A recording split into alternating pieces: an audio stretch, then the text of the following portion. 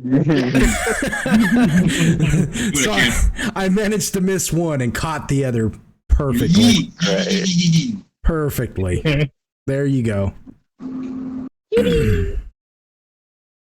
Yeehaw. Well, that's what you get, I guess. Make sure you edit well, boy. This is what you get. This is what you get. No. All right, so we're back for another session. Yes, we are. Welcome back, everybody. We must be doing something right. Everybody showed. Help I'm being held against my will. That reminds me of that meme of the guy with the girl sitting on his lap and he's like, "Hey everybody, happy Star Wars Day. I'm here with my girlfriend." And then as the meme like zooms out, it's showing like different like stitch-ins of him holding a gun to her head and police outside. And yeah, I don't know. I'll have to find it. If you haven't seen it, it's hilarious. But anyways, all right, let's do introductions. Let's do these introductions. Let's get these out of the way so we don't have another 10-15 minute introduction like we did last. That's a bad thing. Like we did last session. I was looking at it, I was like, good grief, 18 minutes has gone by and we have not even gotten to the intro. Yeah. No, I didn't mind it. I don't mind it. But here we go. Starting from the top, we have AGTX the Dragons, and he will be playing the Human Slayer / Dragon Shaman. What else are you? Oh, you're / Totem of the dead dragon god Fenrir, the red dread. I can never do it. The red dead dragon god Fenrir. There we go. And something you should know about you, Quill, is that he's a honed fighter. He's very martial. He's the best at what he does, but what he does isn't always so nice. And yeah. Yeah, gave you the little bit of the Wolverine intro there. Hope you appreciate that. Yeah. Thing about you, Quill, though, is with all these tactics and all this, he's not. How do I say this? I never know really how to explain this. He's not the overly serious type. He's the, I will kill it if it needs killing type. He likes battle. He likes fine drink and things of that nature. But he likes to punch it in the fucking dick is what he's trying to say. I mean, maybe that's how I'm trying to say. I don't know if that's exactly how. Yeah, that's what you're trying to say, but you don't know because you don't really know. If you don't motherfucking know, let me fix it for you. Now you know. So that's you, Quill, everybody. If that conversation doesn't enlighten you about him, then I don't know what will. That's like bitch. That's you, Quill, everyone.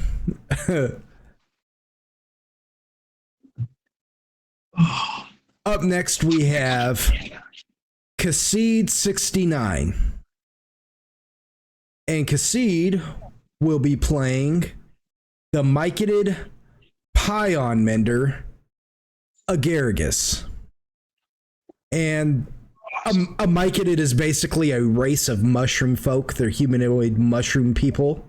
They stand about 4 feet tall. And the Pion Mender is a class. It's a homebrew class. Basically, they are little heal and buff machines with a little bit of damage output. To be sure, with a little bit of damage output, yes. And what can we say about Agaragis? Agaragis is. Yeah, Agaragis is Agaragis. Yes, Agaragis is Agaragis. Yes. They are a sub-race of the Mycetid called androgyny, meaning when mycetid in the lore of the mycetids are born sexless. They have no gender, and then their gender develops. They're virgins. That's not quite the same thing that I'm talking about, but All yes. people are born that way. I was gonna say all people are born virgins. Yes. Just because you said sexless, I was like, virgin. You got no maidens. Maidenless. Maiden. They have no genitalia of any kind. So they, as time goes by, though, they form them, kind of like some fish in the ocean, I guess you could say. And yeah, sometimes the mycetid don't ever develop in that way, and they become known as the androgyne. They are a special kind of mycetid because, for whatever reason, they develop abilities that no other mycetid has, and the abilities that Agaricus developed are the pion mender. And so Agaricus is completely asexual in plant terms, not sex terms. And what else can we say about Agaricus? What do you think?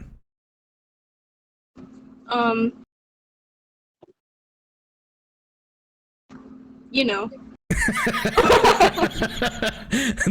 Nice. Yep, that's Agaricus right there. Agaricus, everybody. Next up, we have Icy Hot 2305. And he will be playing Zoltan Heisenberg, the half-drow, half-human druid. He's actually a deep druid, meaning he's not your mama's druid. He doesn't get the his abilities from blue skies and rainbows and sunny beams from heaven.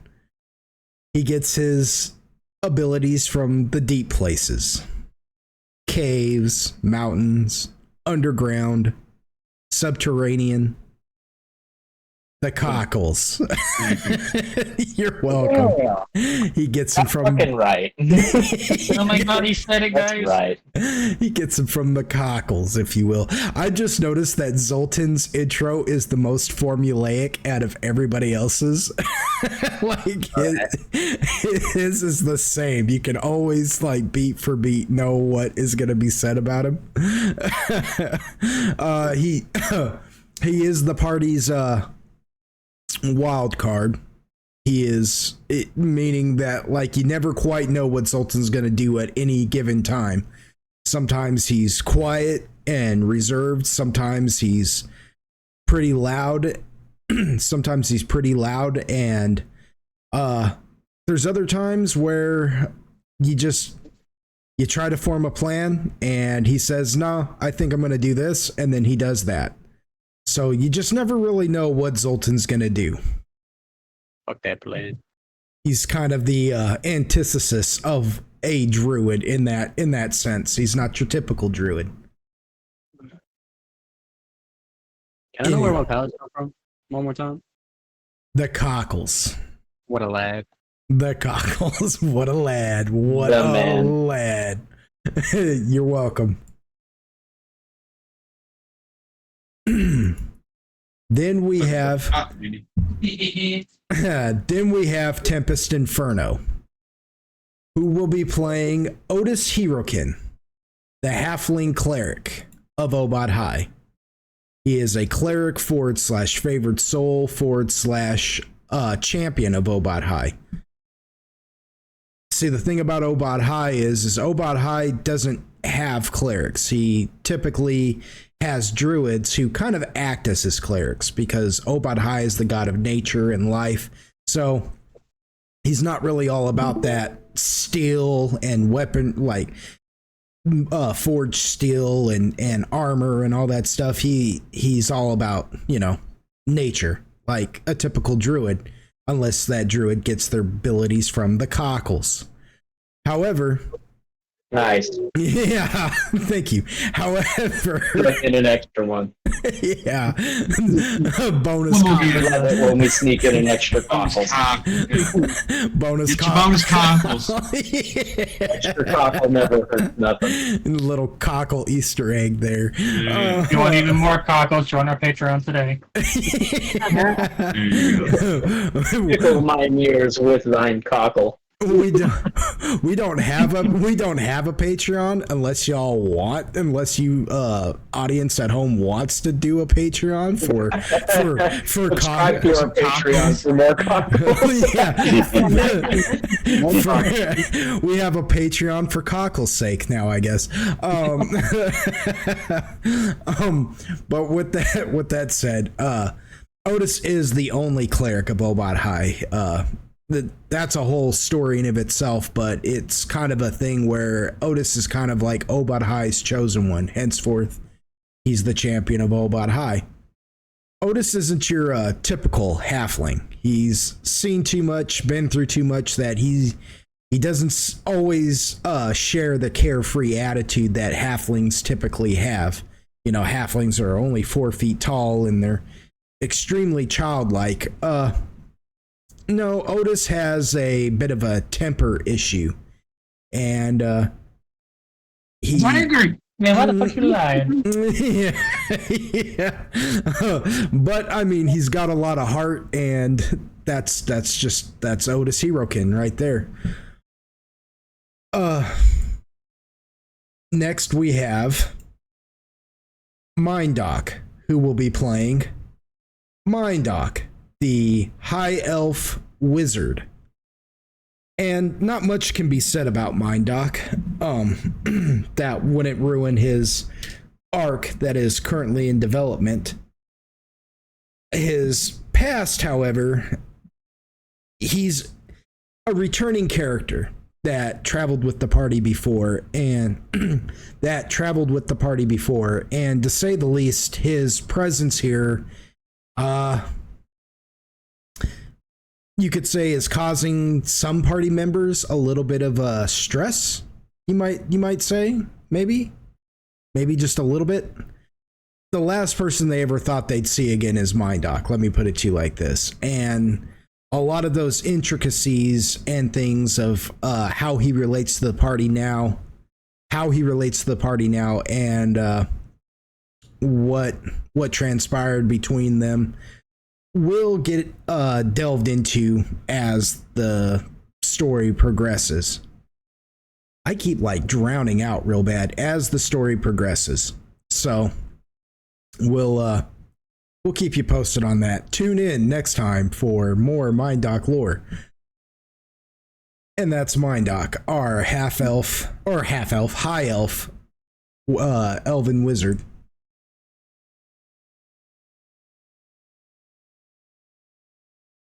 And last but certainly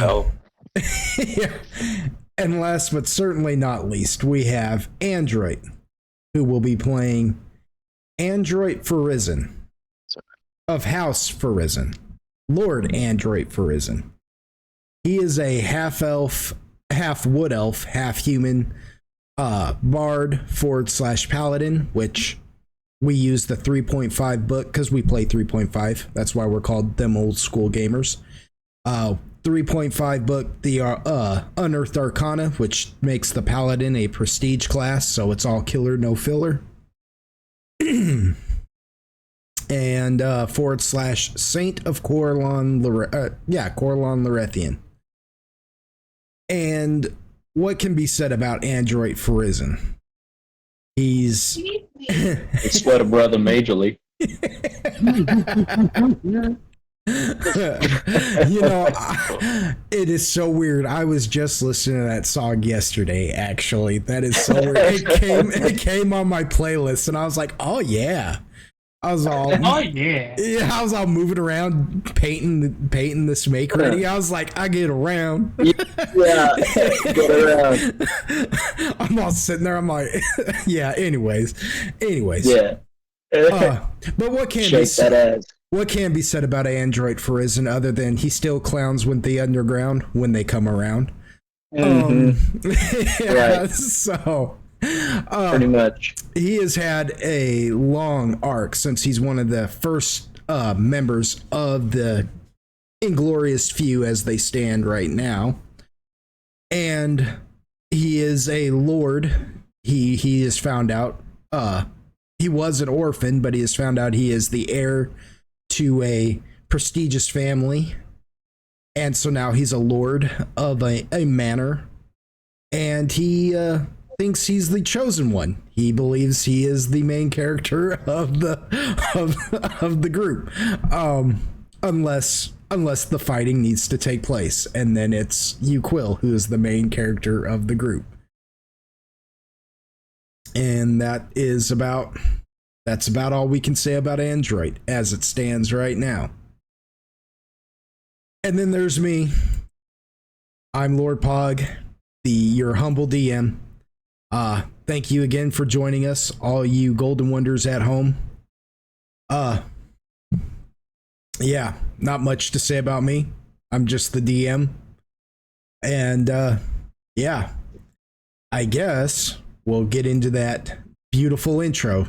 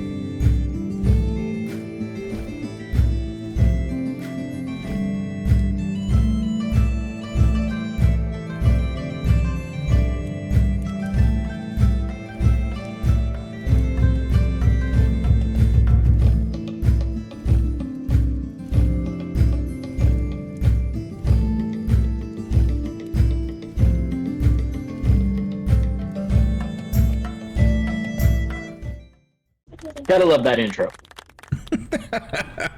Thank you. Oh, we got audience applause that time.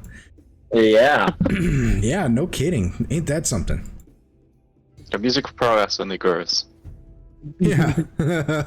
So last session, you guys got into a fight with the Dark Maw to clear it out from this pool of water, this lake, this underground lake there in the underworld, to clear it out and to make it a home, as it were, for these Myconid known as the Lost Myconid, which are Myconid that don't belong to the Myconid society. They are outcasts. And so you guys, after a long, hard-fought battle, you guys managed to defeat it. And then you all stood around for a little while. Mike suggested resting for a while and then vanished from reality for a minute and then returned like, hey, you guys didn't follow.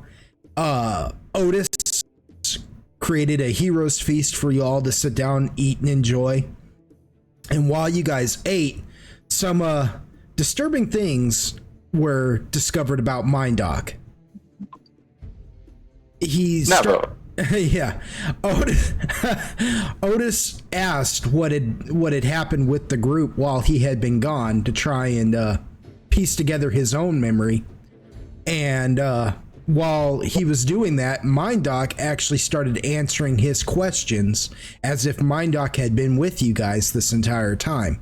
There were blanks in some of his retelling, things that he didn't know about, but he seemed to have a disturbing amount of information about you guys. Android puked. Zoltan, Android puked. You, Quill, threatened to kill him if he didn't start explaining how he knew so much. Agaragis decided to get up from their seat while everybody wasn't paying attention and just start snatching food from everybody's plate.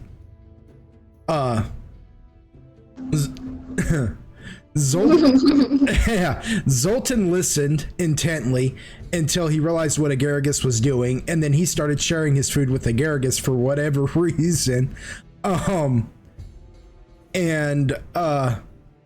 That's about where we're at.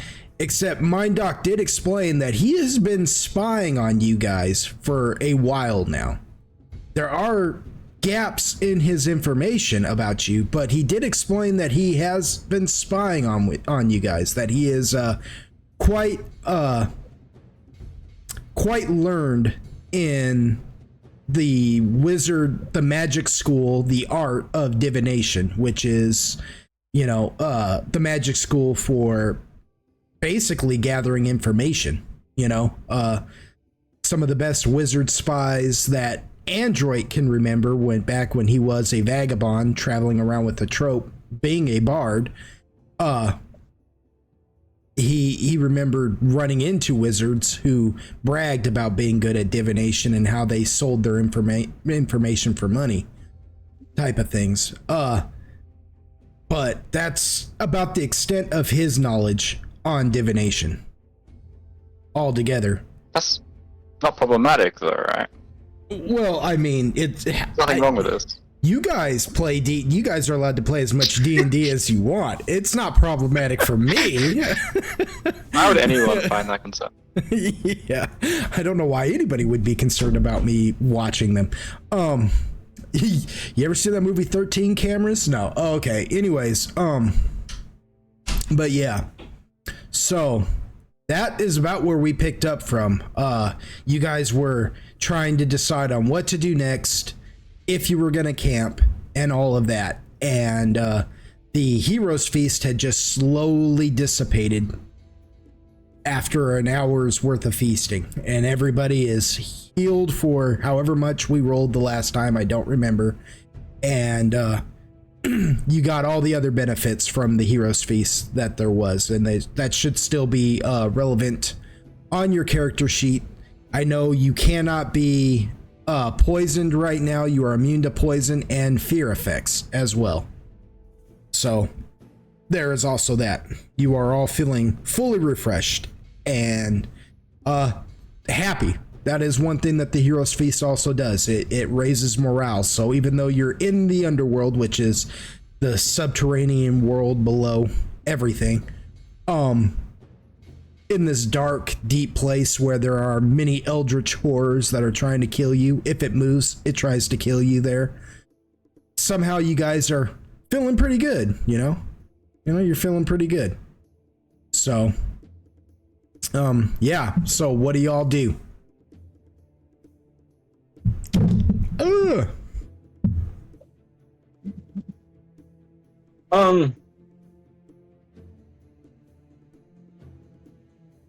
Yeah.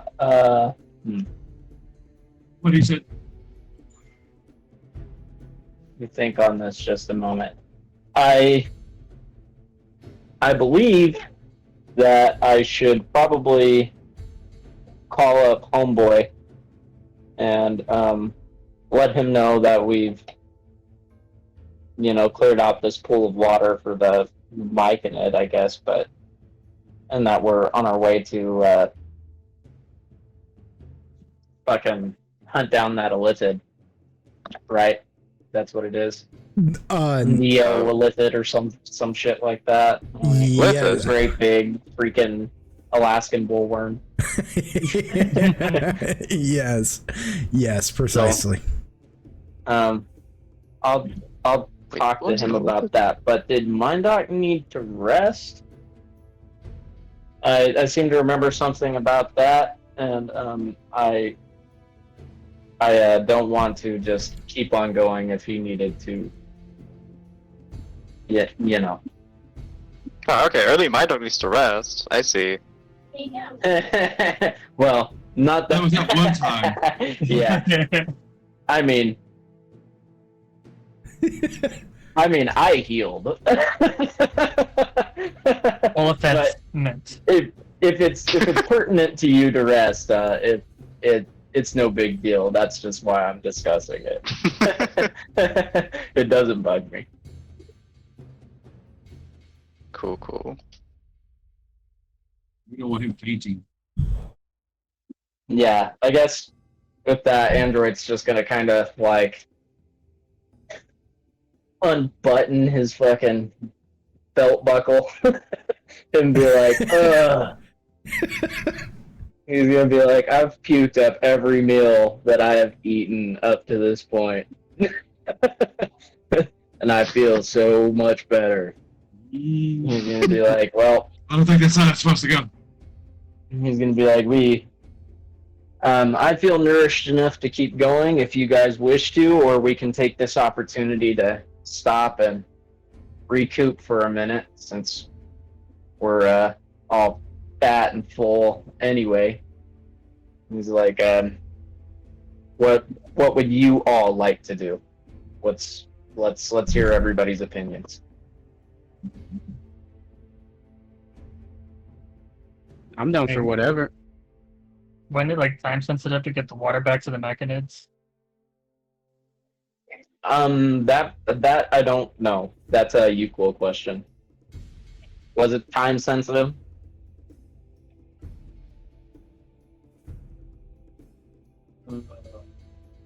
Cool. Thanks for answering. Yeah. Equals picking his nose or something. I think you guys broke his brain. Asking him like, "Oh, I'm in charge of something. Hold on." Yeah. See what happened was.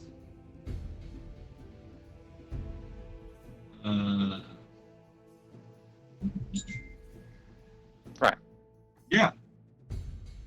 Makes sense. Stuff. They were miking it. If you didn't know. Fantastic. Yeah. Amazing stuff. That's exactly What what a he thought. great help you are. I see no Let's reason listen why here. the mic Listen can't here. wait. I'm Listen listening. here. But I want your opinion. I'll go to the nine hills and get from whoever has it. Till Oh. then. Oh. Why you gotta go there? Why I gotta bring a bullshit? Oh, Wow.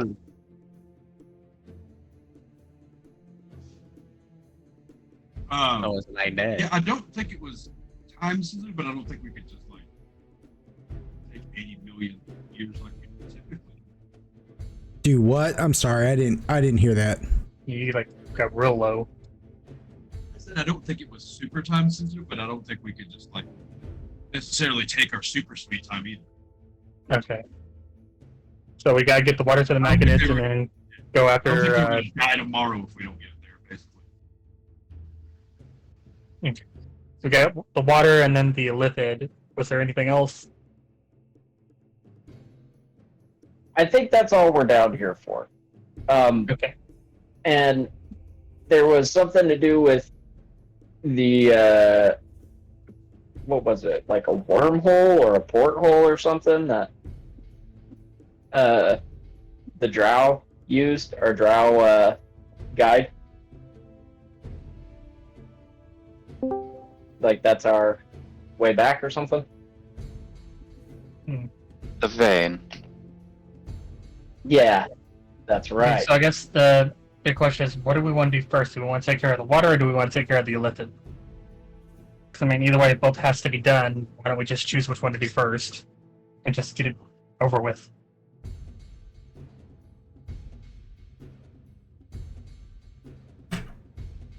If the dog is not dead, maybe he can help us in some way.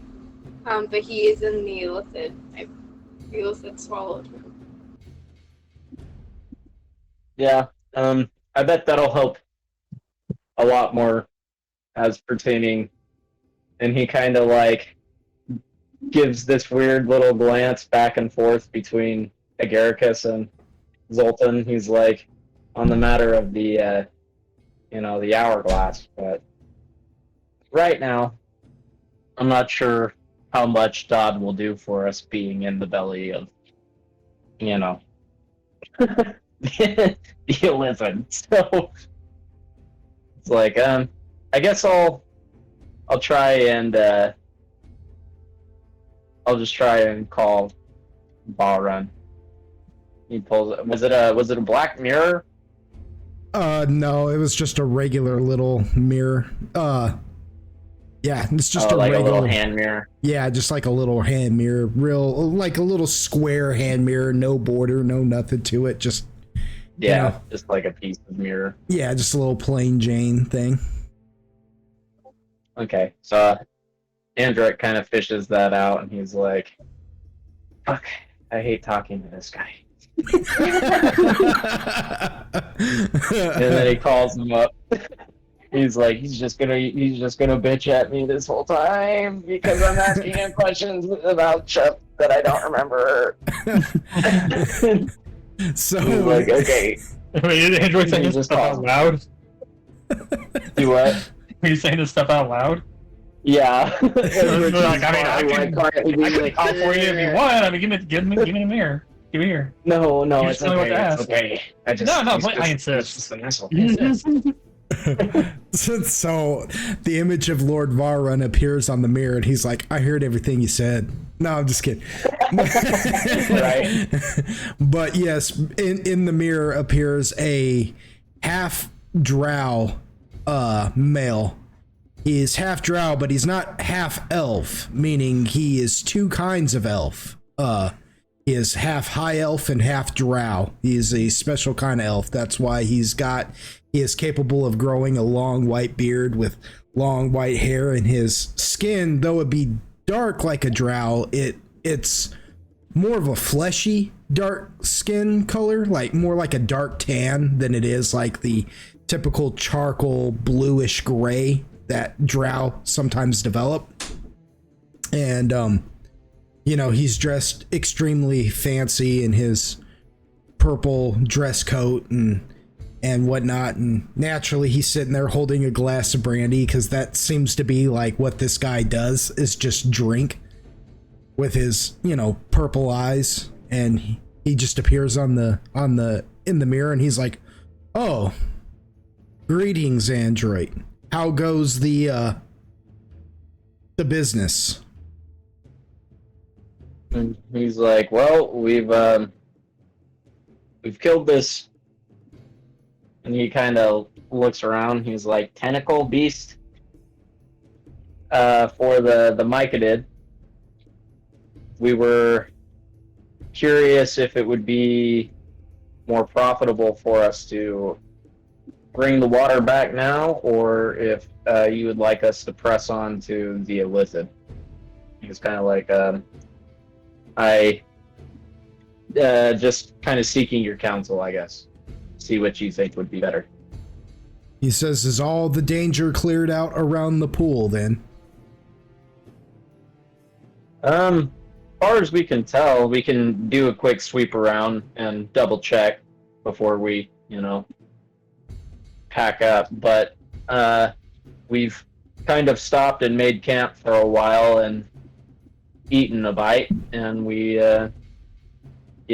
decided to touch base with you and let you know how things are going. It seems as though the danger is clear. So it's very good then. What? If the danger is clear, then proceed to take the vein that Cassifane made there and notify the Mycadid of it. Notify Cassifane, actually. He'll be there waiting for you. Notify him and then let him know, and he will guide the Mycadid to the vein, and they'll go there and rest. And it has swallowed the object that you're looking for. So as soon as you clear that Neolithid out of there, we can begin our business of mining the ethereal shell from the wall and making tons of money together. He gets kind of giddy when he thinks of all the wealth he can. He's like, "Okay, very, very good. We'll get to it then." Says, "Very well." And then with that, he just snaps his fingers and boom, the mirror goes dark again. Just becomes your reflection. Andric kind of looks back and addresses the room, and he's like, okay, we're gonna take the Bane as Mindoc suggested, and we are going to meet with Cassifane and go from there. He no. Do what?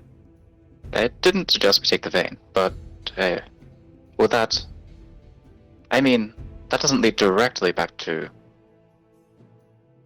your employer, does it? I guess we're gonna find out.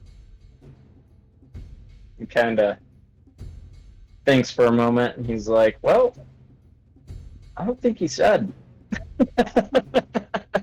I just hope we don't encounter anything too troubling on the way. It's like, oh, it'll be troubling. At this point, Otis is already walking through the vein. More importantly, can I see that device you have? That was not conventional scrying. The mirror?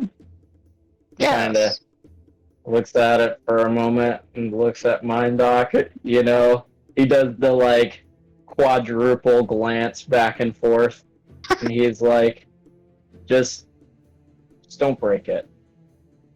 He reluctantly passes it over. I'm gonna say that it's so reluctant that when you go to take it from him, he like pinches it for just a moment before letting go. You know. That doesn't seem to notice. I'm going to full, like, not read magic, like, scan it for its magical effects. So you're just gonna, like, detect magic on it? Is that it? Or do you want to do, like, a skill? Yeah, that, and, like, kind of just spellcraft to just try to figure out its workings. Mine's just going to be, like, playing with it, like, it's like, oh, what is this? Okay, so what we'll do is roll you, so you cast detect magic on it, right? And it is definitely magical. Like the whole mirror, it doesn't glow like everybody doesn't see this, but for you can see the trace elements of magic on it. Because it's not active, the magic is just kind of like a low little hum. Just kind of Well, this is okay, critical from the stuff of concern as far as safety for these Mike and Ed go.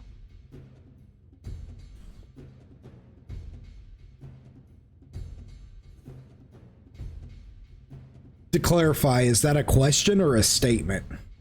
Dismissively, like, it just occurred to me.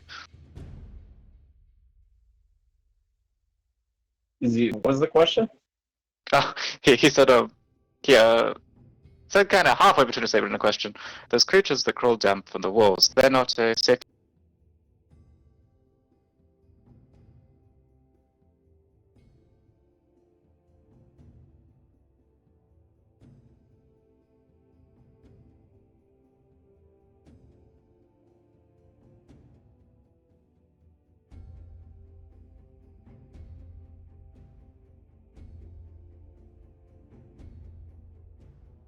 Concern as far as the mic and it go. I guess Android kind of like gives a glance at Agaricus. He's like, I don't know. Are they a safety concern? Creatures crawling down from the walls? They're not attacking us. Gives a thumbs up. He's like, that's what I figured. He just turns back to Mindoc and he's like, I don't know. That's a good question. It's of little concern to me. So, Mindoc, about your spellcraft there. You inspect the mirror very intently, and on the back side of it, kind of hidden, you find a magical just tiny little etching there that's just barely glowing, and anybody without untrained eyes for the arcane would not see this past. This would be completely invisible to them. It's just the tiniest etching of a rune. You can roll Arcana if you like to see if you can decipher the rune now, if you want. A knowledge of fire.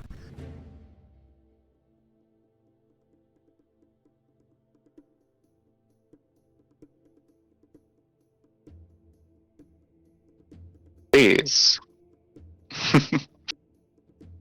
Arcana, there we go. So, you begin to study this rune a little bit, and as you look at its etchings, its curves, its parallel lines, its asymmetry and lack thereof in places, you realize, oh, somebody etched a rune in here to make this like a sort of scrying mirror, as it were. Like, instead of having to cast a scrying spell on this mirror every time they want to scry, this mirror kind of acts as a portal, a scrying portal. What's interesting about this is that this mirror can't just scry anywhere. Judging from what you can see about this mirror, it's kind of like a twin. In other words, whoever owns the other mirror, per se, it connects to that and only that. Right. It's pretty it's kind of pretty magic. It's kind of like people don't with magic. I mean, Looks like a in language per se. Okay. Like, if it is a name, you're not entirely sure. The way this rune works, the way most runes work, is it's kind of like a jumbling of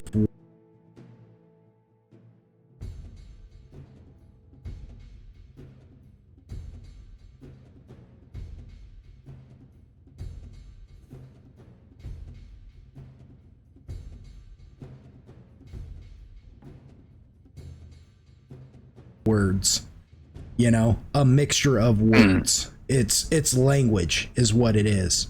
It's like taking the root word of something and combining it with another to make a word. You see what I'm saying?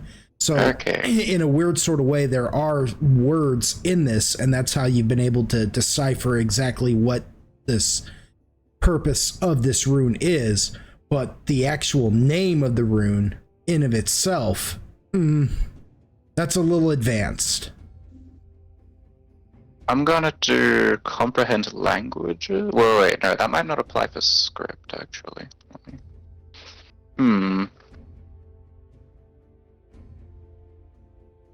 Quick research time. To understand or... Yes, it does. Okay. Yes, I'm going to do comprehend languages, see if that helps me. Okay, so, you cast comprehend language on yourself real quick. And as the magic begins to like invade your brain, and it feels like for a minute there you hear every language being said at once, and then nothing at all, as it just kind of, your brain just kind of absorbs it like a sponge. You begin to look at that rune again, and you realize that, yeah, there are several languages being used here. One of them being Elvish, Sylvan, a variant of Drow in the Elvish Drow. But there's something else here too, like a deeper language here, an arcane language that it's familiar, and yet you don't quite comprehend it. It to clarify for you, this is a language that you use quite frequently without realizing you use it. Okay. And yet you don't understand it when seen like this.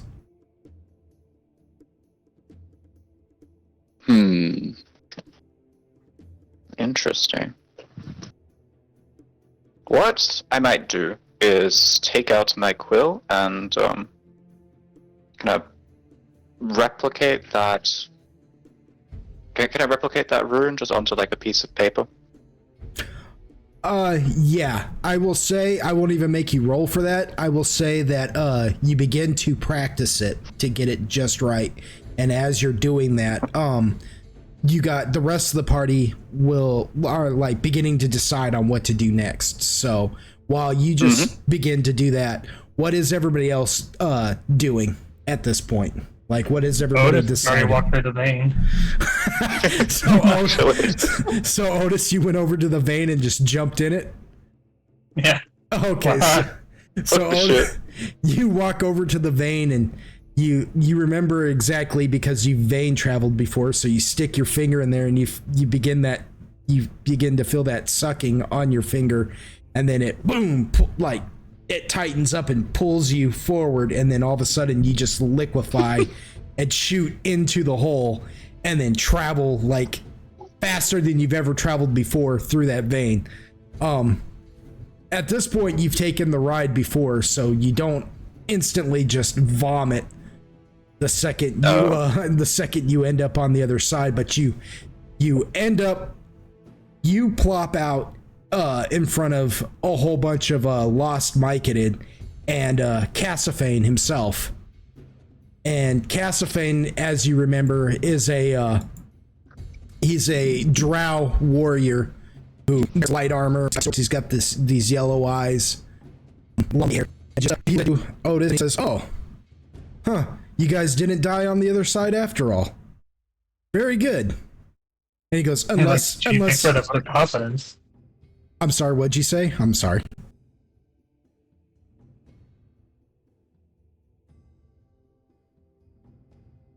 Gee, thanks for the vote of confidence. He says, well, it's one of two things. Either everybody else died and you made it to let us know, or everybody's alive. It can't be one or the other, right? It was about like, well, of course we all survived. It starts to turn around to the vein to point at everybody and realize that no one has followed him. It's like, I see what you mean. He says, and he helps you to your feet. He's like, well, very good then. So you're sure there's nothing else over there? That area is clear? Pretty sure. Should I go back and check again? I feel like I should go back and check again. You know, I'll be right back, and goes back to the vein.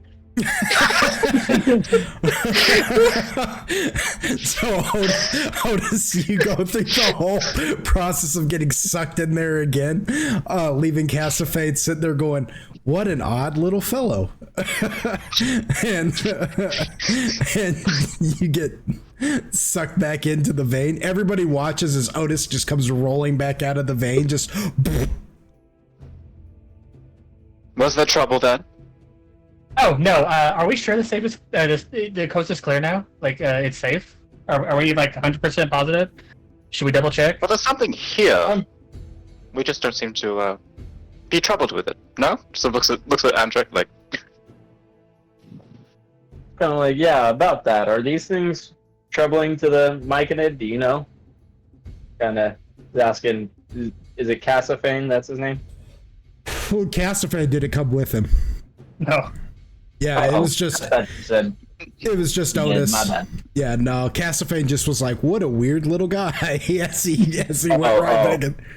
Yeah, when he went back through, I thought you said that he pulled him through with him. That's my bad.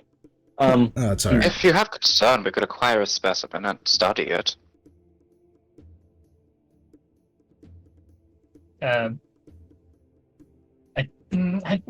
No. Well, that's a bit inhumane. Right. Yeah, you wouldn't know about that. Nice. Anyway, I just need to know. You know, I'm just gonna look around. I was just gonna check if sure the coast is actually clear. Just roll me a spot. Well, we'll go with the spot.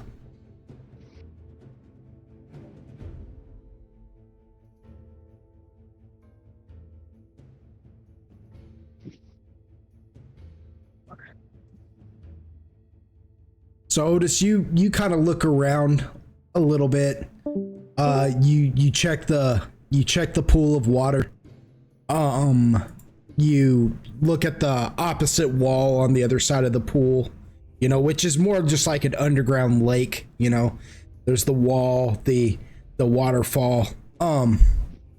Everything is, if I'm not mistaken, Mindoc, you dispelled the frost, right, on the lake, so the lake is thawed now and everything? No, it's still there. Okay, so Otis, you have the option of actually walking across the lake and checking the wall if you'd like. From the opposite side, Yeah. from the opposite side, you don't actually see anything coming out of the wall anymore or anything like that. Shit, let's walk across the lake. All right. As you get close, my doctor sort of says, it's quite cold. Okay. He just shrugs. So just go ahead and roll me a balance. Yeah. I bust. So you begin to walk on the lake and you slip and fall on your butt and just go sliding towards the wall, which is a good distance. But as you get closer to the wall, it begins to loom and become much bigger, and you realize that not all of the shadows casted on this wall are just that.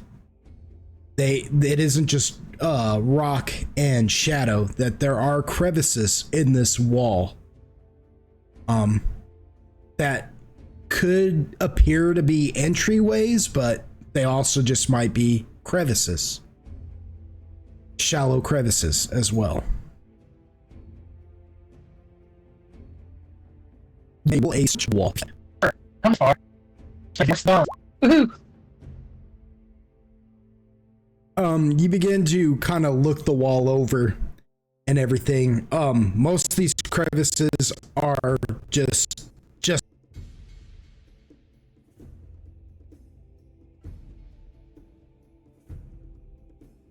that. They're just crevices, shallow little crevices, for you to like place your little hand in and stuff, but doesn't seem to be any entrances here. All right, so with that, Otis is going to lay down on the ice, point his head in the direction where he just came from, where the group is, press his feet against the wall, and just push himself back and just slide all the way back. So the group watches as Otis just comes sliding across the ice lake like a bullet, just until you hit. Like this, so his hands are above me. He's going wee. Until he gets to the other side and then just stops abruptly. Just boom. Oh, okay. You're gonna get a. I didn't see anything, and then go back through the vein again. So Otis, you go and get sucked into the vein again and travel away. What is the rest of the group doing while all this is going on? In absolute awe of what Otis did. Right.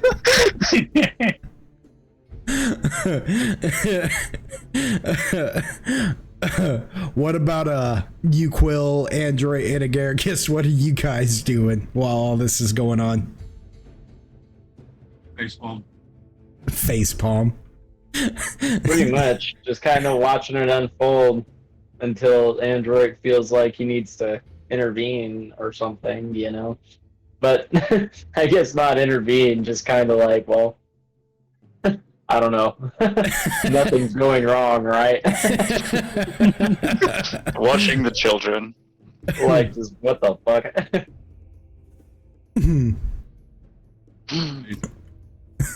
What about Agaricus? What is Agaricus doing? Agaricus's comp is being weird right this second. Oh, okay. He's trying to like get it connected back into the Discord. Yeah. Oh, Like it's just saying connecting, you know. Oh, okay, that's weird because it shows that they're here on. Yeah. Okay, well, we'll give them some time then. No biggie. Yes. Do I have? Oh, that was sort of to myself. I'm just seeing if I have a certain Okay. something. So, Otis, you travel back through the vein, and there's Cassifane and the Lost Mycetid again. The Lost Mycetid now are looking at you kind of crazy, and if you remember the Lost Mycetid, they look like little mushroom folk too, only they're not. They look dry. I don't know how else to explain it better than that. They're just kind of dry and stringy with these red mushroom caps that are cracked. It's as if they don't get the same kind of nutrients as, say, like other Mycetid, like Agaragis get, for instance. Being a part of the Mycetid society, these guys are a little bit more eldritch, if you will. And they just kind of jump in the air as you come back, and they scatter. They're just like, and they run away from you. And Cassifane, he looks you up and down again, Otis, and he says, "Oh, welcome back. So what did we learn? Is it safe?" I mean, as of right now, the water's kind of frozen over, so we're going to get that to thaw. But other than that, it is completely safe from what I have inspected. Says, very well then. Says, well, then I will take the Mycetid that are headed that way to there, and I'll let you speak with the Mycetid leader of the search party that Lord Varan hired to look at the ethereal shell wall and see if they can't track down your Neolithid. Do you mind if I wait till Android's here? He's kind of the leader of the group. He just looks at you and goes, yes, I do mind. No, I'm just kidding. Please, don't make me do this. Nice. He's like, very well. I mean, are they coming soon? You know what? When they get here, they get here. And with that, he just starts like loading Mycetid up into the vein, and they just get sucked in one at a time. I'm just gonna stand there awkwardly waiting for him. Like, would you guys hurry the fuck up? It's crazy. It's like it's almost like they're being like loaded in there like darts, like in a Nerf gun or something. Just whoop, whoop, whoop, whoop, whoop, And with Cassifane just sitting there giving them each a pat on the back before they go getting sucked into the hole, he just smiles at you, Otis, and he goes, "Yeah, I know." And after a few minutes of this, the last one goes in, and he's like, "All right." He says, "I'll catch you later." And goes in. Yeah. See you later. Ooh, it's been fun. Yeah. Thank God. Oh my God. So with the rest of the group, you all are sitting there talking for a moment, like contemplating on whatever's going on, and then you all just watch as these lost Mycetid just start popping out of the vein one at a time. Just boop, boop, boop, boop. And as each of them like land, they look at the frozen lake, and they just start jumping up and down for joy, like, yeah, TT! And they go running over to it, and they go running onto the lake and just falling on their butts and sliding all over the place. Just, yeah! Until And I kind of looks at one, then looks at Agaragis, and like back at it, and it's just kind of like just visually like studying, just looking at it like it's some kind of fucking like lab specimen. It's like, huh.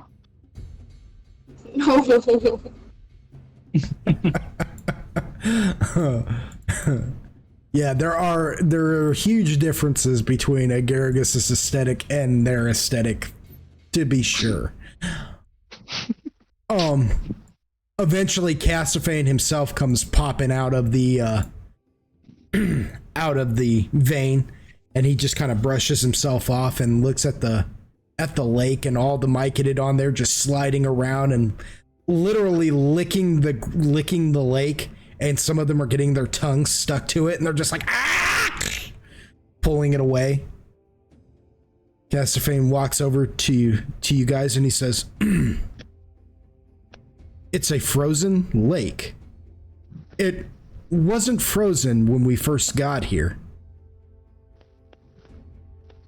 It will be thawed in about a day, if that is of concern. I see no reason to waste further magic unfreezing it unless it's urgent. He eyes you now, Mindoc, kind of critically, actually, and this is the first time Castaphane has eyed any of you critically like that, and he says, "I see. Then he looks to you, Android, and he says, "Well, your friend Otis, he's on the other side waiting for you guys now.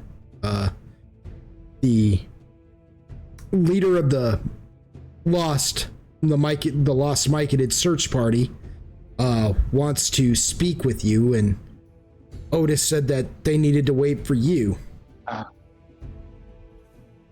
Oh, good. That's nice of him. He just kind of nods. He's like, "We wanted to make sure that they would be for sure safe when they came over. That nothing was going to come out and just, eat their faces off at the sight and or smell of them from afar." So, yeah. Call us cautionary, but seems like everything's fine. Wouldn't you agree?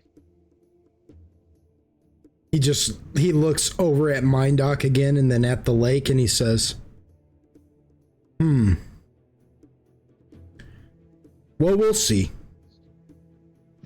And says, "Well, do you have any concerns? Should we try and unthaw the lake?" "More for you." And then he kind of looks at Mindoc out the side of his head again. Says, "More for you than for Lord Varun, and as far as his interests with these lost myconid go, I suppose." Or are they pissed that it's frozen? I don't know. They don't seem to care one bit.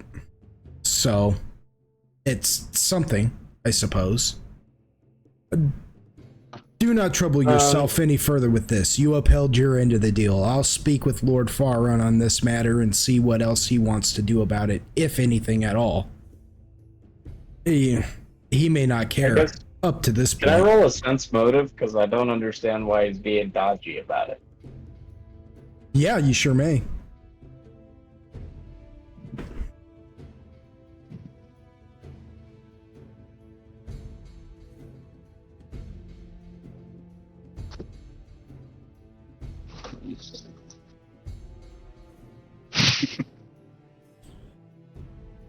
So you get the sense that, well, for one, he's become quite unsure about Mindoc. For one, like, henceforth, why he keeps like kind of giving him like a side eye. You know what I mean? This entire time you've known Castaphane, which has only been for a short while, but you've gotten the idea that he's pretty sure of himself and his surroundings, right? So the introduction of, for whatever reason now, Mindoc kind of has him unsure of some things, but that doesn't entirely pertain to the matter at hand, as far as you can tell. As far as the lost myconid go and everything, the reason why it seems like he's being dodgy, and you can't tell if you're just getting really good at this diplomacy stuff, that Sebastian's been trying to teach you, or if it's just dealing with the Shiesty Pangshunians. Yeah, or if it's just, pretty abundantly clear and it's just now dawning on you. But it's the fact that really, honestly, Castlefane doesn't really care about these Lost Myconid. And you're now getting the impression that neither does really Lord Varun. Not really. That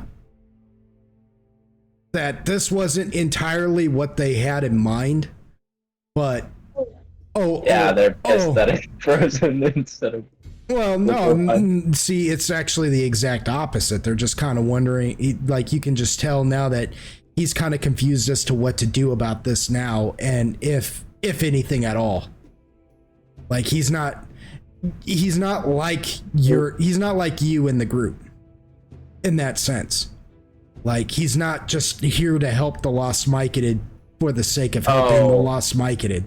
You see what I'm saying? See. So he's like, it's a half-assed partial concern about what could become of this, but would it be fair to say that his concern is lies more like,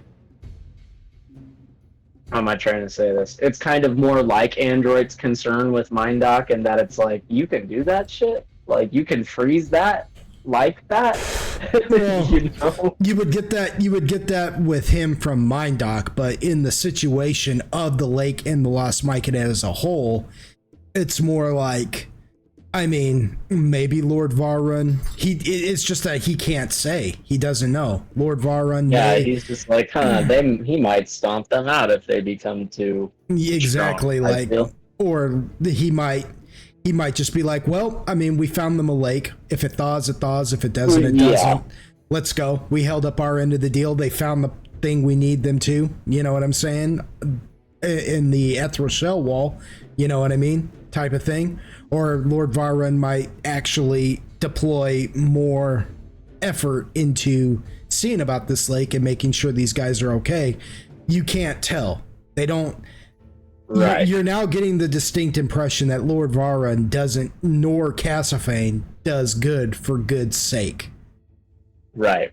That these are pure businessmen. These guys are just purely business. And so, he's so really at the end of the day, he's just kind of, you're getting this like confusion from him, more or less. He's just kind of confused about your questioning. Like, I mean, maybe we'll care about this lake. Maybe we won't. I don't know. I cannot, that's up to Lord Varun. If he wants me to handle it, I'll handle it. If he doesn't, well, I mean, Coralon speed to them. You know what I mean? Like, these are not, these are not necessarily good aligned people. Yeah, that's fair. So, yeah, okay. But with the MindDoc thing, that's clearer then. As far as his major concern is more with the MindDoc thing, just being like, what the fuck? Yeah, you can tell he does not like being unaware of people and their capabilities. And it is just dawned on him that he wasn't 100% sure about MindDoc, and that bothers him. Gotcha. He's not making a stink out of it, but he is now watching him. You know what I mean? Fair. Okay, that's fair enough. Am I done with my little scribing? No, you're still practicing it. I'm gonna say that you don't necessarily have to be sitting down like hardcore focusing on it. You can be walking around or doing whatever. You know what I'm saying? It's not gonna hinder you at all. But this kind of thing takes a little bit of practice. You know what I'm saying? This is something. You know what I'm saying? This is something that you have discovered here. Okay. Speaking of which, did you desummon your mansion door, or is it still there? Just out of curiosity. It's there, but I'm kind of keeping an eye on it, like making sure none of the mic and it accidentally walk into it, kind of thing. Oh, okay. Yeah, well, fortunately for you, Mindoc, none of the Myconid are even near it. They're all on the lake, like ice skating around. It looks like a Peanuts Christmas out there right now. So I ask Casaphane, is it a far travel from the end of the vein to your sort of, such as for the word, your lord? I would prefer to be able to rest before we face any more tribulations. Huh. Says, That's right. I forgot to ask him about that. Sorry, my dog. he What a kind of dick. he kind of rubs his head for a minute and he goes, I would not show up to my lord's front doorstep unannounced. If he sent you, presumed that was... if he sent you out here to do a job, it is best you do the job first before even considering coming to his abode empty-handed. Anna kind of waves him off like he's utterly unconcerned. I see. Casaphane just like stands there like Oh, like this I come home. like this guy. This motherfucker. Yeah, this guy. He like reflexively like clenches his fist or something as if he was holding a sword for a minute there, and then just kind of waves it off, and he goes, anyways, now that the Myconid are here, I've got to return to my lord's abode so he can send me back to Lorethian, where my post is being held for the moment. He says, I think I'm getting a promotion. So thanks for that. Yeah, I'm still around, so but what can you do? Thank God. Yeah.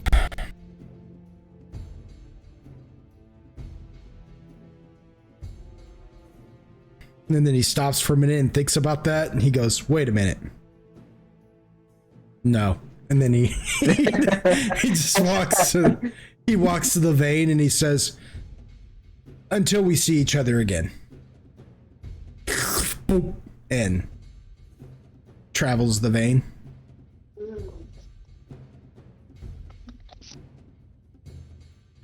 So what does everybody do? Oh yeah, we had, or at least Android, he heads through the vein. Yeah. About that time, seemed like the Myconid are fine. And I guess that's probably the consensus. Everybody's like, let's go. Super Mario. So everybody travels through the vein then? Yeah. Find out before they depart. Nice. Find out before they depart, says, perhaps you can go ahead and I will catch up. After rest, I've already created shelter here and,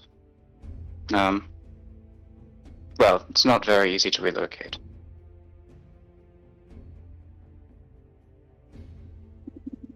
Oh, you wanna stay here and rest while we head through the vein?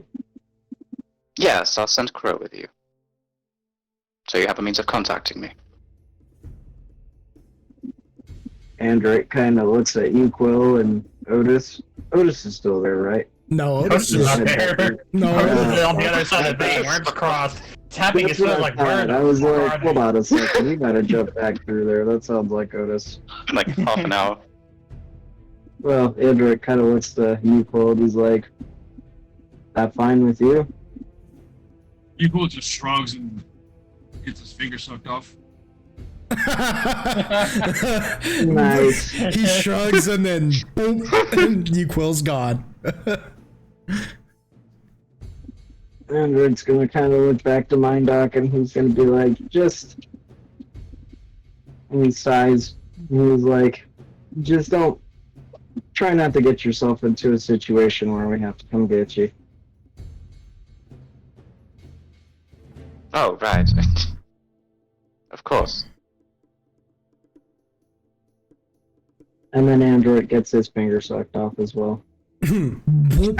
Android's gone. What about The official name for this mode of travel now. yeah, getting your finger sucked. What about Zoltan and Agaragis? Because if I remember correctly, last session too, Crow was already perched on Agaragis's like mushroom cap. Yep. Anyways, just hanging out. So Still there unless Agaricus is doing something about it. Nope. Cool. Good buddy. So does Zoltan and Agaragis go through the through the vein as well? Agaricus does. So Agaragis and Crow go. Boop.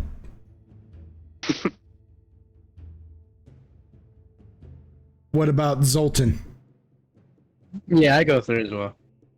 Cool. All right, Zoltan, you get. I ignored the talk that they had. He just sees everybody like going through, and he goes, "Oh, huh."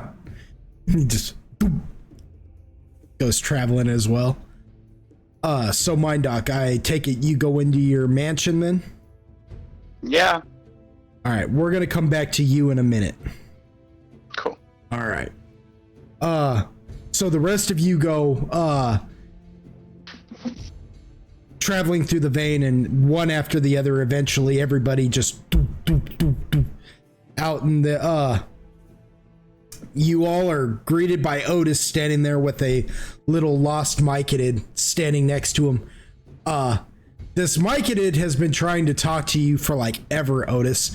He like, they talk really crazy, if you remember correctly. Like everything they say is just real like garbage. Like it's just garbled. It's just a garbled mess all the time. He's just like, you talk to me talk to you. I show you, see? I show you, you see what I show you.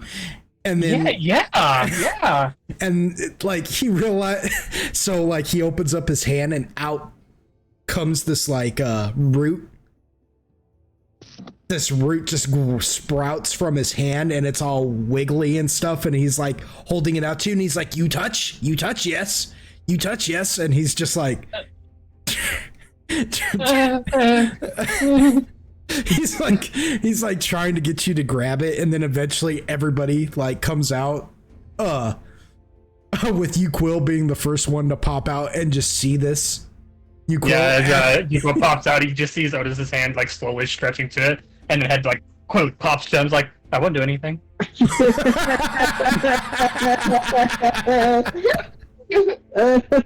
Guilty.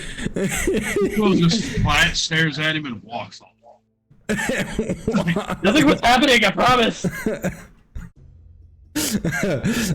Followed by Android, who comes popping out, and they're still like you, Quill, just walking off from the whole thing, and the little lost Myconid is still holding the root like near Otis.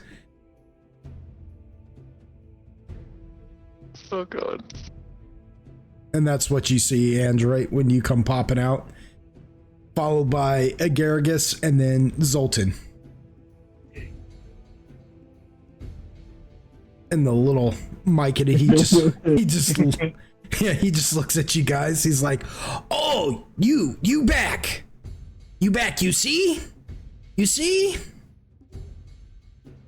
And he comes running up with the root. He's like, you grab, you touch.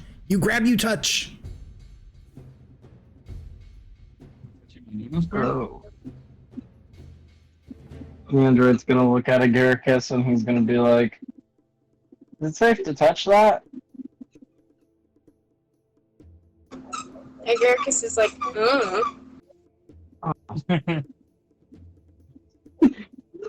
I'll help. Android's good. Without even calling. Android's thinking about making Agaricus do it since they're kin. Agaricus is like, stand straight up and like.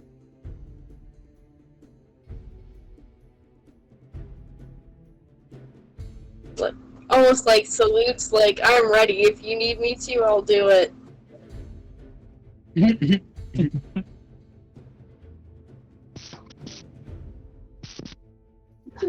Is this like... I guess Android's gonna be like, is it necessary? I was gonna say screw it and run up and just touch it. So, Otis, as you just say that and run over and grab it. Yep. Fuck it. What can happen? I'll probably die again. He's gonna die again. So you grab the root, and the second you grab the root, it feels like you and the Lost are kind of like, it feels like he's rooted to you all of a sudden. And then you hear his voice clearly. He says, so sorry about that. The lack of hydration, because we are no longer a part of Myconid society, it makes it hard for us to adequately speak to those who are non-Myconid or not my kind. Yes, so this is a way we've developed in being able to speak to others more accurately. So sorry about the invasive process that this takes. And how it must look to you. He just looks. He looks down at you, holding. So much worse. He like looks at the root that's in your hand. He says, "I'm not proud of it much either." Fair enough. But hey, I know for future reference now. He's like, "Yes, quite." But I digress on all of that. So we have located the Neolithid, at least its chamber, the particular hall that Lord Varun instructed us to find. And I take it your return means that you guys found a suitable water source for me and mine? Yes, right now it is currently frozen, but it will thaw within a day's time, so you will have fresh water again soon. He says, oh, splendid. And he's got like no teeth whatsoever. Otis is trying so hard not to make it look like he's cringing. He says, wonderful. He says, so, we can take you as far as the entrance to the tunnel on the wall, and then you and your group can do what they need to do, and I will gather up me and mine, and we will go to our new home. That's perfect. Says, wonderful. I guess thus concludes our transaction then. Yeah. So for clarification, Android, Agaricus, Zoltan. Well, Android, Agaricus, and Zoltan, because I think you, Quill, just like walked off from this whole thing. Like, no, I'm not doing this. But Android, Zoltan, and Agaricus, and Crow, they all witness this conversation happen. But it's not, the words aren't forming the same way that they are between Otis and the Lost Myconid. To you guys, what you guys see is the Lost Myconid saying, and then Otis responding by going, yeah,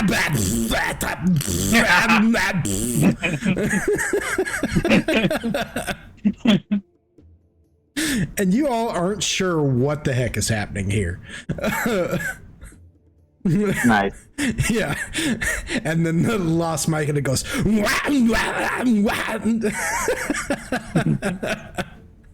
but then eventually he returns the root and he says, and then just like waves at all of you and he says, me bye.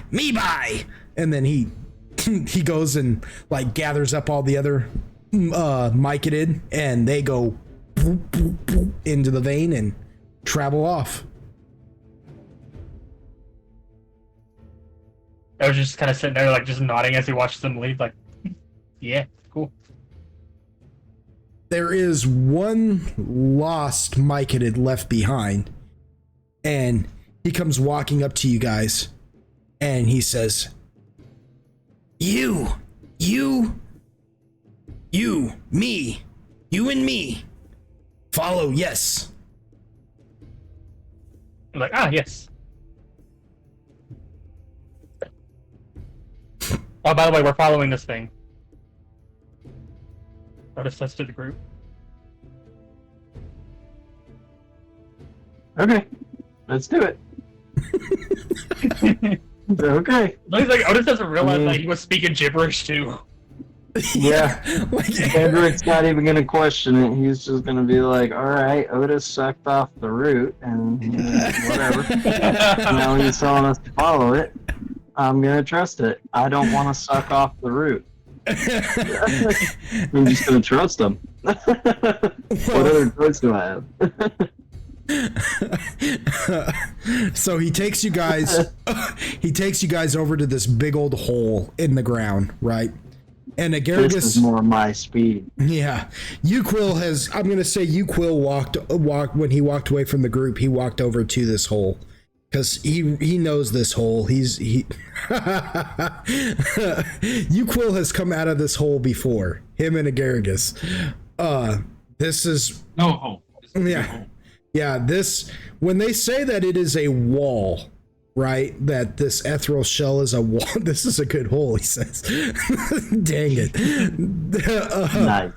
When they say that it's a wall of ethereal shell, that's kind of a misleading statement. Really what it is it's a giant pillar of this stuff, but it is so wide that to stand directly in front of it, it would look like a wall, you know? And this is the pillar that Uquil and Agaricus climbed up to even get to this point. And the Lost Myconid points down at some rope ladders that have been made. And at first you guys wonder where they even got rope to make these rope ladders, and then you realize their whole body is kind of a stringy substance at this point. And that just kind of makes you cringe a little bit because you realize that it's made out of like parts of their body. He says, "Down, yes. Down, yes." And he we're going down. Yeah. Eventually he guides you guys down the rope ladder on top of the pillar. And he doesn't stop. He waits for everybody to get down, and then he like motions for you all to follow him as he starts taking you down a carved path that they have. Literally they've kind of dug in steps into this pillar for easy travel. And so you guys just kind of follow him on these uneasy steps until he takes you down to a landing right next to a giant cave. And it's not even like a natural worked cave or anything. It looks as if something came crashing out of it. And he points down in there and he says, in there. And he goes walking in there, and you guys find that you're inside this like massive crystalline structure, like an amalgamation of actual stone and crystal set of tunnels. And he brings you up to one set of tunnels and he says, down that way. And he says it kind of grimly.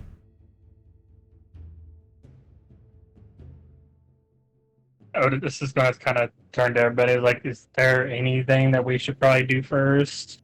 Wait, where's Mindoc?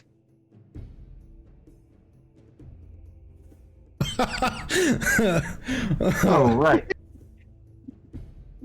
Well, he said he needed to sleep or something. And you believe him? Well, he had a pretty convincing looking door.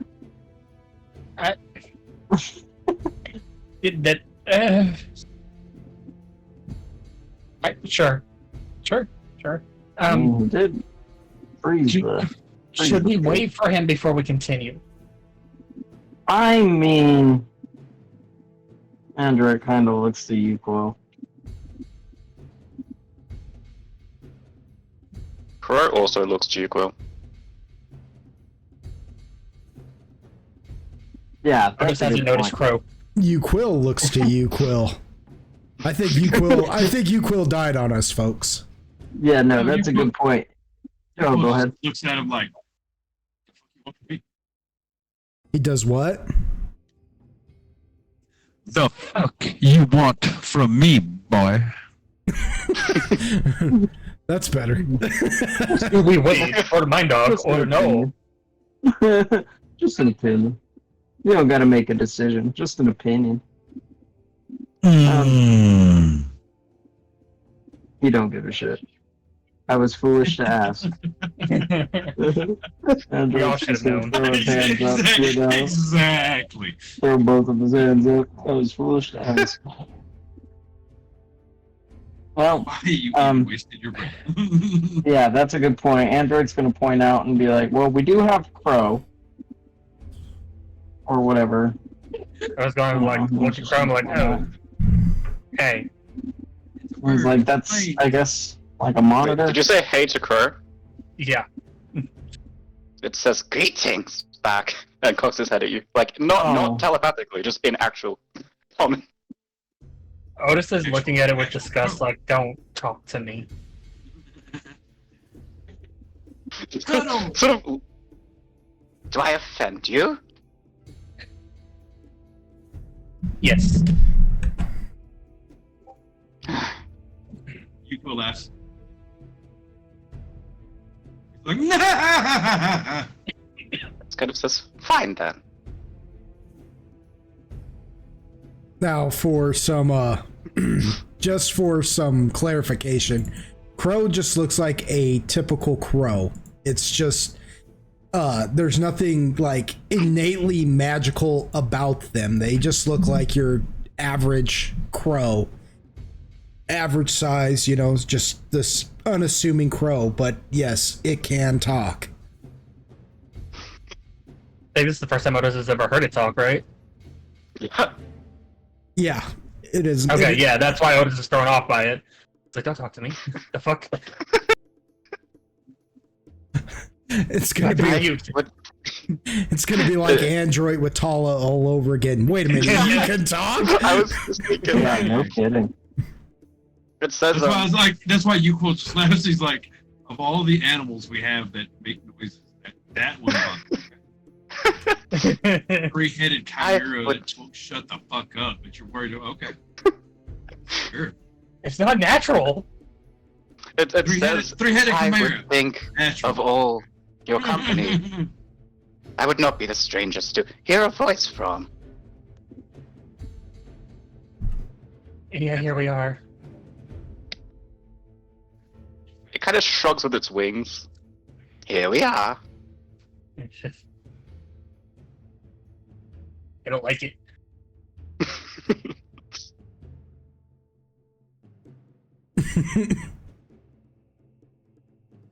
Sheesh.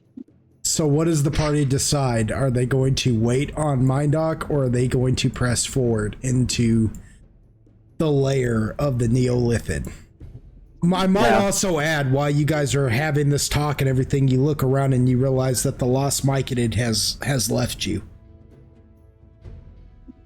Okay. Yeah, and oh, go ahead. I just said, oh no. Oh. I guess Android's gonna be like, if Mindoc wishes to wait behind, that's up to him, in my opinion. I'm fine to press forward if you're fine with it, Otis. My thought process on the whole thing is, if we're about to fight, I think we kind of need all hands on deck.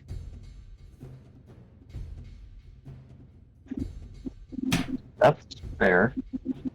He just kind of nods. He's like, but, you know, our guide is gone. Yeah.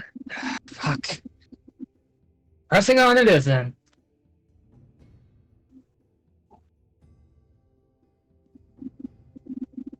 I guess it's also say press on notice is gonna turn to Crone's like, how quickly do you think Fine Dog could get here if needed?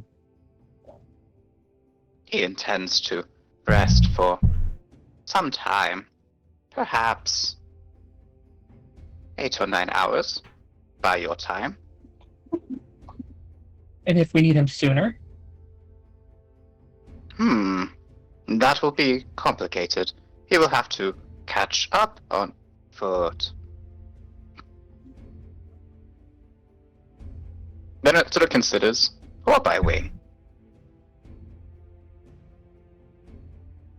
I guess we don't really have a choice at this point. You cannot navigate back. Huh?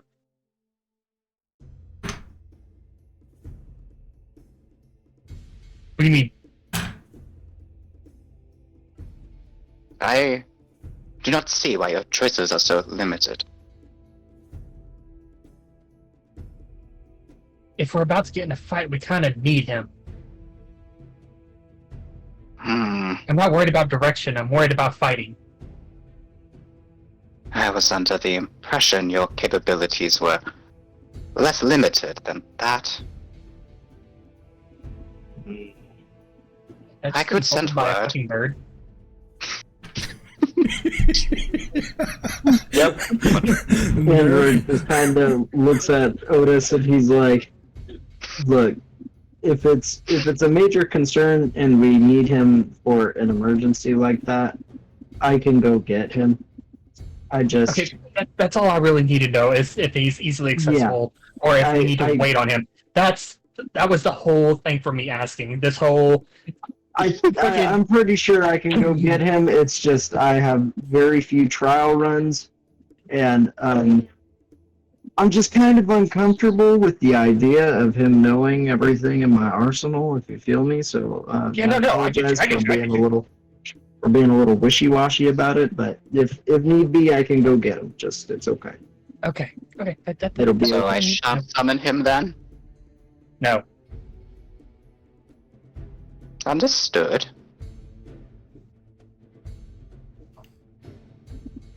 Okay, so if we're all good, if everything's smoothed out, then shall we follow this man?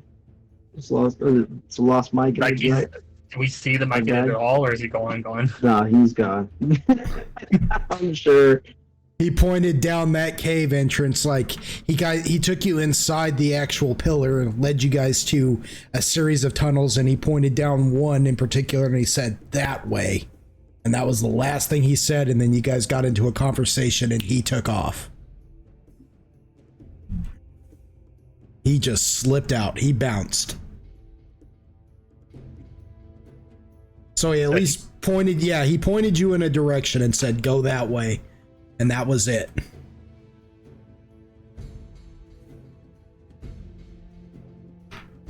Well, shall we? We shall. All right. And the group presses forward. We're gonna flip over to Mindoc real quick here. Mindoc, so you enter. Oh, somebody left. Somebody didn't like that. They're like, F this. No, but Mindoc, you enter into a grand mansion, it is your fortress of solitude, as it were, Yes. It's decorated to Mindoc's own style, how that is to say. Yeah, however, Mindoc, give me an idea of what this what kind of aesthetic Mindoc would have for a mansion such as this. It is the atmosphere is very, you could say, just kind of cold and sterile. The walls are like a kind of bluish, like dark bluish gray stone, but it's kind of as if they've been like not carved from stone or stacked like multiple stone. It's sort of like they've just like stone has just been melded into the shape. It's like kind of natural stone. It looks like untouched by files or anything, but kind of just melded into the shape of this mansion. Unworked stone, yeah. Yeah, but there's a certain like grand kind of like intricacy to all the little details, like a very like elven style of just very lots of little like twists and flourishes in the architecture, but it still manages to be just kind of this cold, sterile feel. So Gothic very Renaissance. minimalistic in terms of actual. It's like there's no furniture or anything unless there is an explicit use for that piece of furniture in a certain room. So like some rooms will be completely empty, and then one might just be full of like scrolls and have like a single desk and chair kind of thing. Okay. Now this mansion comes completely it comes supplied with servants, you know. But the servants, they are just decked as normal servants would be decked out. The thing is that none of them have like they're anatomically they are just like a Ken doll. You know what I'm saying? They don't have any features whatsoever. They are all completely bald. Where their faces should be, there is no features. They look like they don't have mouths or eyes. There's a bump where a nose should be, bumps where ears should be, but yet they hear and they speak and they see just fine. They're just like mannequins dressed like servants. And one of them approaches you and says, "Welcome back, my lord." It just nods at him as he sort of walks on. Says everything is as if you left it, untouched. The only place we have kept tidy is your study and research room, if you care to investigate and rest. Good. That is my plan.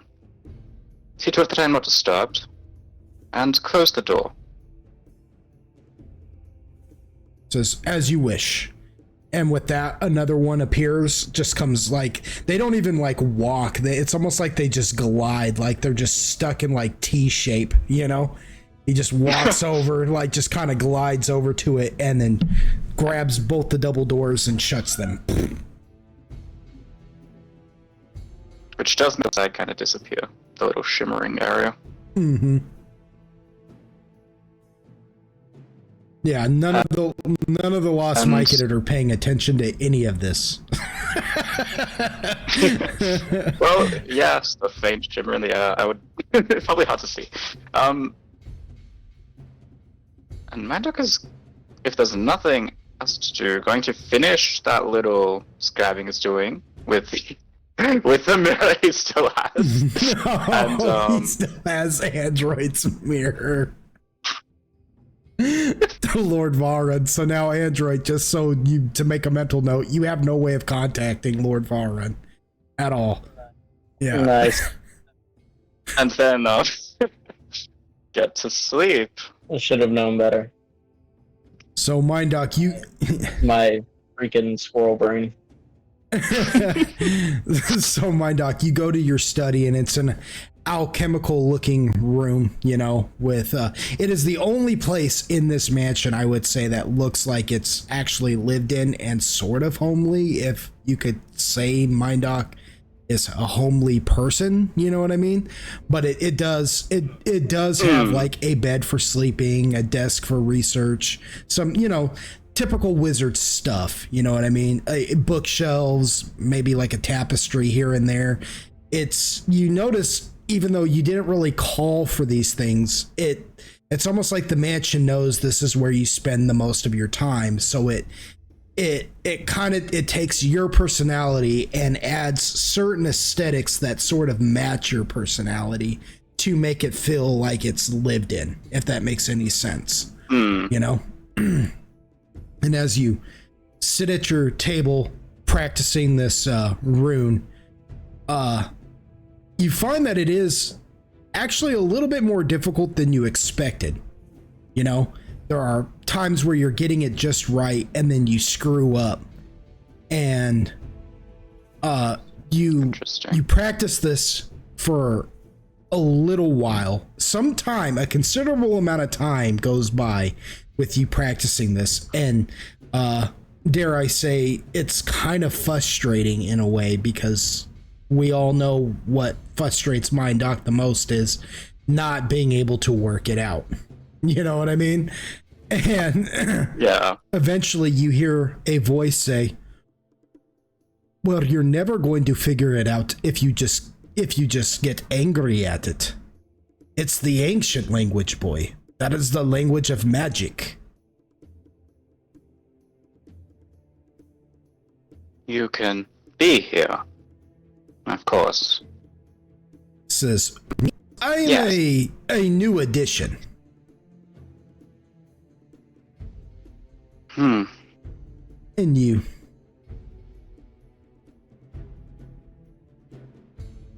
look around and you realize that speaking to you, directly to you, is a skull sitting on your table.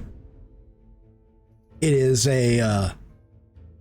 looks like a human skull with no flesh on it whatsoever, with a singular red gem embedded into its forehead and red gems for its eyes that all glow. Not the form I expected. Expected from who? Exactly. Hallister, I believe. Says, my name is Crowley. At least that's what you may call me. There's another with such capability. I see. Says, yes, well, What is it I'm sorry? What is it you want? Says, consider me a gift. You show promise, I was sent here to help you. By Hallister? Says, and he thinks about it for a moment and he says, I can't really say. Says it is not that I don't know, it's that I can't say. I see. Perhaps we can undo that later. For the moment, have you insight? Sort of gestures to the rune. He says, yes, the language of of magic. Because I've studied it in my day.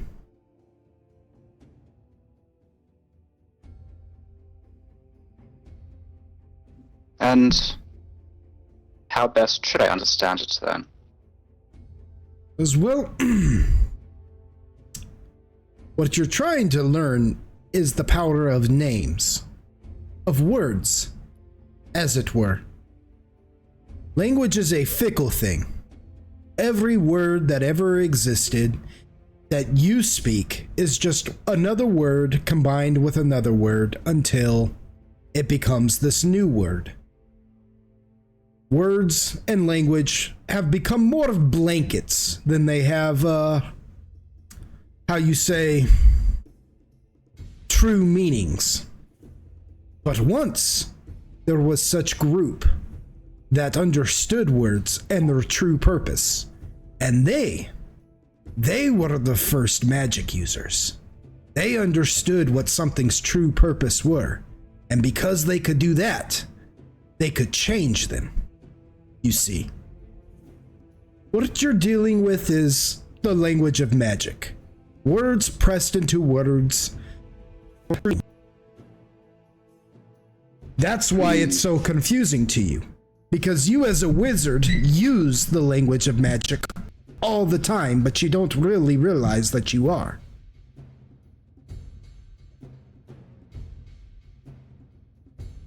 Says, And you can... And I can what? I can what? No, let them continue. Oh, he says, let me see the rune there. Let me see the rune. Okay. Bring it over. And sort of put it in front of, I guess, its eyes? Question mark. This is just set it down there on the table. I can see it. I can see it. Ah. 'Cause I'm a skull. I'm not blind. Here, put it down.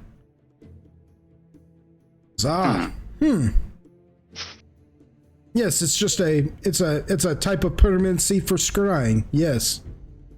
Huh. Telecommunications. Interesting. So, who does it go to?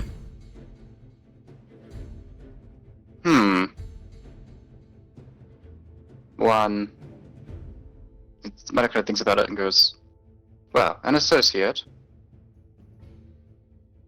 It's all right, fine. Keep your secrets. Says, so, now let me see what you have been drawing. Medica moves his hand away, like out of the way of the piece of paper. Says, huh. Oh dear, oh dear. He goes, well, Says, well, you've got a delicate touch, but, you see that right there? And he shows you a line. He goes, see? You're just slightly cockeyed. How does he show me a line? I'm curious. He just motions to it.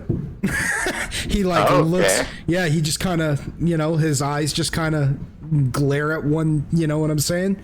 At one deal, Yeah, and you're able to just tell, you know what I mean? Like it's for you, it's kind of, I guess you could say it's kind of a strange thing because, he's got no appendages and yet you understand exactly everything he's telling you, He's just like, you see that one right there? You see that? That's the closest you came, but you're just slightly askew on this one line there. You see how it crooks right here and then goes straight right there and then runs down right there? Yes, right there at the tip. Right there, just the tip. Slightly cockeyed. You're slightly crooked. Everything is symmetry when it comes to magic. Everything. It is the language of the universe.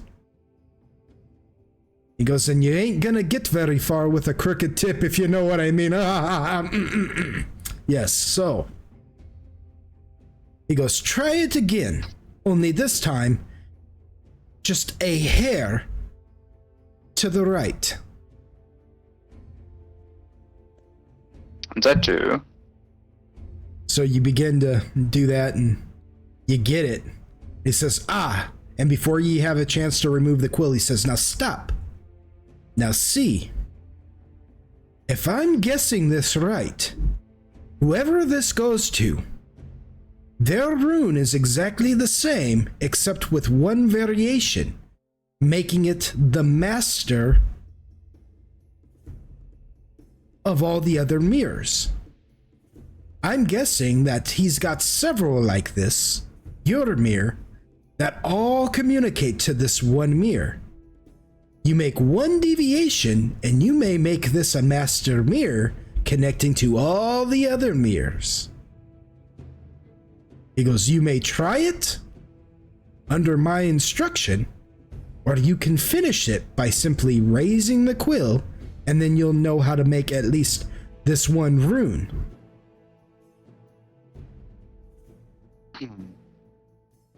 I would like to attempt further study. Yeah, it would be interesting to see where these mirrors connect to. Do you suspect the mirror can be seen through at will, through the master mirror? As well, ideally that's what he created it for.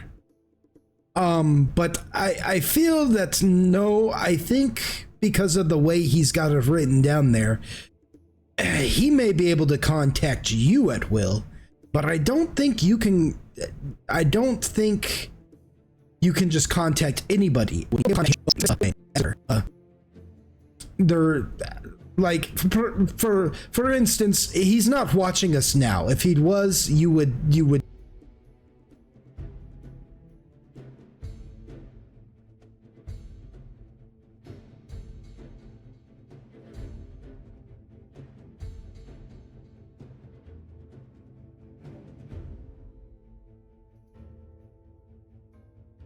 see him in the mirror looking at you. This is very... Is that just... I'm sorry? Oh, so that's not just because of my wards, then. I see. No, it's not just because of your words. You brought the mirror in here, so it'll be able to contact him, and he'll be able to contact it.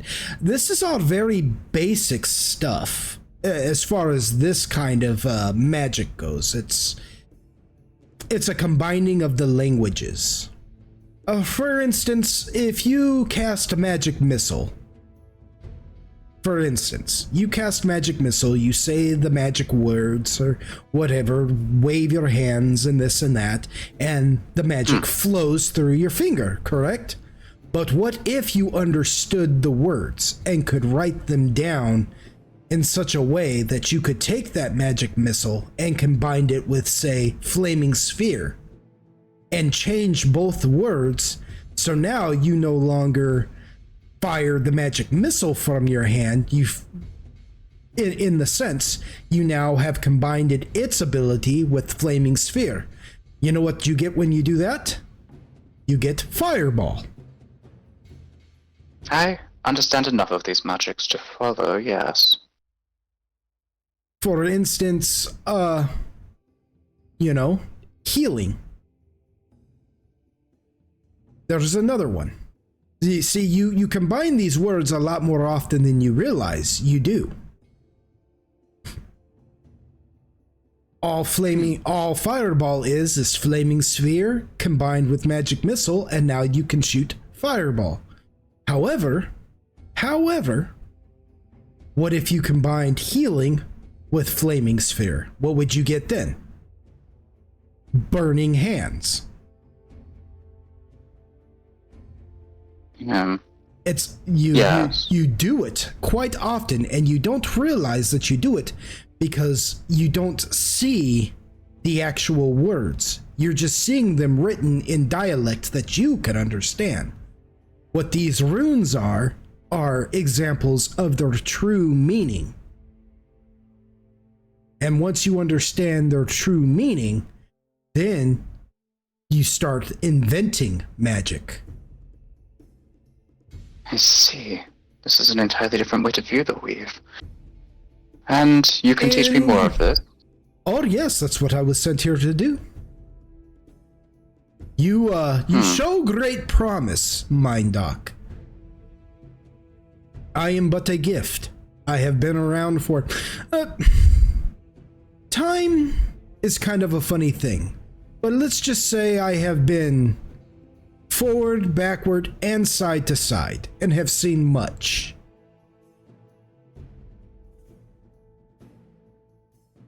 Will you remain in here? It gestures around the room. Oh yes. Unaffected even as it is closed? Oh yes, don't touch me. Leave me here. Understood.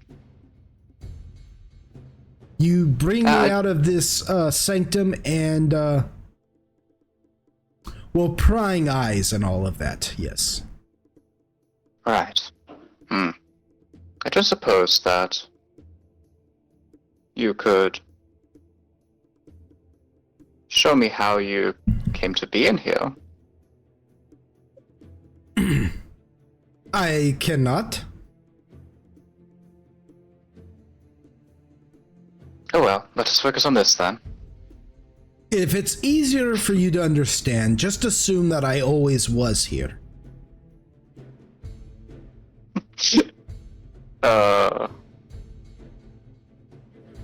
Is there any other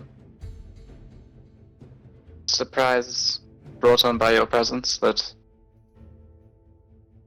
you know of? Not anymore. And Doc kind of mentally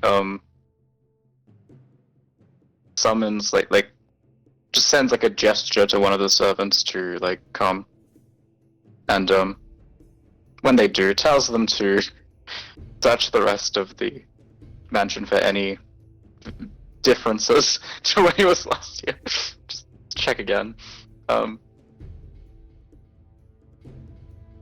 But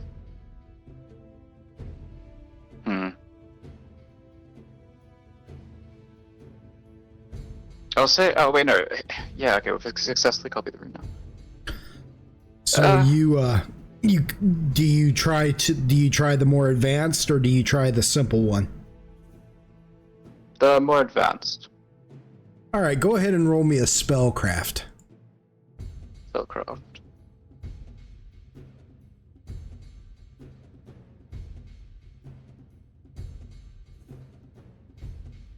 Mm-hmm.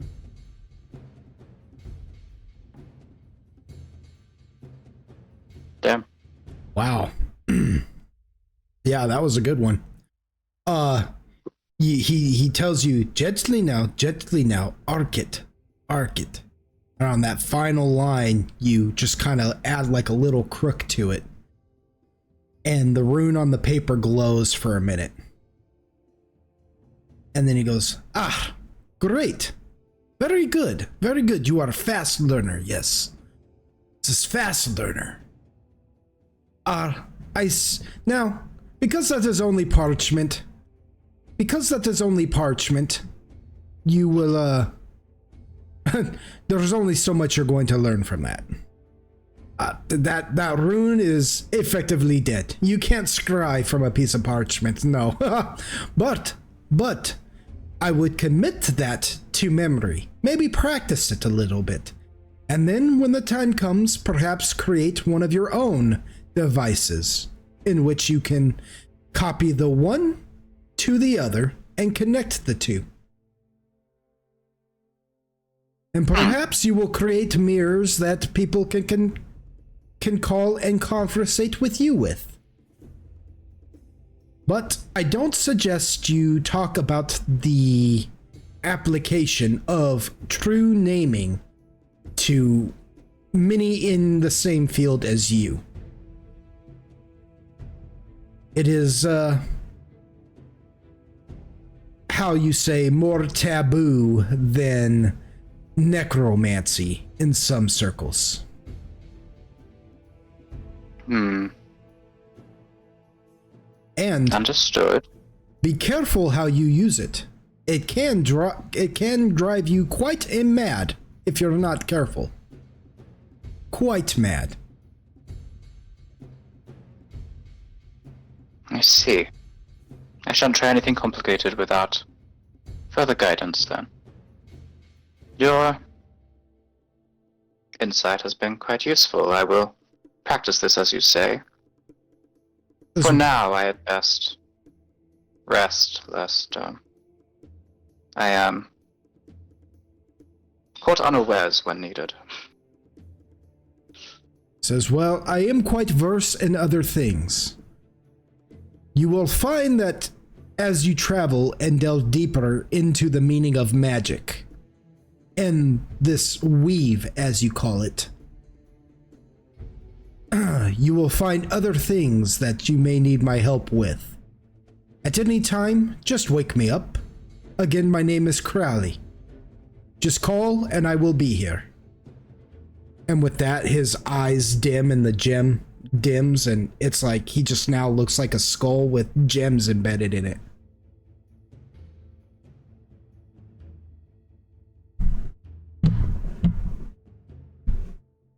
So, does the servant get back about the other rooms? Oh yeah, as you're preparing to lie down and rest and replenish, the servants do enter, and they're just like, the one enters and he just says, "We have found nothing in any of the chambers, my lord.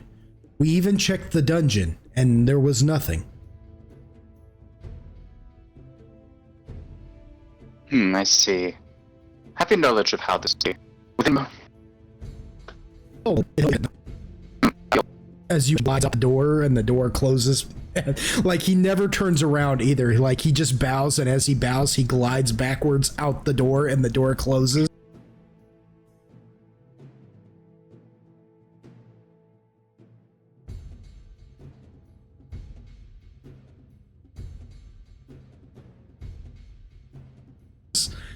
Just It's kind of how my dog flies. yeah. And now we take it back to the group. Yes. I see. Wahoo. Oh, I will say quickly because fucking wizard bullshit. I cast vigilant slumber before I sleep, so that if anything it comes within the area, I'm just automatically woken up by the side. All right.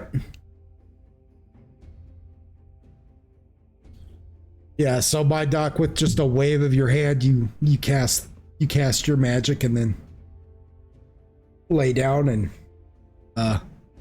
begin to rest. Yes. With the rest of the group,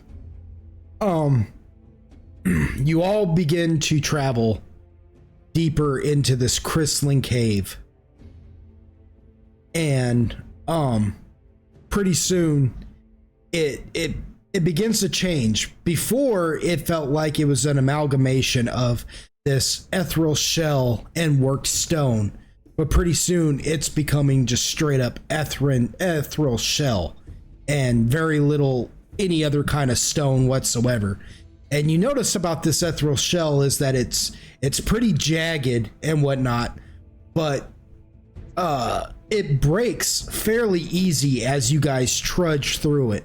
With every step Quill takes, he's just kicking up shards of ethereal shell left and right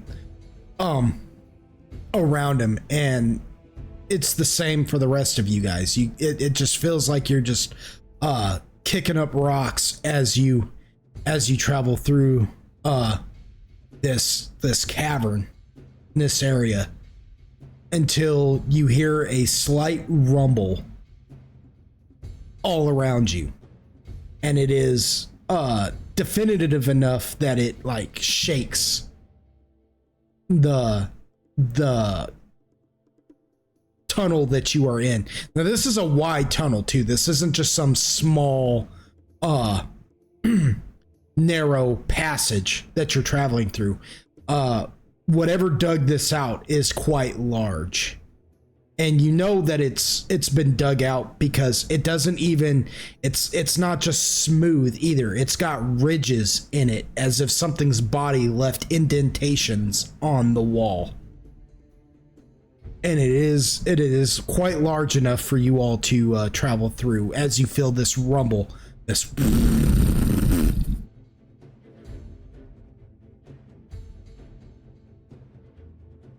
Oh boy. Right.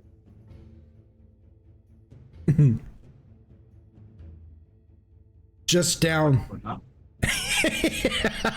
Do what? Sounds like a fun time. Just out of curiosity, well, I guess it doesn't entirely matter because you're not necessarily having to stand shoulder to shoulder or anything, but is it safe to say that like Quill is like out front leading the group, like in front? More or less. Okay. Is a Garrigus this way? Fucking shit. Yeah, so a Garrigus with their little boots of the trod just it's weightless to you. It's not for the ability to train one to and what is the martyr for? Oh, there. Hold on. Yeah, that's right. I'm gonna give you some head pats. Oh no. Beware.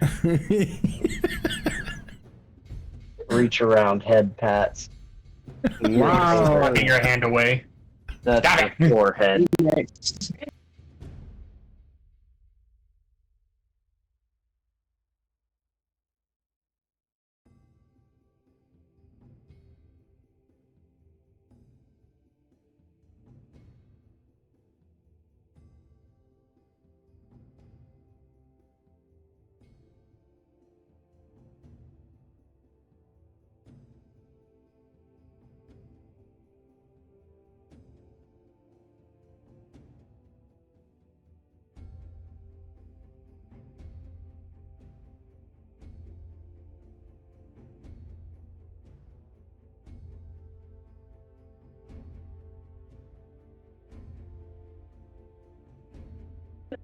Call that a forehead pat.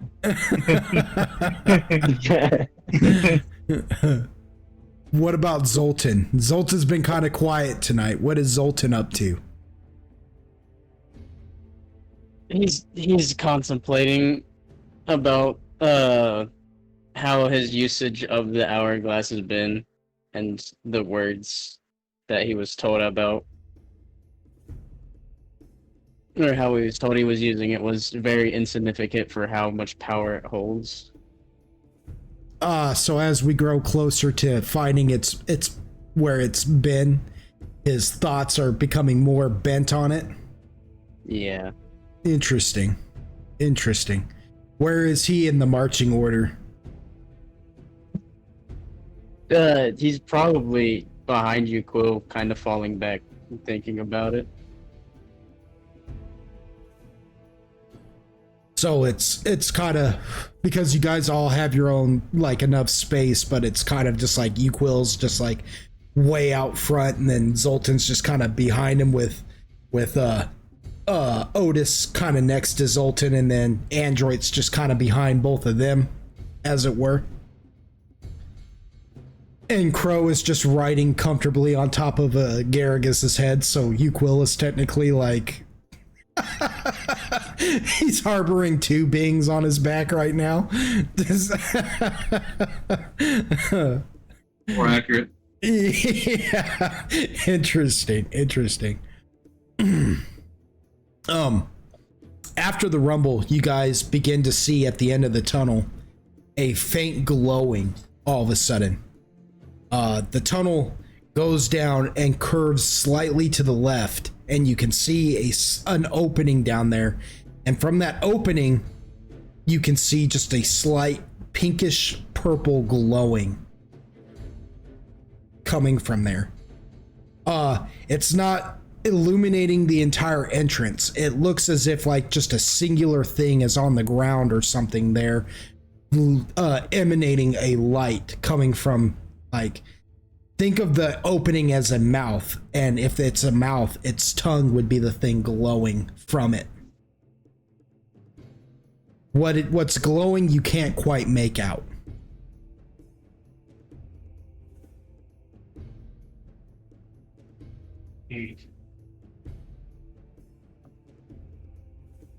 What do It's you? not a little more ominous, why don't you? It is raining outside. Right. There you go. Thunder crashes, lightning strikes. And the thunder rolls. Yet there's not a cloud in the sky. Dun dun dun. And the thunder rolls. Anyways, I'm sorry. Yeah, exactly. And the lightning strikes. Okay. Well, let me read something real quick. And your love grows cold.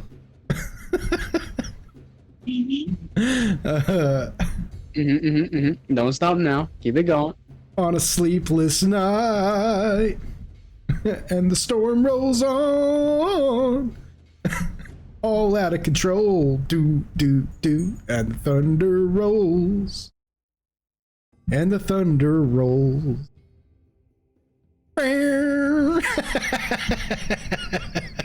Now we're getting copyright strike. Yeah. You get the best rendition I've ever heard. Like Gil talking to Jack Black. That's the best rendition of Kiss from a Rose that I ever heard. So how far away is it? I'd say maybe 2 miles. No, I'm just kidding. Nice. Probably 120 feet away.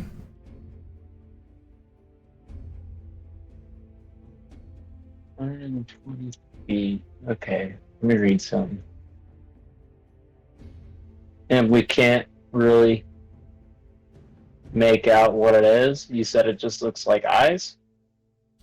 It just looks like a glowing something is glowing inside this entrance. You're going down this passage, and then it curves slightly to the left, and then you got this opening there taking you into another chamber of sorts, but Okay. There is a So it's glowing coming from like there. an ominous general glowing, as Yeah. opposed to like glowing from what appears to be eyes or something. Exactly. However, the opening as a whole is not glowing. Like you don't just see this like light emanating from the whole opening.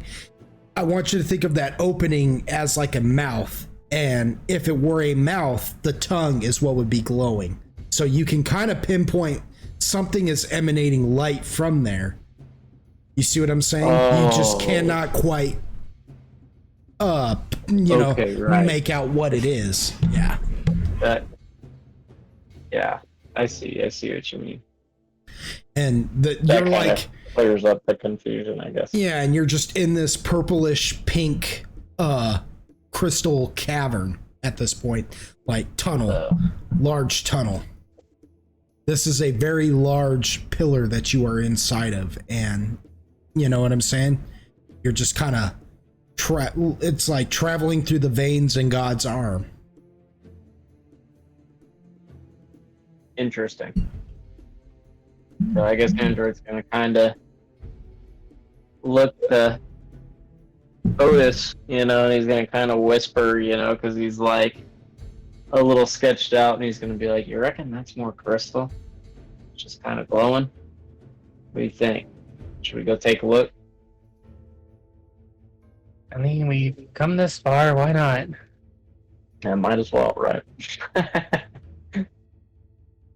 Something like that. So I guess Android kind of presses forward with Otis, He's like approaching the crystal. Yeah, fuck it. Fuck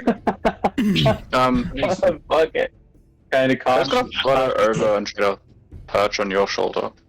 Assuming it's a crystal, I don't know that it's a crystal. I'm just reckoning, So you said Crow goes and perches on Android's shoulder now? Yeah.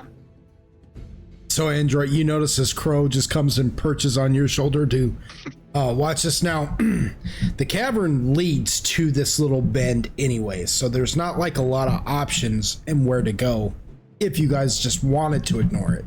It's like all roads lead to Rome. The road you're on right now leads to this glowing anyways. But as you approach it, you see that it is a cluster of these crystals.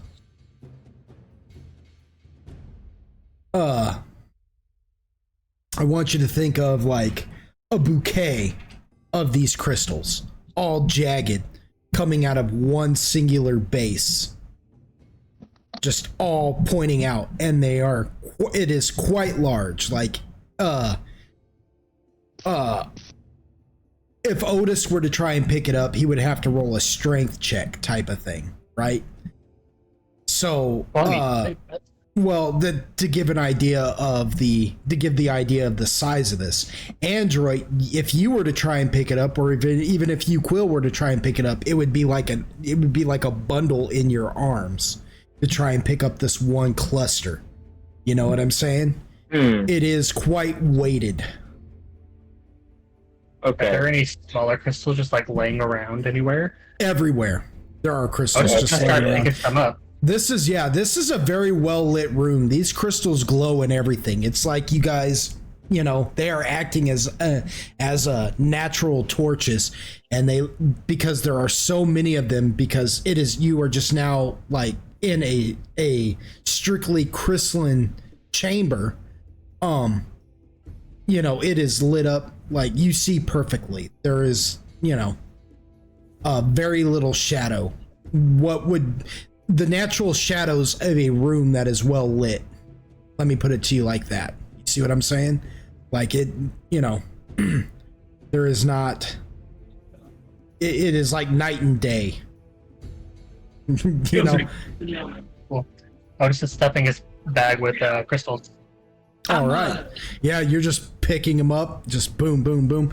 I'll say you pick up with your bag space and the crystals. I'll say you pick up about 5 before they start to kind of fill your bag a little bit too much to be able to, you know what I'm saying?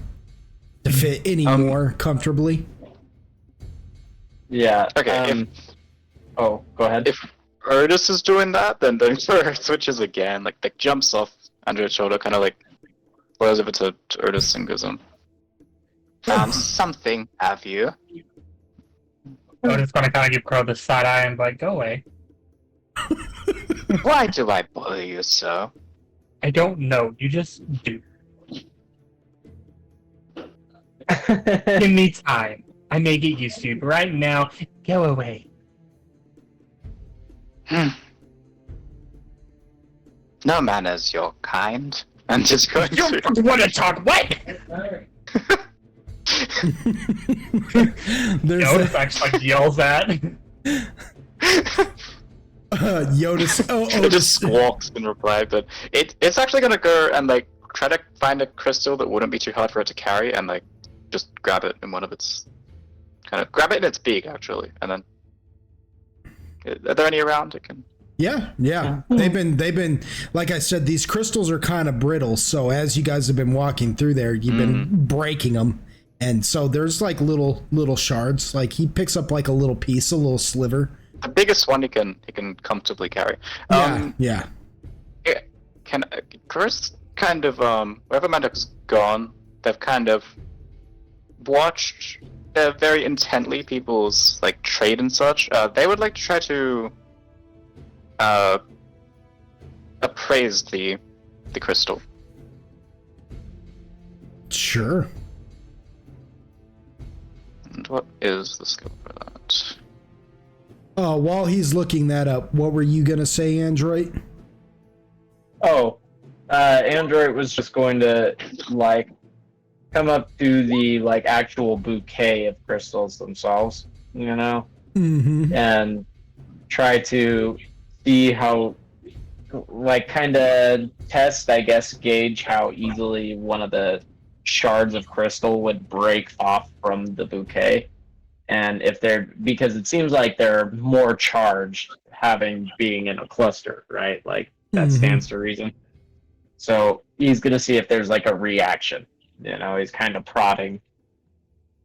Okay. Like if it, like, I guess trying to be like, is this going to blow up if we're not too careful? You know, he's just being a little half-assed reckless, as Android is known to be.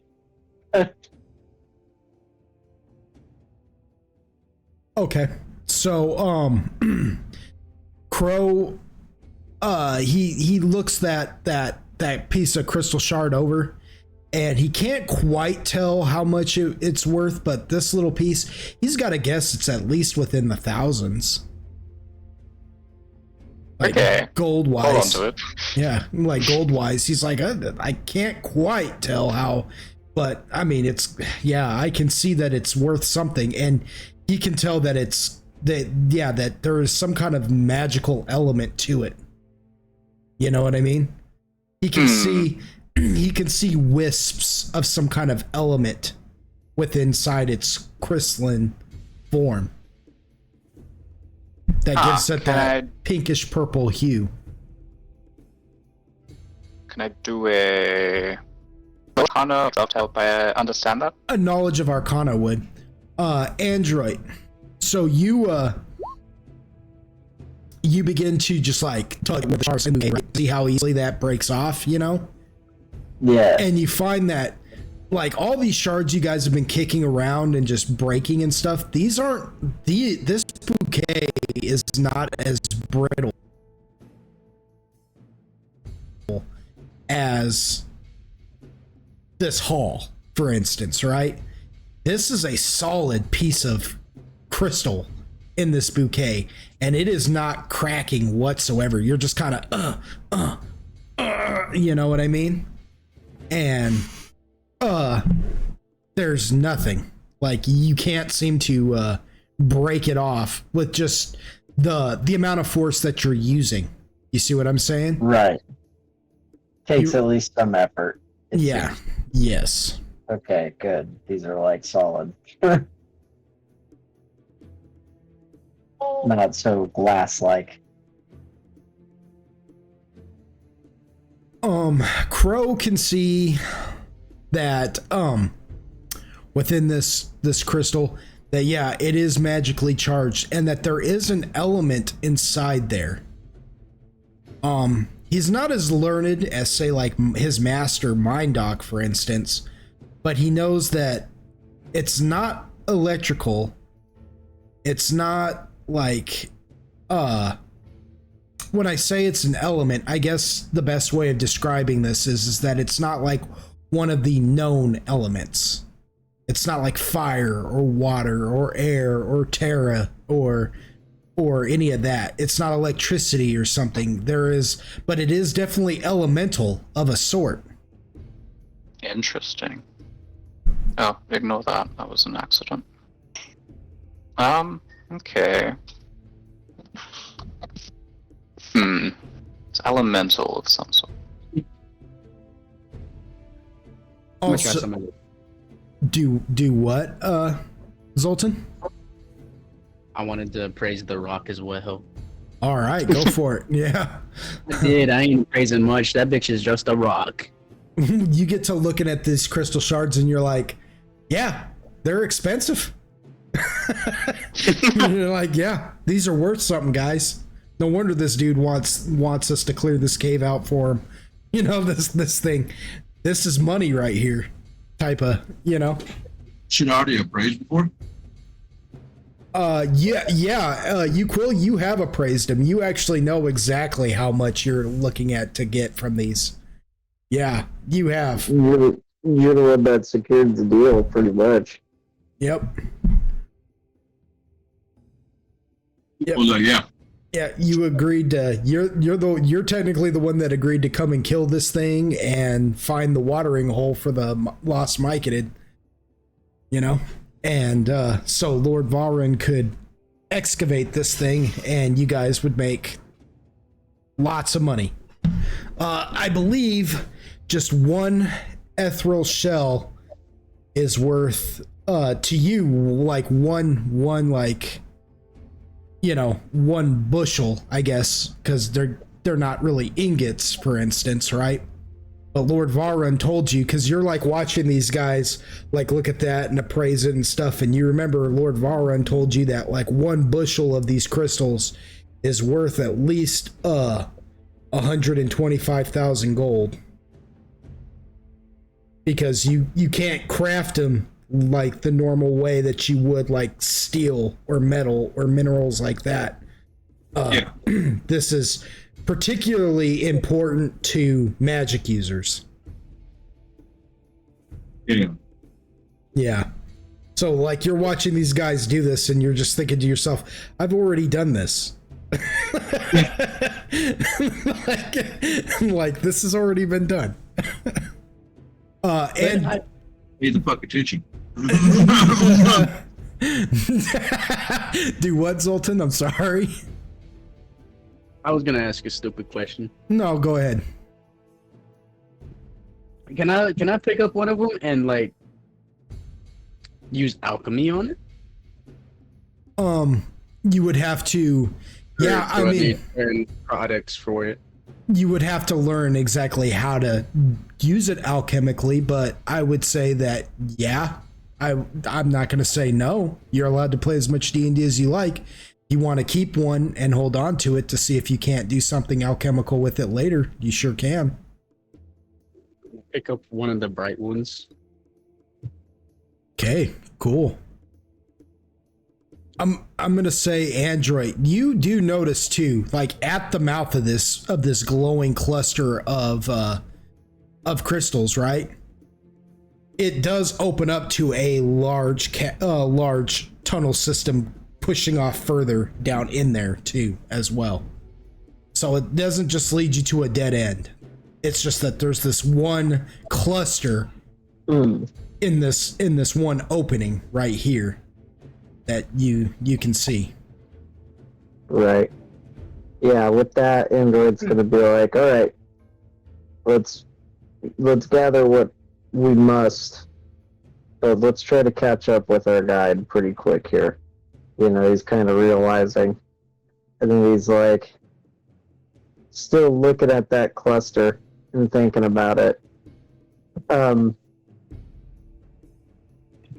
Does it seem How much effort does it seem like it's going to take to break it up? Does it seem super hard like rock? Is it one of those things where it's like, all right, he says we need to mine it, but is that like hyperbolic in a sense? Is it going to shatter like glass, or is it hard like a traditional crystalline structure in that sense, you know?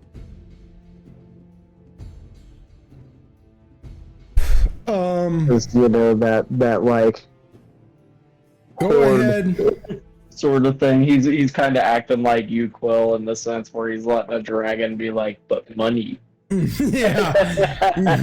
Go ahead and roll me a search on this cluster. Cool. Question. Yes. While he does that, can I take out my that Wujin glass and look at the rock? You sure may. All right, I'm gonna do that. So Android, you look at, excuse me, you look it over, right? And you realize that these clusters are all embedded into a base, a more solid crystal cluster. I want you to think of like this, the base of it is like the trunk of a tree, and then the crystals coming out of it are like its branches. And you realize that you're trying to break crystal off a crystal. You see what I'm saying? Wow. Yeah. At the very bottom of the base, perhaps that's where you should break it free from.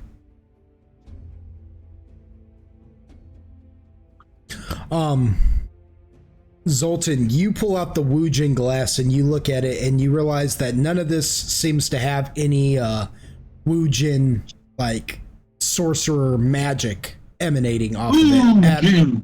Running from a magic. Yeah. Good boy. Southwest voodoo doped up killers. Magic. Anyways, I'm done. But no, you don't see like, you don't see any of that Wujin like magic, any of that dark magic coming off of it. This all seems really natural. You know what I mean? Yeah.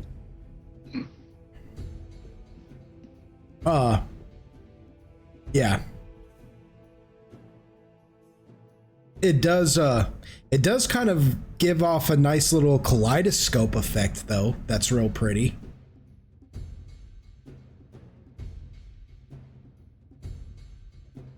But yeah, Android, you realize that you can kind of, you know, maybe this thing will bust off a lot easier if you have some weapon. I'm gonna have to fuck with it too much. I'm gonna say fuck it and be like, all right, let's go along. But I'm gonna try.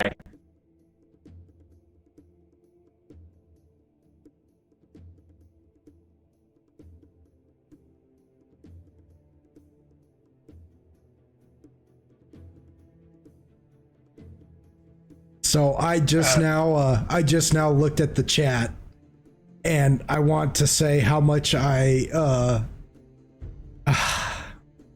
never mind. Say what you gotta say. No, finish that sentence. Say what you gotta say. It's the owl that does it for me, really. It's the owl that's doing it for me. Right. And the sugar water. When you wish upon a star. The sugar water cracks me up because whenever I think of that character, I always think of the scene where she's like, "What the heck is it, Edgar?" And he turns around and looks at her and goes, "You get your big butt back in that house." That made me laugh even when I was a kid, because I saw that movie in the movie theaters, you know, when I was a kid. That's how old that movie is. And that made me laugh even in the theaters. I was like, ah, ah, ah.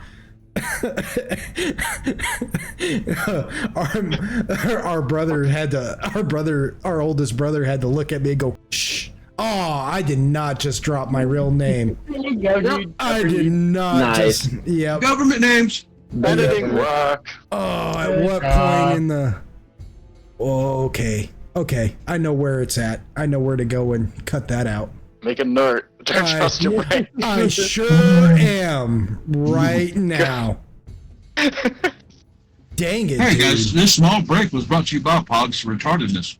No, yeah, anyways. And information was leaked, and we had to When fix you it. use the government. While Android's doing that,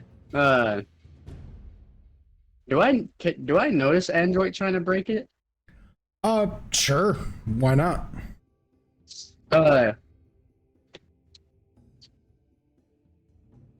While he's doing that, can I summon a micated elder worker? A micated elder worker? Yeah, sure. Yeah. So, Agaragis, you notice,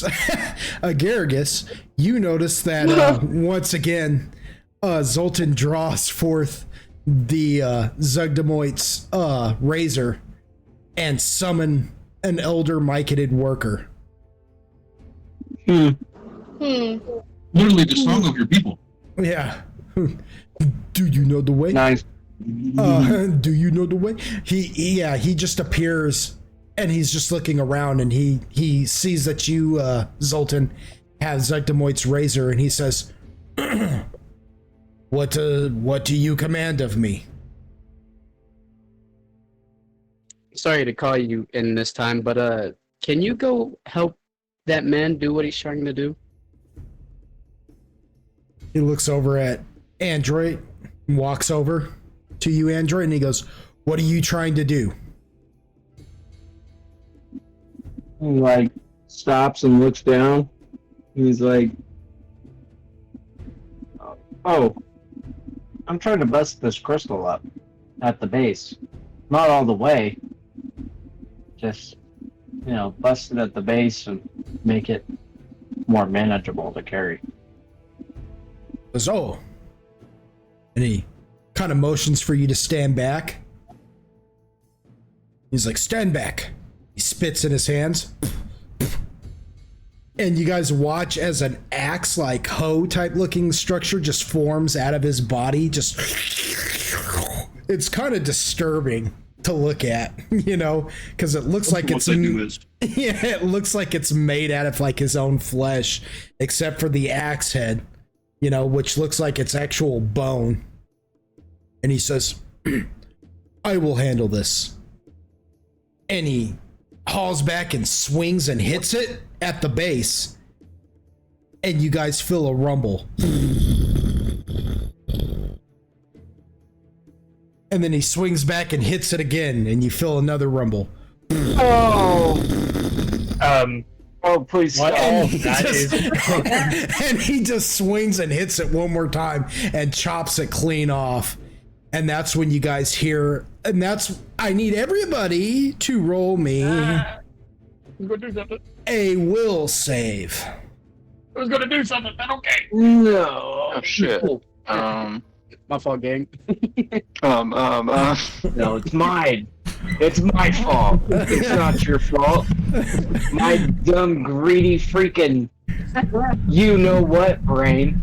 We're all dead, You know the word that I want to say. Don't make me say it. Wow. Say it right now. Do. I'll say you won't. Hey, No balls. it's only a sensor. That's all we need. No balls. Do it. Yeah, that's pretty good. It's like major league. I'm sitting there doing the fucking no cojones. No cojones. No cojones. I remember that. Mm-hmm. No cojones. And he's like out there like doing the little structure. Yeah. No cojones. Yeah. Remember, is that the second one? That's the second one, isn't it? Because he like, yeah, I remember. He's like Buddha. That's when he's all peaceful. Yeah. He's like Buddha. Yeah. He's like Buddha. Meet my demon god. Demon god. Meet my Buddha. I don't remember what his little voodoo guy is, but basically, demon god. Meet Buddha. Buddha. Meet my demon god. It's like, what, Serrano? Anyways, yeah. So Damn, we're showing half of you up. So,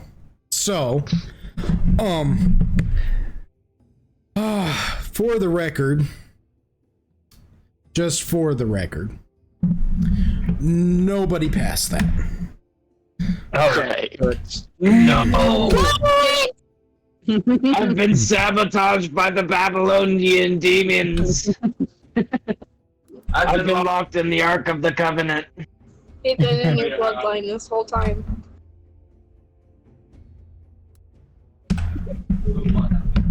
Oh my I'm being gosh. sabotaged by the IRS.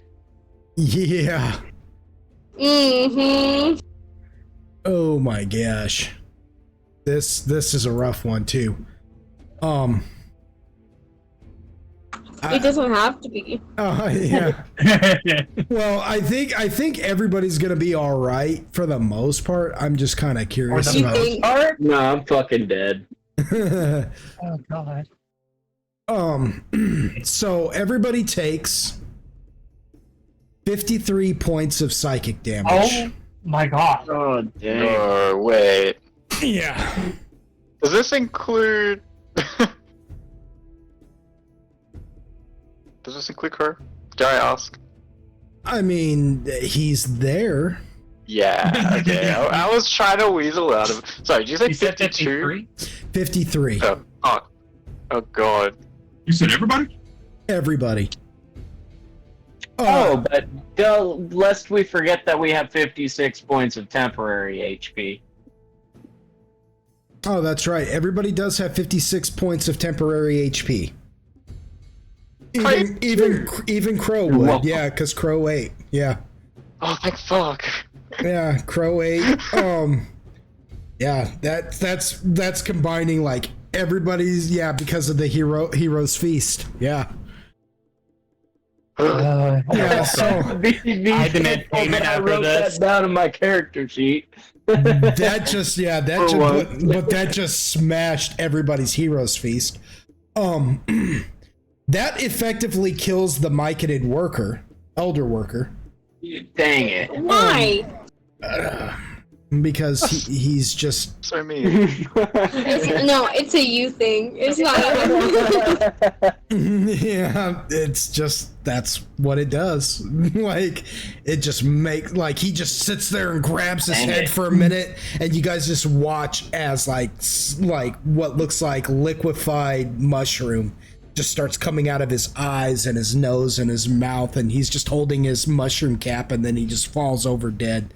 As the rest of you just take this massive shock of psychic damage to your craniums, and you watch. you respawn. Dang it, yeah. We just cut off something's freaking crystal urethra. Yeah. Mom. Yeah. I'm so glad you guys realize what has happened here. Yeah, it just crawled into its mouth. Yeah, you guys watch as as the cluster begins to bleed.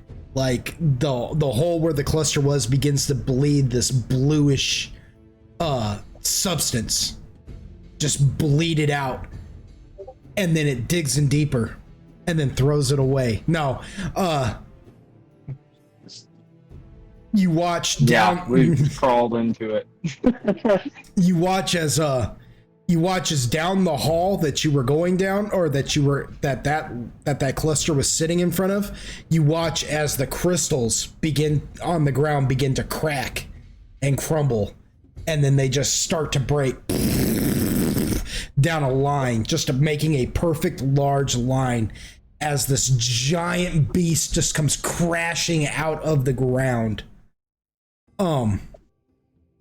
It is a very large worm-like creature. Its body is like a pinkish purple. It has no eyes, but like a beak-like mouth with tons of yes, say it with me again, tentacles coming out of it. Just whipping. And also big, scary, and pink. Yes, it is big, scary, and pink. Yeah, yes, yes, Otis. Yes, it is. As it comes crashing out of there, it's got a maw full of teeth, and it is, like I said, it has got no eyes, but it is just screaming, just not a roar, but more like a screech, like a that is and I'm not doing it even in nearly any justice, but it is reverberating all throughout the crystalline cave now as it just comes tearing out of the ground. And though it has no eyes, it rears back and looks in your guys' direction as if it is fully aware of your existence.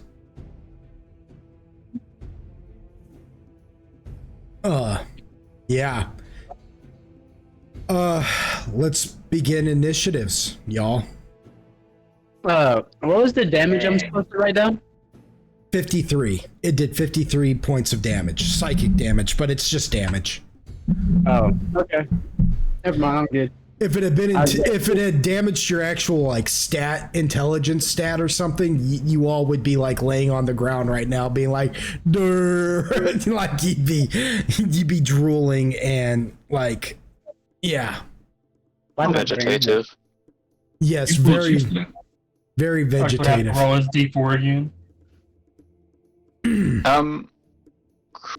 I was gonna say was like taking the damage, kind of like it was flying back to Agaricus, kind of falls flat onto Agaricus.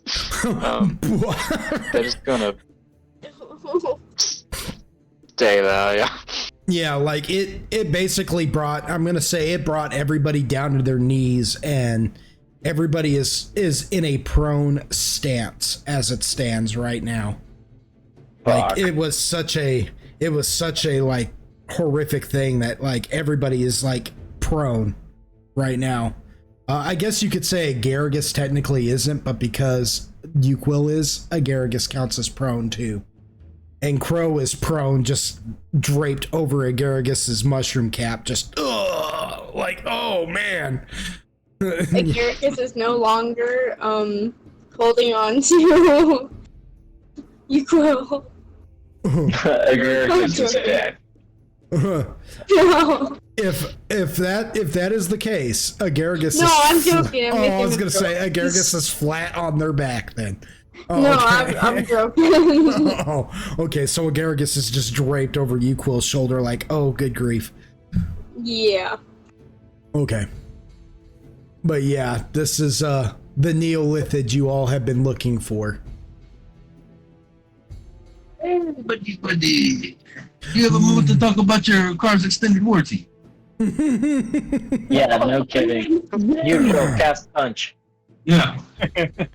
Equals casting. I'm about to fuck this motherfucker up. Everybody give me your initiatives. Don't tell me how to live my life. 200. I think. I lie. I think no, it's 24. Our combined initiative's 24. Isn't it different with Crow? Oh yeah, that is true. Yes. Wait. Oh yeah, plus 2, I guess. So that would be 22. I know he says it, I guess. Okay, 22. We'll go with that. Wait, that's lower. Yeah, well, it's going to have to be. Crow's initiative is Wait, probably that means it should be. lower. Okay, that means usually it's 26. Now that I think about it. Wait, what? But cool.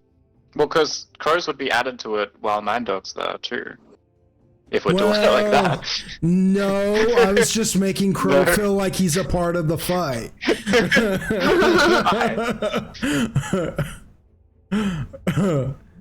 If Mind Duck cool. is there, then Crow just automatically moves on his turn anyways.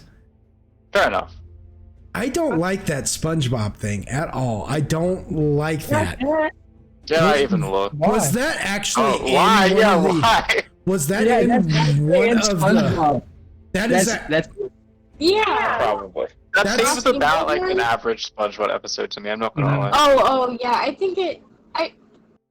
and they that's gave... lore accurate SpongeBob. That's lore accurate. Good grief. Anyway, so what is it? 22 is what the your guys' initiative is? Yeah, because yours is what, 10? We're going with it. We're going with it. Okay, I'm fine with it. Because last time it was 24. Okay, so that's That's cheating. So you guys rolled a 34.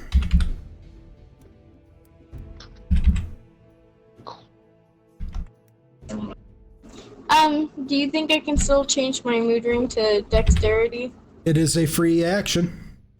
Nice. Okay. All right, so you guys rolled a 34. It rolled a 32.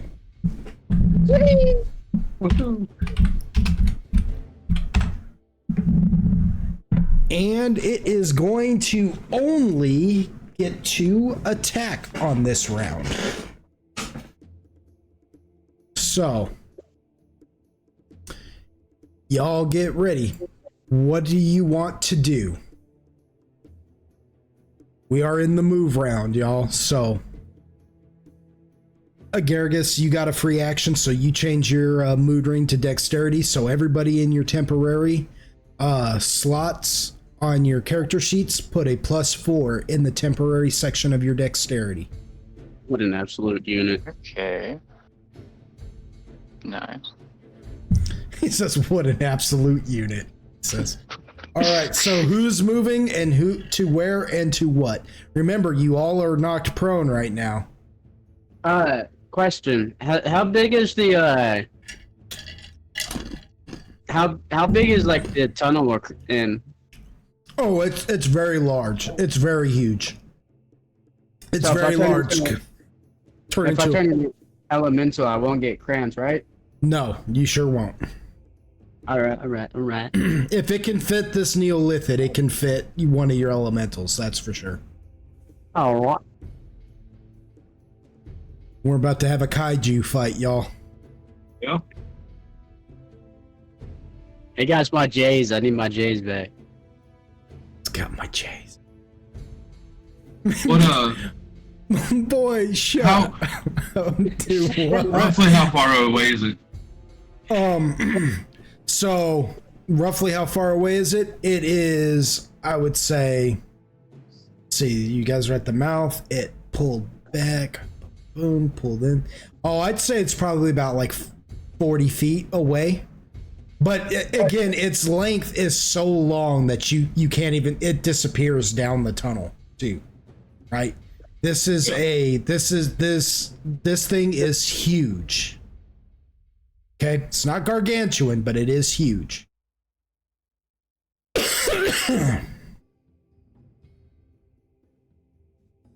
All right. I'm gonna turn into the muck elemental. The muck elemental. All right. Yeah. I'm gonna move ahead of Dad or you and turn into the muck elemental. Okay.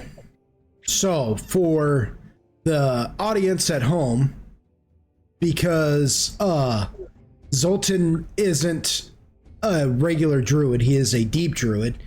He's got different kinds of elementals that he can turn into. He doesn't just turn into wind, water, fire, Terran.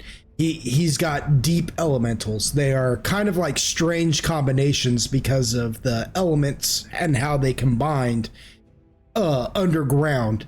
And the muck elemental is basically a large bestial like creature that is like a mixture of stagnant swamp water, moss, and other kinds of like things like that you would find in like stagnant water deep in caves and things like that, formed into a beast, as it were. And so you guys watch, because I don't think Zoltan's ever turned into the muck elemental before. Him turn into this, and it is reminiscent of a bear in a sense, but not quite a bear. It's Diet Coke, not bear enough, I guess you could say. But it is this large bestial creature with moss and swamp stagnant water just dripping off of it.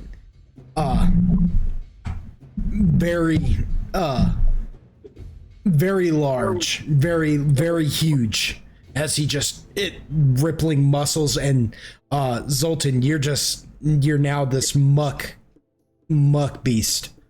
the muck elemental just as all this moss is dripping from you, the stagnant water, some spare like what would you call it, gravel, you know, all the things you would find in stagnant water, and you kind of smell just slightly. There's a bit of a stench coming off of him.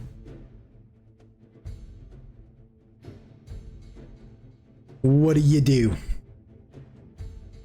Oh wait, you turned into that. So yeah, are you? Yeah, and you said you moved in front of Uquill? Yeah.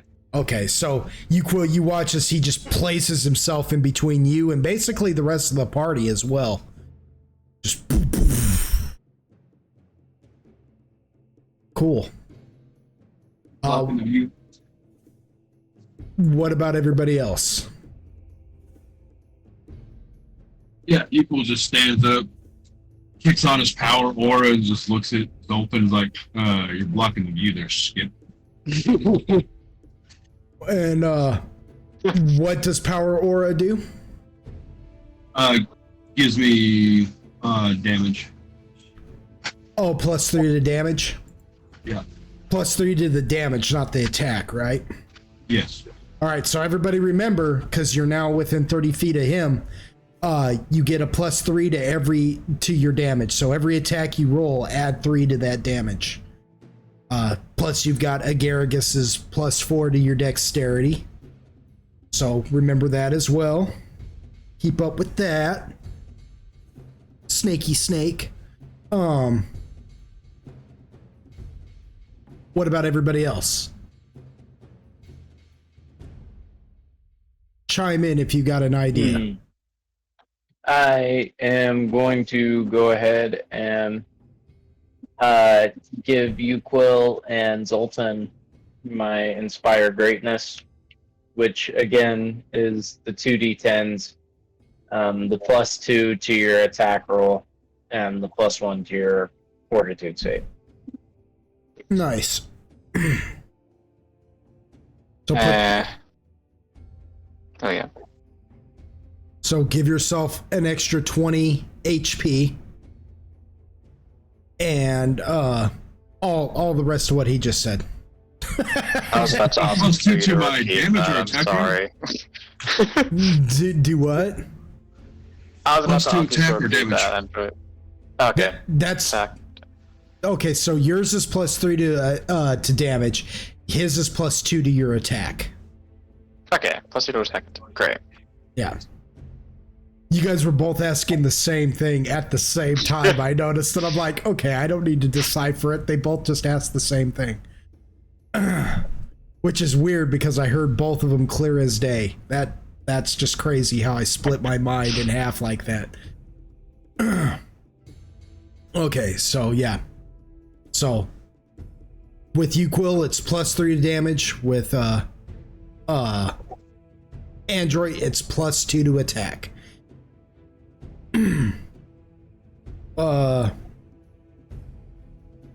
Yeah. So Android begins playing his music. And what about Otis? Otis is gonna go nearby Android first and then cast Sanctuary upon him. Oh, nice. Now Sanctuary is where nothing can hit him physically. You can. No, so any opponent attempting to strike or otherwise directly attack the worded creature, even with a targeted spell, must attempt a will save. If the save succeeds, opponent can attack normally and is unaffected by the casting of the spell. If the save fails, the opponent can't follow through with the attack. That part of its action is lost, and it can't directly attack the worded creature for the duration of the spell. So Interesting. if it tries, it has to make a will save to determine whether it attacks or not. Nice. And if it fails, what happens to it? It just can't It attack. can't attack for the rest of the duration of the spell. Nice. So as long as the spell is active, he cannot be hurt. How long does that spell last? 1 round per level, so 14 rounds. What a man. Wow. Nice. Nicely done. Yeah, so Otis, he casts Sanctuary on you. Otis, okay, so what is Android's song that he's playing, the Inspire Greatness? What song is that? Oh, good question.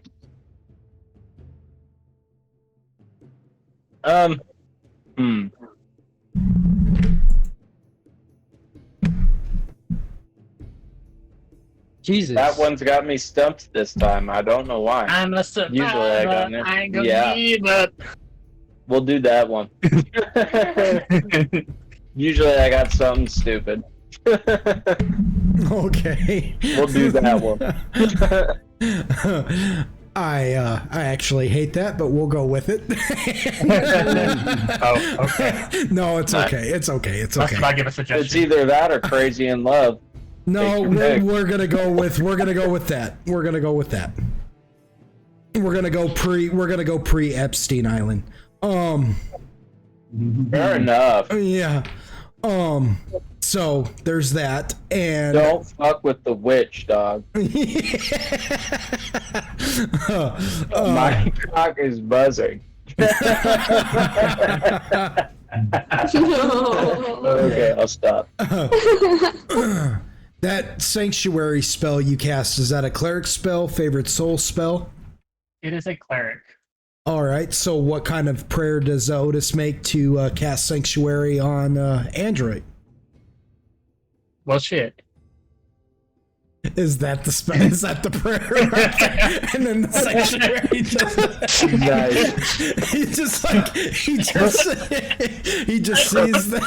just sees the situation they're in, and he just says that in the spell, just like cast sanctuary on him. It just automatically knows, yeah. Yeah, Obad High's like, right? Let's say Otis, like, it has to be like a touch spell, so Otis is nearby Android, and when the thing pops up out of the ground, he kind of like loses balance for a second. That just like grabs a hold of Android to catch himself, like, well, shit, and then the spell gets casted. Nice. All right. So there's that. So all that's left now is Agargus. Agargus, what do you want to do with your move action? Can I use my shield on Crow? Yeah. Alright. Oh, I like how Agargus is just nice to Crow. Like Agargus is not like phased by Mindoc's abilities or appearance or anything, or the fact that Crow can talk. They're just like, oh, I like Crow. So Agargus activates their buckler, and Crow, you see for a minute there like a bluish shell, like segmented shell, think like a soccer ball type of thing, just appear around your body for a minute there, just go whoom, and then vanish. Much appreciated. Is that actually how it looks to you, Agargus, or how does it look to you when you activate the shield, actually? I never asked that, and I always just kind of assumed it looked like that, but really, like, is that, like, how does that, would you say? I would say so, kind of like it just kind of like emanates from the body all of a sudden and covers him. Cool. Wait, sorry, so what does it add? Now if you get attacked, now if something physically attacks you, it takes a 40% chance of missing. That one. Sweet. Gives you cover, gives you like a +2 to your AC, I want to say, for one round. Okay. Nice.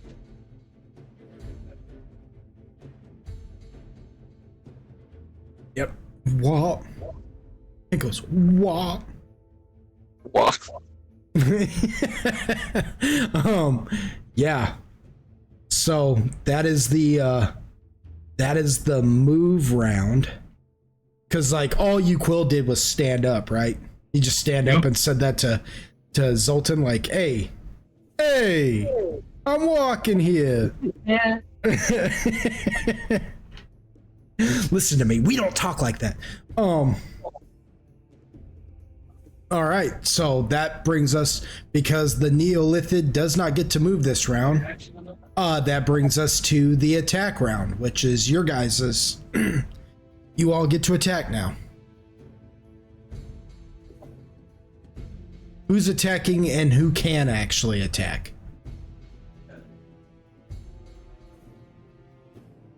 I'm gonna People say can always that get- Android's trying to maintain his music, so he's gonna, keep singing. Alrighty. Mm. Yuko's gonna thing like he's gonna smack the thing on the ass and be like, "Yeah, go get him tagged." I want to get Oh, over there. man.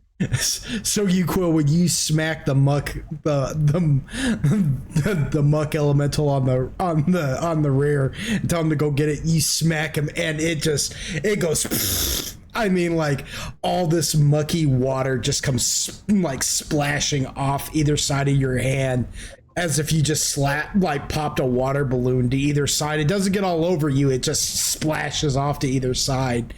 And you look at your hand, and your hand looks as if you like had dipped it in like really mossy water, dirty water. Like the palm of your hand, yeah.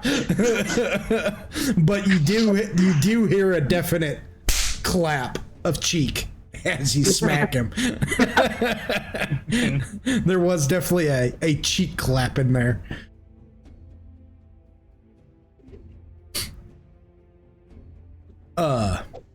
Yeah. Can anybody actually attack this thing from your position?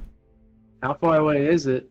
Well, it is 30 feet, but you kind of circumvented the whole being knocked prone thing by turning into an elemental, which would have put you like upright. So that's why I allowed you to move in front of everybody like that. But you took your move action just to stop in front of you, Quill. However, you guys are... It was like only about 30 feet away, but because of its reach, because it's huge, and because you're huge, you guys are actually in range of attacking each other. You close that gap between it. Like, you're not right up on each other, but you're at enough distance that you're like far reaching. Like, if you were to reach out and try to slap it, you would be reaching out, but you could conceivably hit it just because of urge. Reach out, touch somebody. So you're saying we could touch tips? Yes. If Oh yeah. Yo. You're definitely gonna yes. Just the tip. Just the tip. Just a tip, nothing more. Block block. Dang. Good. Don't pull that thing out unless you plan to bang.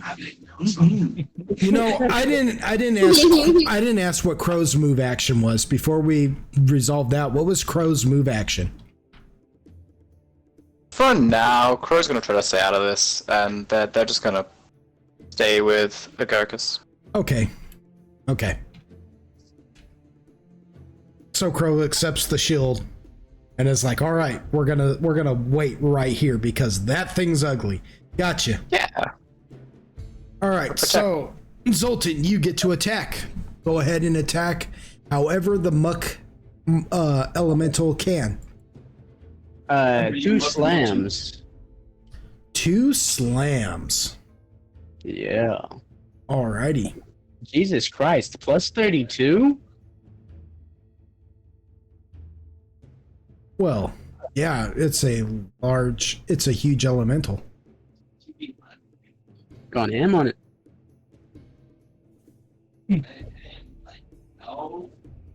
Anyway. We go heal. Gotta remember how to attack.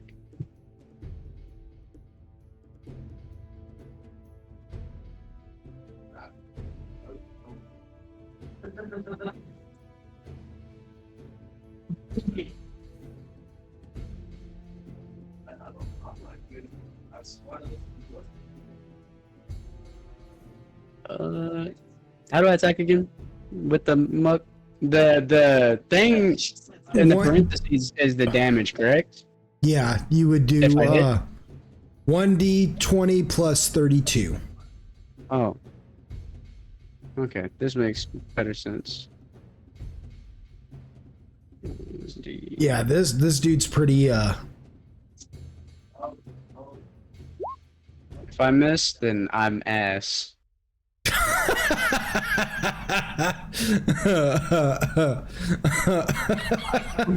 I'm taking off the elemental and actively walking out of the fight. I'm gone.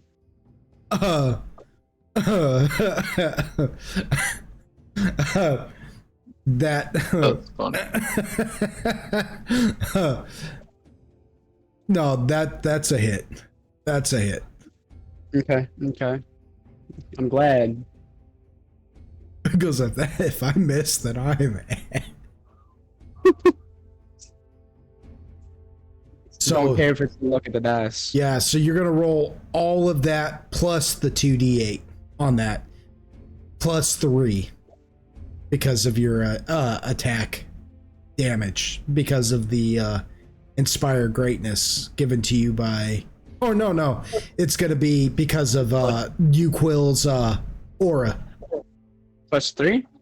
Yeah, well, so yeah, plus I didn't add 3 to that. plus 3, so it's 33 damage. Yeah. 33 damage. What does the smother damage mean? The smother damage, because it's basically like imagine being covered in, imagine drowning in stagnant moss-filled water. Now picture that, now make it solid. I see. Yeah. So getting stuck underneath fucking moss, trying to get out of it. Yeah, you're basically like every time you hit something like that, you're basically kind of suffocating them too.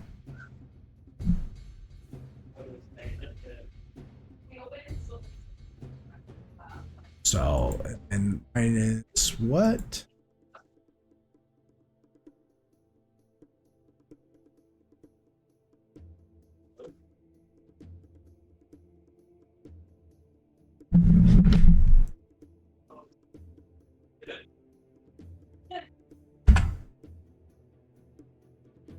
See that right? Yep. Okay.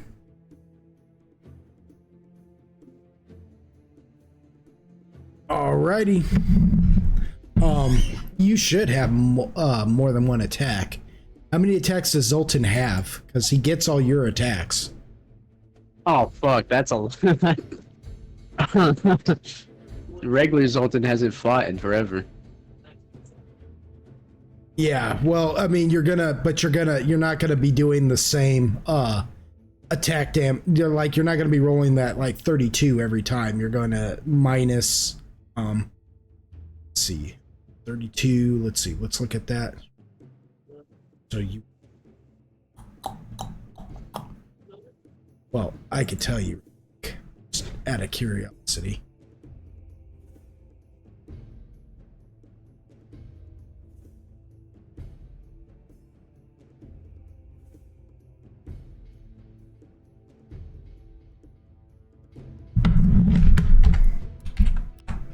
No, that's not right. So the next one you're going to roll is 1d20 plus 27. I don't know how many attacks you have, but it'd be 1d20 plus 27. How many attacks does the Zoltan have? I don't know.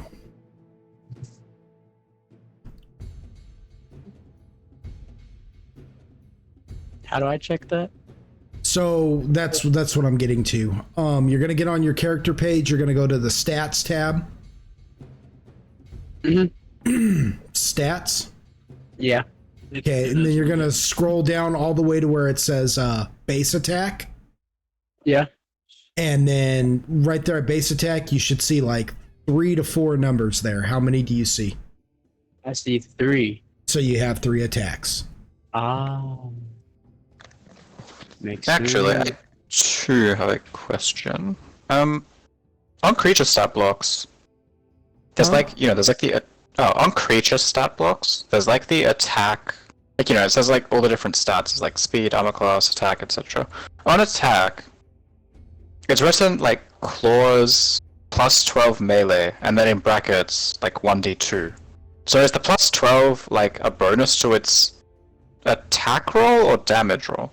Are you looking at Crow? Yeah. Let me look at it, and I'll tell you. Cool. So yeah, so you're gonna roll 1d20 plus 27 real quick, Zoltan. So, what are you looking at on attack? Yeah. What is the plus 12? Is that damage or like modifier to the attack? Because it says their base attack bonus, so I'm confused, like, what the plus 12 actually is. So, okay, so Crow Familiar yeah, it's plus 12, so it's 1d20 plus 12. If you hit, his damage is 1d2. So then, why is the base 5? attack bonus different? That's if you're using this strength modifier for the damage, but because they have like 1 strength or some shit. But anyways, why is the base up there different? Yeah. I have no idea. Okay.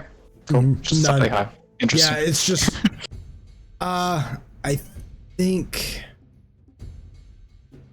I don't know. I would actually have to make I would have to sit down and actually write it out, get in the actual monster manual and write it out by hand to see how it works out. Would it add on to the base? Would just be instead? Well, your base calculates to so base attack is 10, right? Let's look at your where is his ability. So your strength is +1, right? Yeah. So 10 plus 1 is 11, right? So you're getting a +2. Well, he uses Dex. You're getting he uses Dex? Okay, so his Dex is a 15.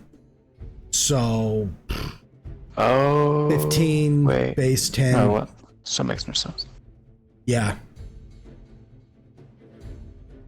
See, you gotta. Oh wait, 15. Yeah, so 15. Somewhere in there.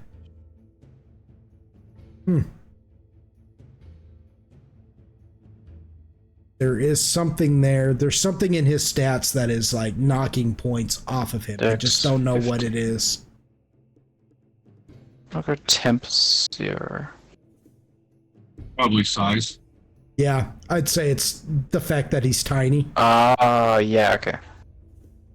Yeah, so you're taking minuses there. So it knocks off a certain amount and it averages out to about 12. But I'd have to see, it's not going to show you that on his actual stats here. You're going to have to go into the section of the Dungeon Master's Guide and look up tiny or diminutive and see what all negatives go into that. See what I'm saying? 2.5 tiny. Yeah. Personally, I wouldn't worry too much about it. It's just what it is. You know what I mean? Yeah, I wouldn't. But I'm just curious. Yeah. Oh, okay. They get a +2. Never mind. This makes sense now. Yeah, they get a +2 for being tiny. Apparently, So 2 attacks. So a 29 is a miss. Zoltan.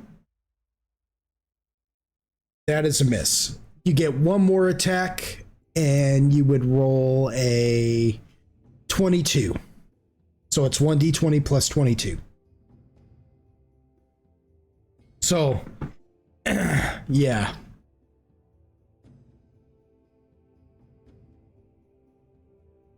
So you guys are just just swing, and then it's a little mix from time to me. That's to get one more strike. Plus 22. I just take off. Yes, yeah. I mean, I just something. Magnification. According to your level and your. Oh hell! I still ain't hitting shite. No. So yeah, so you did manage to smack it one time, and then you begin swinging on it, and it's like oh, and so now it's wiggling around, trying to stay out of your hit radius.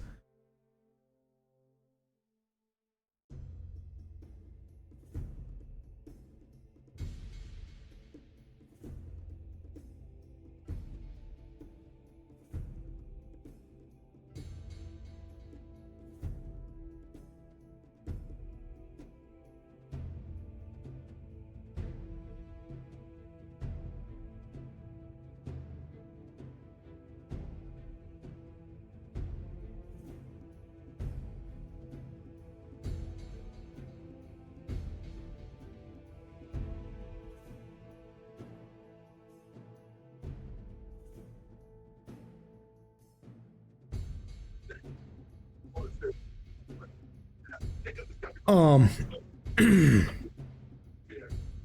can anybody else attack it? Not Kurt. No, but I would like to do something else. What would you like to do? I'd like to cast Stone Skin upon myself.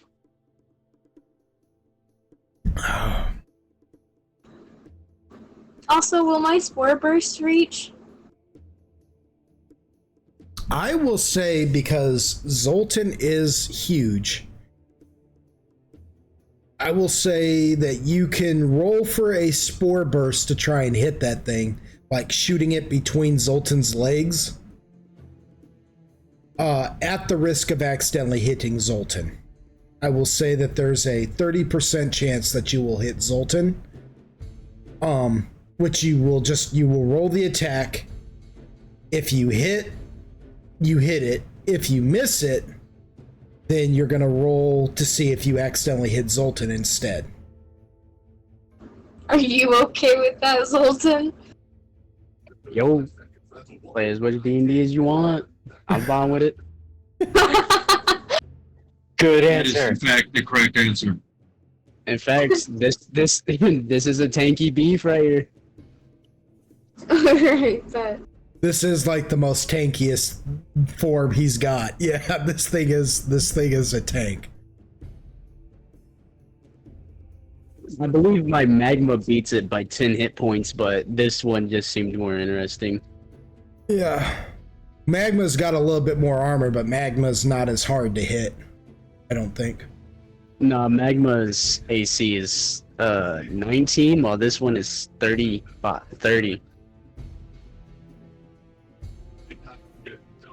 Sheesh.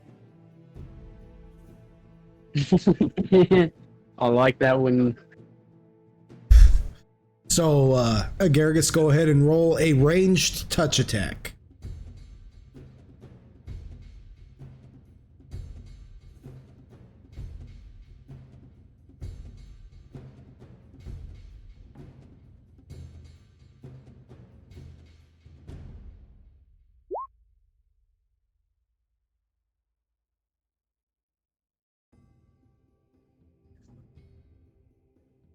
At 20?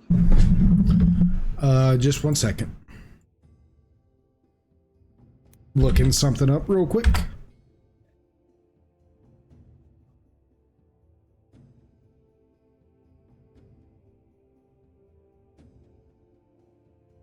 Oh, that's not what I want.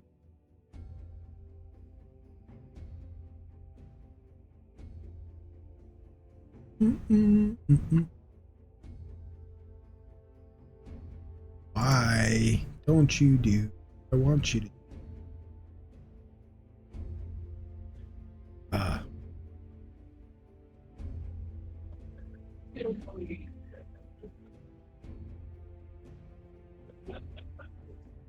Well, we'll just go with that. It's fine. You said 20? Right? Yep, that hits. Noise. Noise. Noise. Noise.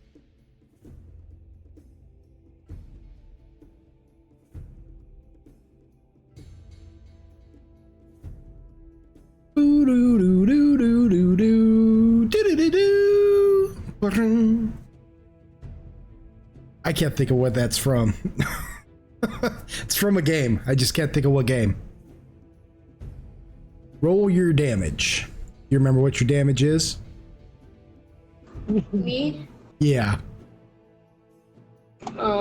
Yes, you.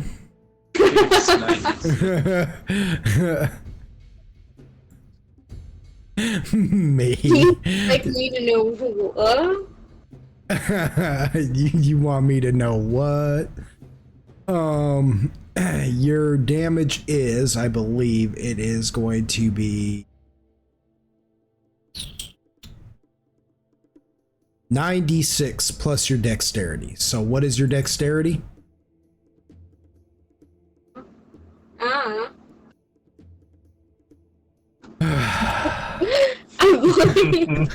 Are you trolling me right now? Are you just trolling me? What is your dexterity? Look at your character page. Look at it. 4? No, you look 5? at it. 4? And 4. Okay, so it's 96 plus 4. Android, don't throw them hands. Oh, but you got them. But you got them. What do you call it though? You've got the ring activated, don't you? I think that's with the ring activated. All right, What do you mean? I'll look at your character page.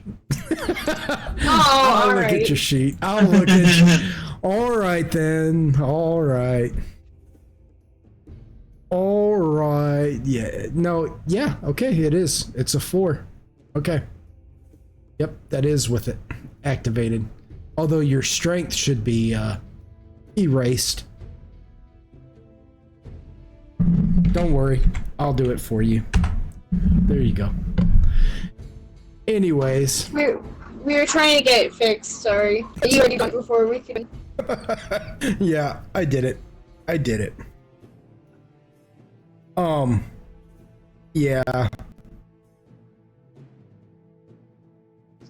Okay, so it's 1d so it's 96 plus 4, but you're actually going to add 3 to that damage because of Uquill's aura as well. So you could do you could do 96 plus 7, and you would still get the same amount.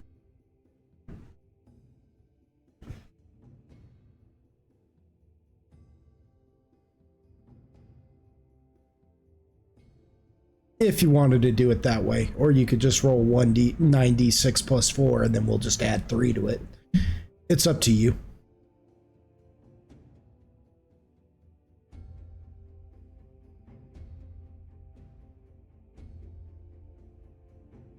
Ooh.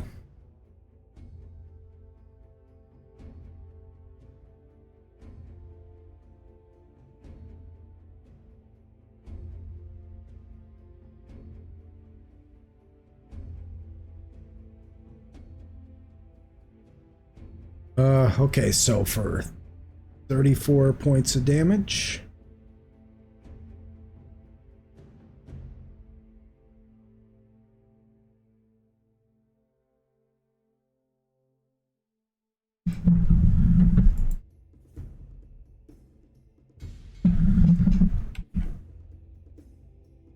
All right, so Agargus, how does that spore burst look?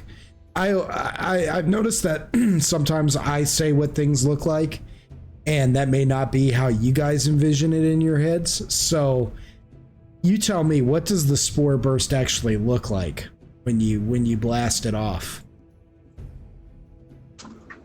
I just imagine him like sneezing, and it like the cloud of his sneeze traveling, and it being so thick and so like foggy almost.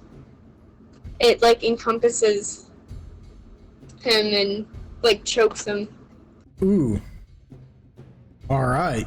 Yeah, so it's like he just sneezed in his mouth.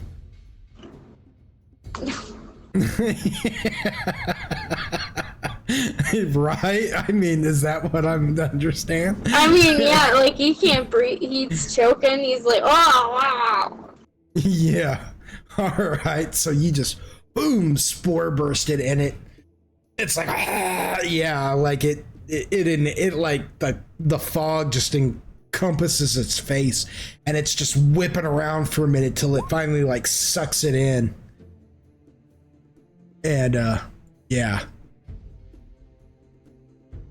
Gonzo style. Yeah, I mean, just Gonzo style.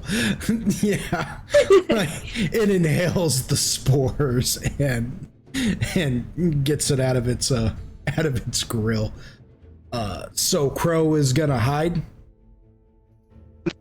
All right. If the sheet was working, because like it applies the a bunch of modifiers for, like, if you... I selected the actual size of her on the sheet, and so it apparently applies the modifiers automatically. I was just testing that. They're not actually hiding. Oh, okay. I see. You're trying to create macros. I gotcha. Yeah. All right. Can anybody else attack this thing?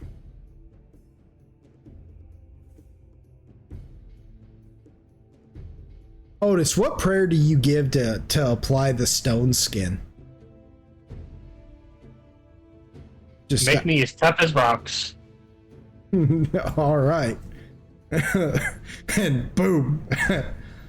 Yep. Your skin becomes like a gray coloring and it hardens and becomes slightly jagged looking. Like dude off of My Hero Academia, kinda. Like your features just become a little bit more jagged and your skin becomes more solid and it becomes like a slight ashen grayish color. Beautiful. And beautiful. Anybody else? Anybody else got any attacks they want to try and pull on this thing?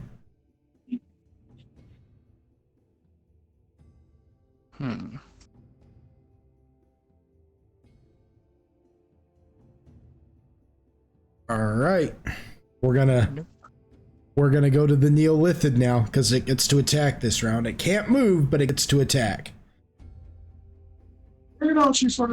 So it takes a slap to the face from Zoltan and begins dodging around, just kind of bobbing and weaving, moving around, and two of its larger tentacles come shooting out of its mouth and wrap around, and go for a grapple around your throat, Zoltan. Roll opposing grapples. So he's trying to get free with it. Yes. Na. Into a Diddy party. If he successfully does it, I'm moaning harder. And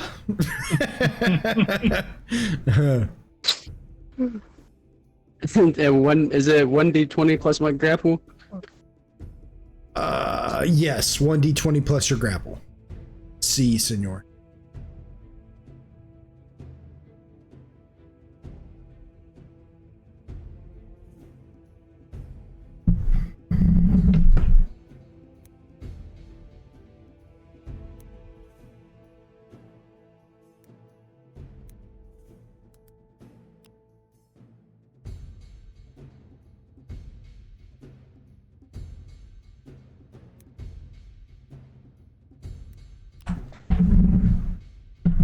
Okay.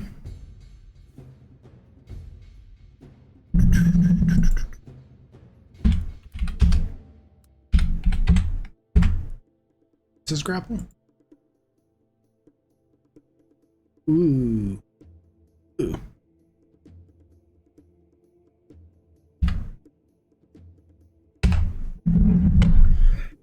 Oh. So you rolled a 51, he rolls a 47.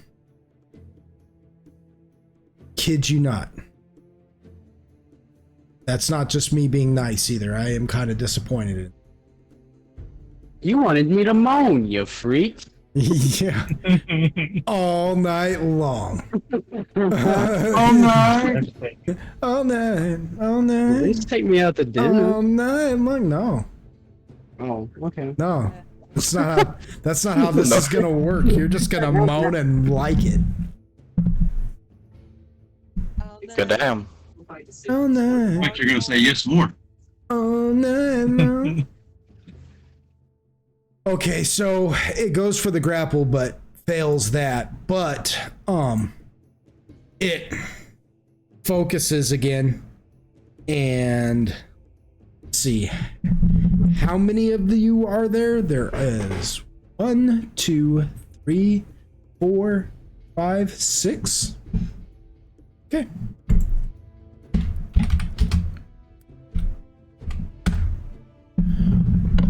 All right. starting from the top. Android, pick a number between 1 and 6. 5. You Quill, pick a number between 1 and 6, but you cannot pick 5.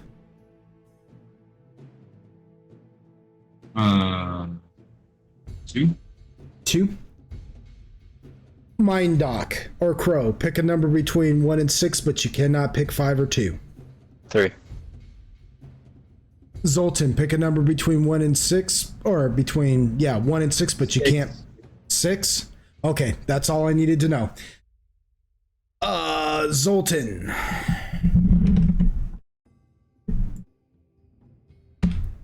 Roll me a will save. Nope.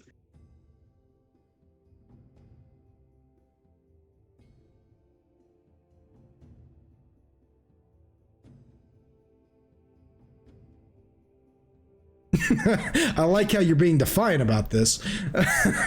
You're like, no. And I'm like, all right, you just take damage then. Again, another 1d20 plus my will, right? No, it's fortitude. Roll the 4? No, you get a bonus to your fortitude because of Android's inspire greatness. But your fortitude or whatever it is, like whatever his stat is, let's see. Yeah, so his will is a +9. Is about letting the offensive line. So you would roll 1d20 +9 for the muck element. Ooh, that's not gonna do it. You take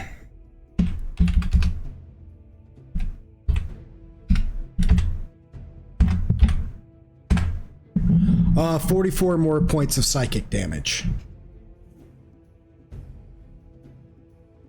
So he tries to grapple you around your neck with your tentacles, but you take both of your meaty arms and slap, as they wrap around your neck, you just take your meaty arms and slap the tentacles down off of your throat, just boom, like that. And then it focuses real hard and boom, blasts your mind for 44 points of damage. You're like, oh!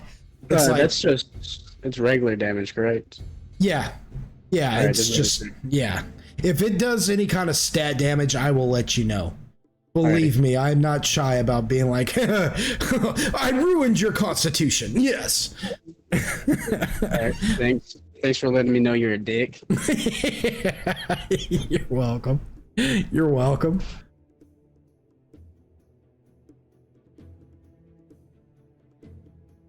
You're welcome. You're so welcome. Yeah. And that's all his attacks too. Like he tried to grapple and he did some psychic damage.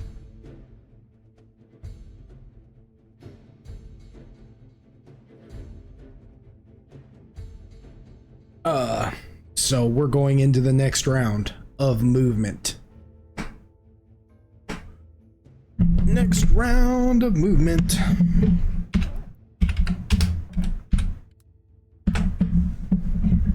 Oh, it only gets to attack again. It's getting to attack plenty, so I can't complain. Even if he doesn't move, that's fine. Where's he gonna actually go? With that said, though, you guys are in a new move round. So what do y'all do?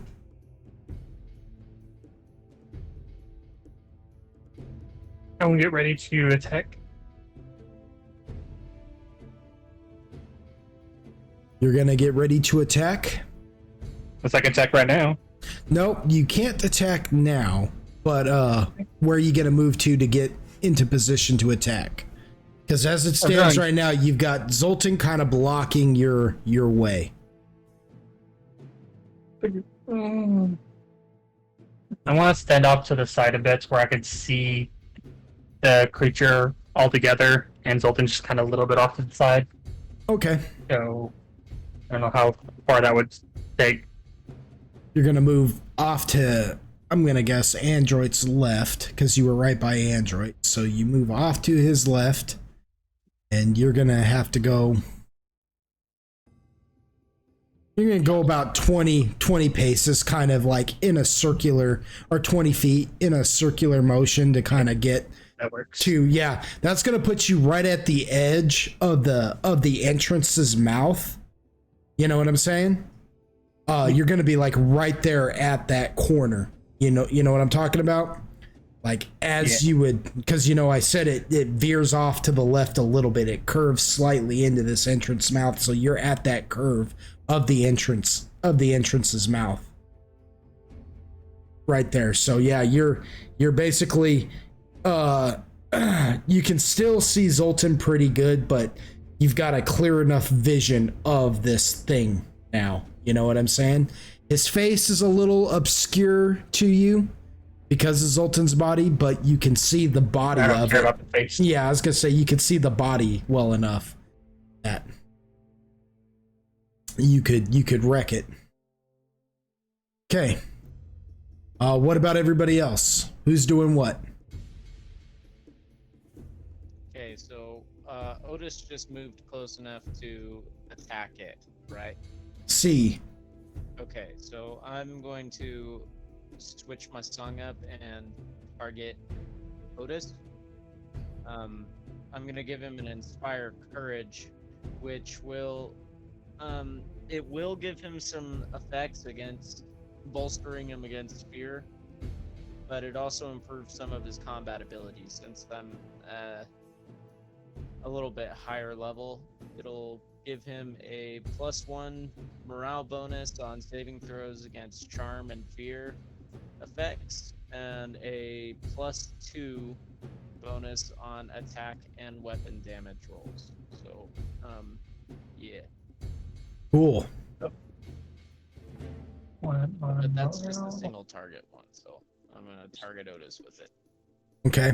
And because the Inspire Greatness lingers for 5 rounds after, so you guys still have that Inspired Greatness, Zoltan and you, Quill. And now, Otis, you have Inspire Courage. Heck yeah. So what's that song sound like, Android?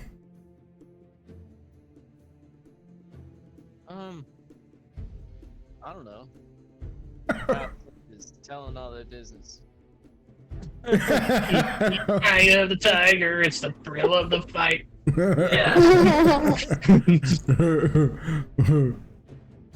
Fair enough. Fair enough. All right. He just starts beatboxing furiously. Wicka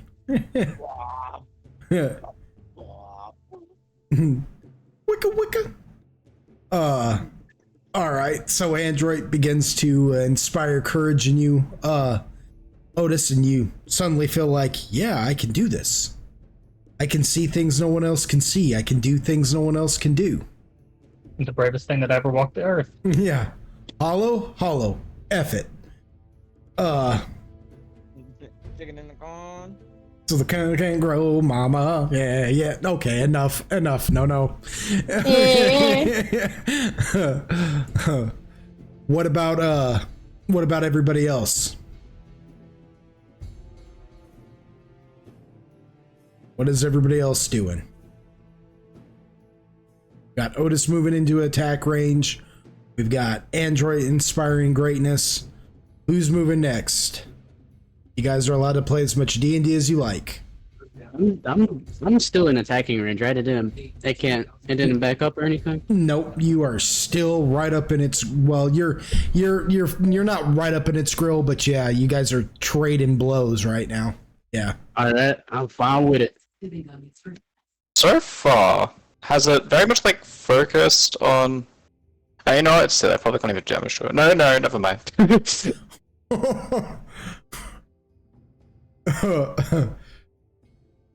Crow's like, no. Yeah, no. I got lucky that last time. I'm not. Yeah, can't be Yeah. That's why when I said 53 points of psychic damage, I was like, Crow might be dead. I might have accidentally just killed him.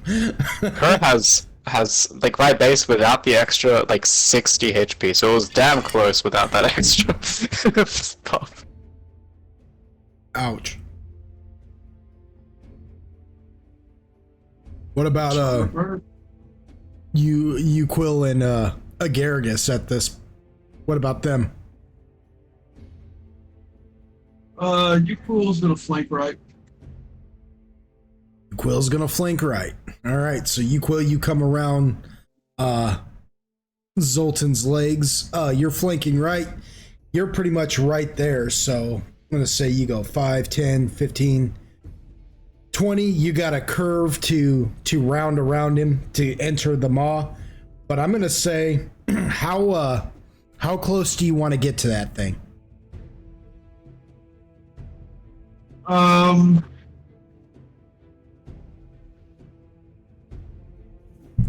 30 will put you at a distance. 40 will put you right up on him, basically.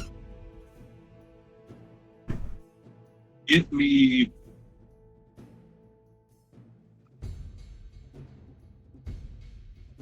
Let's do 30 for now. Okay, so you come around. So like you're basically like 10 feet away from Zoltan's front paw.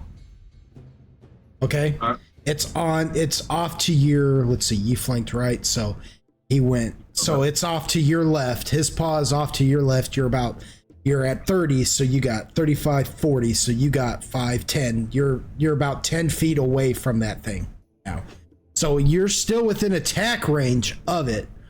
However, you know, you're, yeah, exactly, you've got ranged attacks that you can do on it. Exactly, it's an attack range of me. Exactly.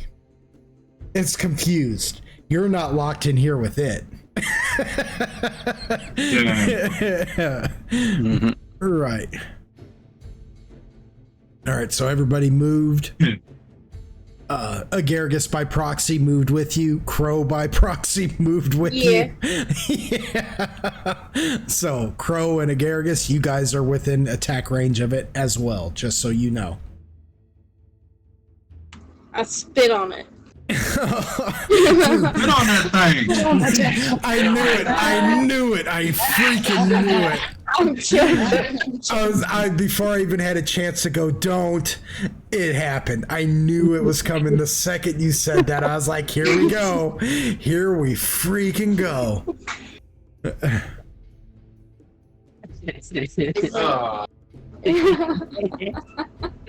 Wow. For heaven's sakes. Okay. Doesn't expired. So y'all want to buy some Bitcoin? No. Okay. Actually.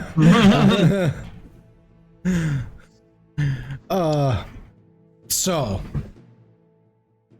that's your guys' moves. Is this psychic damage prone to, or is it affected by fucking magic resistance?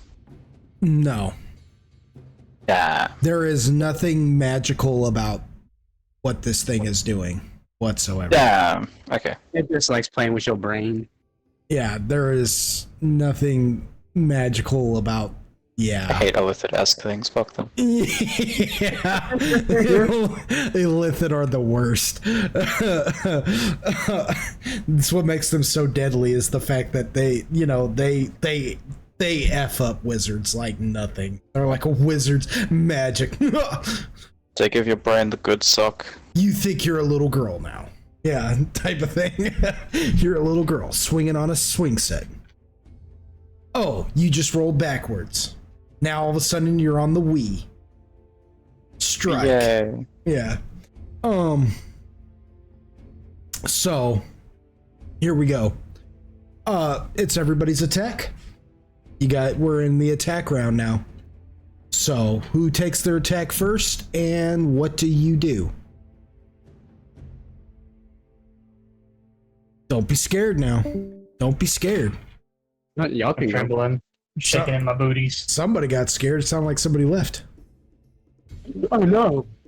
Oh, It was our buff machine. Again. Not again.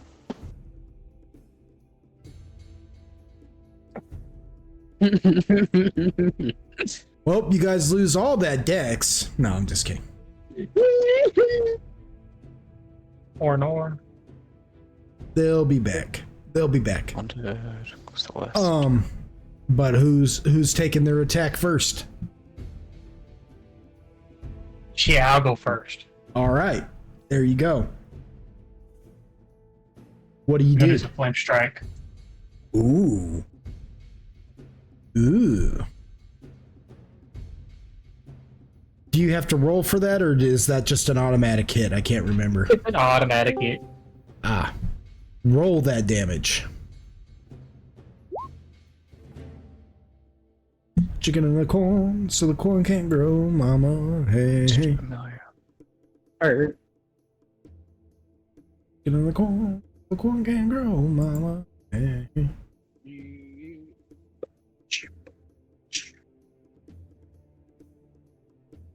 Okay. For 55. I won't make you say a prayer every time you attack, Otis. Good, because Mike is it's gonna be some stupid shit like it usually is. You're like burning down the house. That's the prayer right there. You know? Nice. No, kill it with fire.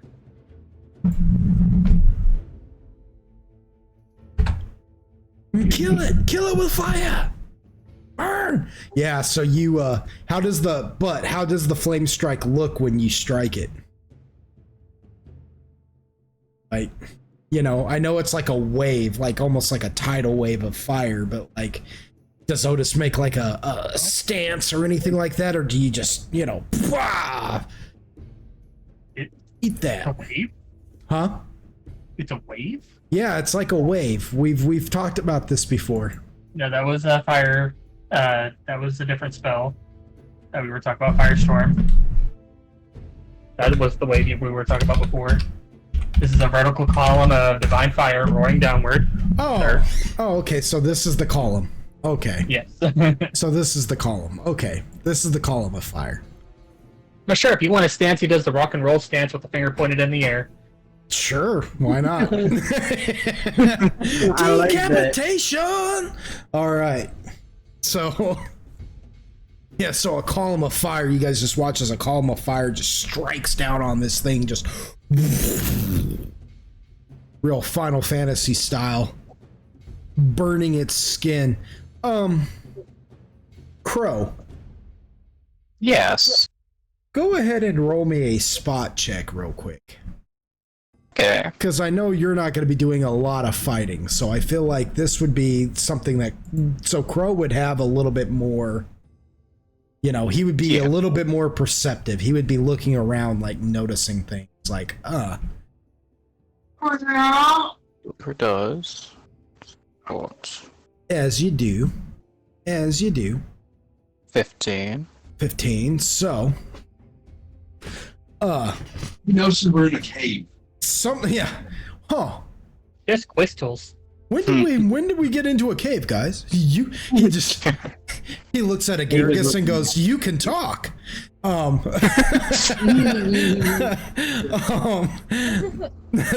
but That's a mushroom. you watch that column of fire hit this thing, and like something is starting to click in your mind. Yeah. You're like, huh. Because Crow is pretty versed in the arcane arts, you know? Oh, yeah. And like you're kind of playing something back in your head now. You're like paying attention to, like, you're now thinking about the fact, you know, you just watched Zoltan's muck elemental fight it as well, but you couldn't get like a good shot of that per se because you were standing behind him. And now you're watching Otis, though, hit it with like a column of fire, and something about that just didn't seem right. Something's off about that. Doesn't look like it was particularly hot. Roll me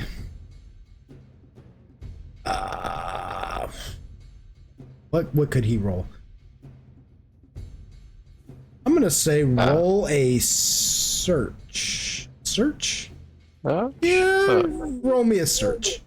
We're gonna have you roll a search. You're searching your mind. Why not? Oh, is that what we're going with? Yep, that's what we're going with.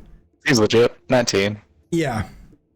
You get to thinking about it and you're like, yeah, that's what it is. That should have hurt him a lot more than it did. Specifically the fire. Just whatever it was, it seemed to tank that shot pretty freaking effectively. You don't know if it's specifically fire or what. It just kind of it did damage for sure. It reacted to it when that column of fire hit it. It slapped it and it took it and it kind of screeched a little bit, but it's not. It doesn't look singed at all. That makes it better because Otis is fucking disturbed. Okay, yeah, cool. Yeah. Let me put it. Yeah, it doesn't look singed at all. Its body still looks kind of pristine, and you know that.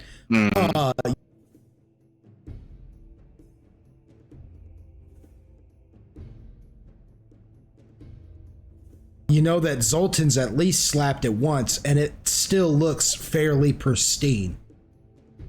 Okay. It looks like it's taking damage. It looks like the damage hurts it a little bit, but it doesn't seem to. But its body's still that shiny, pinkish, purple, glistening. You know. Yeah, Crow says so. It says small one. Whatever you just did was not particularly effective to it. Note that for future attacks.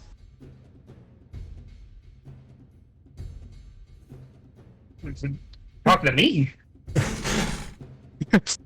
It's just looking at you, sort of thing. I was gonna be like, no shit, it didn't do much. I mean, it's still standing. It doesn't really get what you mean. I mean, it has a sort of immunity resistance, perhaps. Oh. You I'm think not you sure could, what it help was, us but figure out? I'm thinking on it. So I think I could do to try and like pinpoint what went wrong. Just I'm gonna say that you guys had that conversation. yeah. I'm gonna ask, is Uquill paying attention to this conversation happening? I mean, considering that like you guys are so close in proximity of each other, Uquill, would Uquill be listening to that, hearing what Crow's yelling over at Otis, or is Uquill not paying any attention at all? He probably like, I wouldn't say has like a vested interest, but like the crow squawking probably got his attention to a certain degree. You know, he's like, what is that fucking thing yapping about in the middle of this bullshit?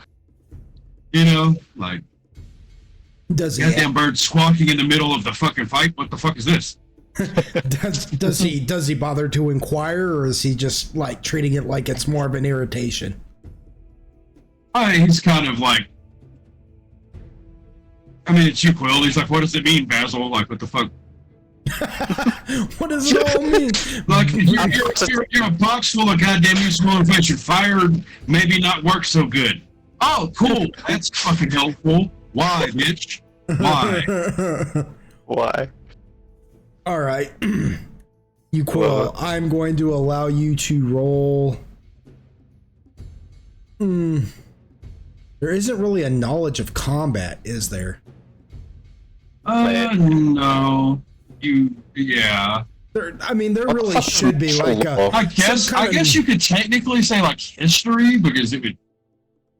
You know what I mean? It's technically history. That's combat is the study. Well, the study of combat is learning through history, right? Yeah. Okay. Yeah, I'll go with that. Fair enough. You convinced me. I'll let you roll a knowledge of history to see if you can determine that. That's diplomacy skills. Pro Yeah, is not. Low key is the highest stat. So like you're like, what does that all mean, Basil? Type of thing. Like you're just kind of like, what the, like the damage, the fire doesn't, but Crow's not combat oriented, so Crow's just kind of like, I mean, it means what it means. You know what I'm saying? Yeah. Like he's not combat minded. He just knows that this thing doesn't look like it's hurt when it should. From an arcane perspective. Yeah, like it should. It should look like it's hurt, but it doesn't. And that I'm not gonna say you 100% you Quill managed to pluck the kernel of truth out of that, but that does stick like a thorn in your mind.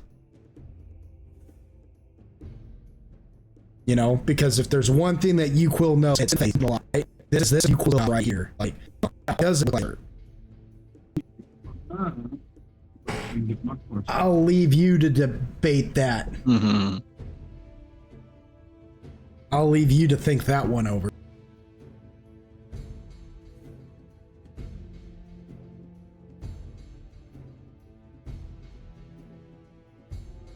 For a minute.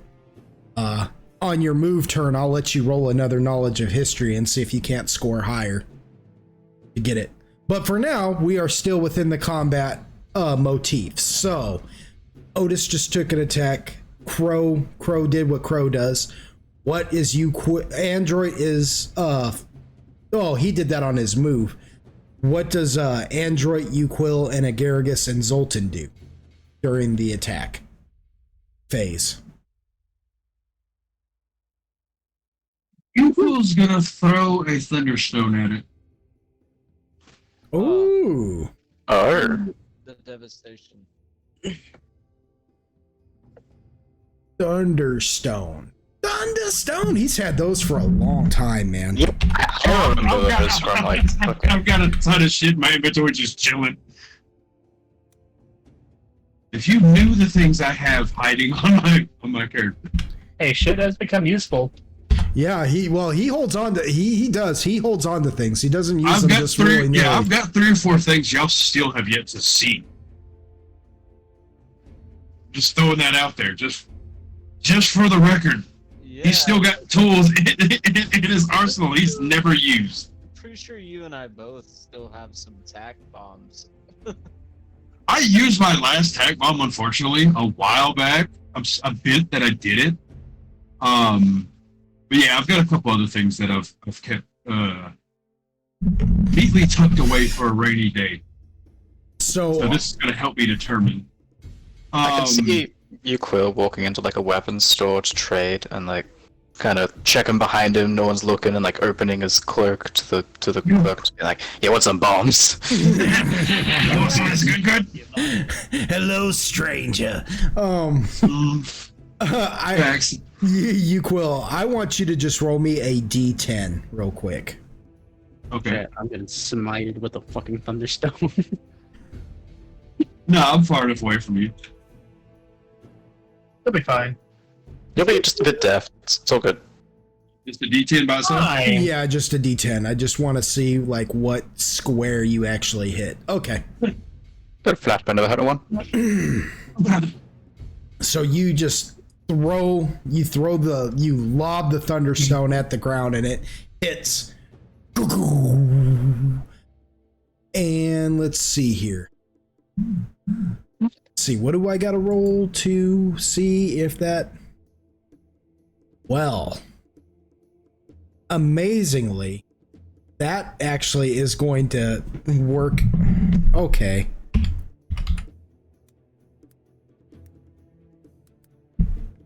That is a fortitude save.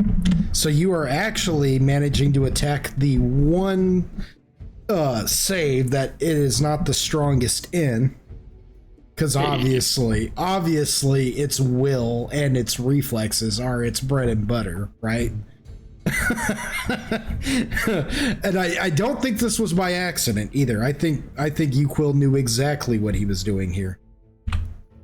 Well, I actually had an idea of, like, you've been describing it, and I'm like, crystals, things that go boom. Yeah. Oh, I see. So are you trying to shatter crystals too? Is that what you're? Well, like his mindset was like, fire didn't hurt it. What else do we have in there? That's the only explosive he has. So his brain is automatically thinking like, okay, I'm not gonna go up and like hack at it at this very second with this bait kaiju battle going on, but we can see if physical damage kind of works. Well, it does become deafen, and I'll tell you what. Roll me a D100. Roll me a D100. That's never good. It's always good.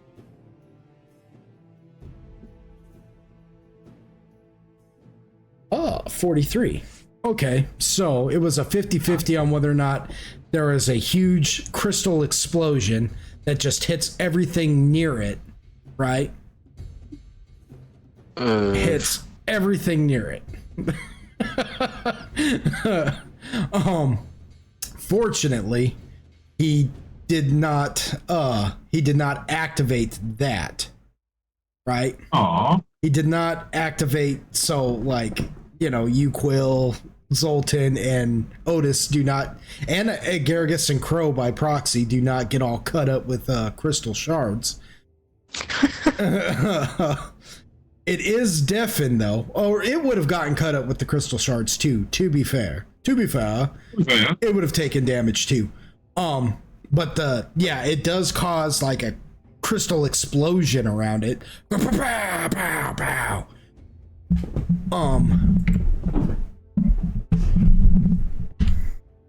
Yeah. So, it is deafened now, completely. Which, yeah, that is going to bother it. Ew. Huh. Quite a bit, actually. That is going to affect it quite a bit. That's going to have repercussions on it that you guys aren't even aware of. So so it kind of starts like screeching for a minute and whipping around all wildly, like, smacking against like some of the cavern walls now, the tunnel walls, just slapping against it, whipping around, just wild. Think of like a fire hose that has nobody to try and stop it, the amount of water pressure coming out of that and how it just whips around. That's basically what it's doing for a minute, just looking all kinds of crazed.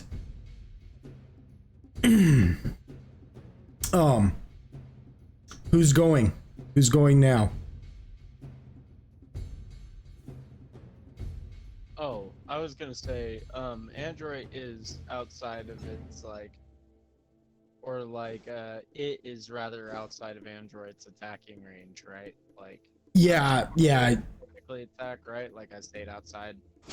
Yeah, like you got Zoltan like directly in front of you or almost directly in front of you, and then you got Otis over to your left.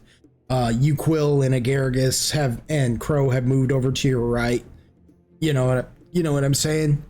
You're kind of the only one. You're kind of sitting catty corner to this because again, this entrance does veer off to the left ever so slightly. So it's kind of like a catty corner POV, but yeah, like you could see the thing because it's so huge. But taking a shot at it, you could just because now that you Quill has moved out of your way, you can see between Zoltan's legs, and you can see its body. So you could take like a ranged shot at it if you wanted to, or like shoot some kind of magic or something at it. It's just unless it's an automatic hit of a sort, should you miss, you have to roll and see if you hit Zoltan instead. Right. Okay. I'm going to sit on it for one more turn before I move in and get to the melee range. Alrighty.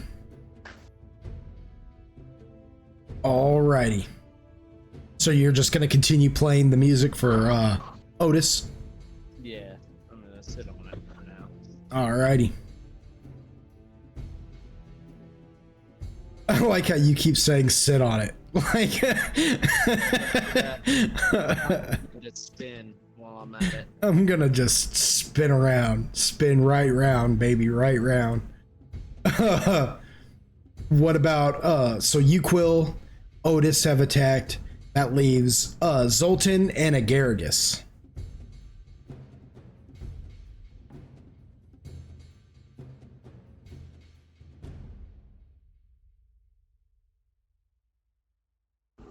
Hey, Garrus just wants to do his Spore Burst. Another Spore Burst. Okay, roll a range touch. But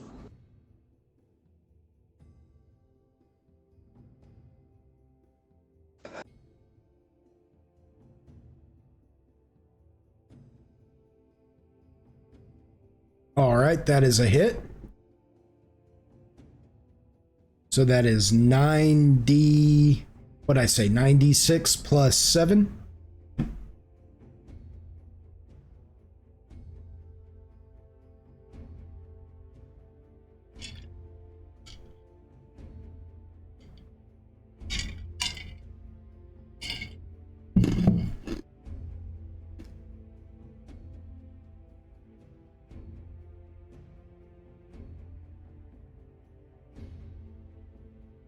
Ooh.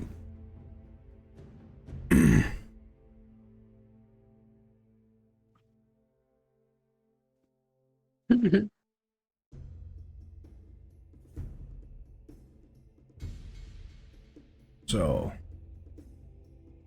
okay, Agaragis, you once again you sneeze and encompass its face, and it's just going crazy now, just slapping its head against the wall, the ceiling, just bam, bam.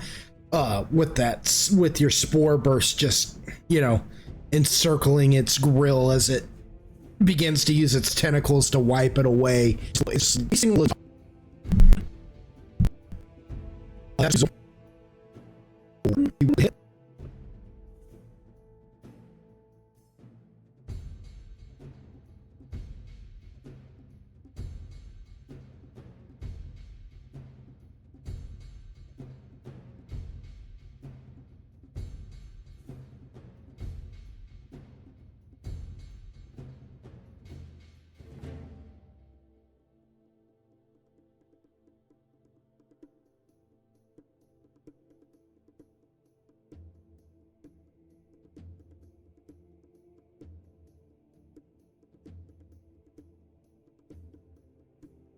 Still do the +3, correct? Yes, you still have +3 damage. Yep.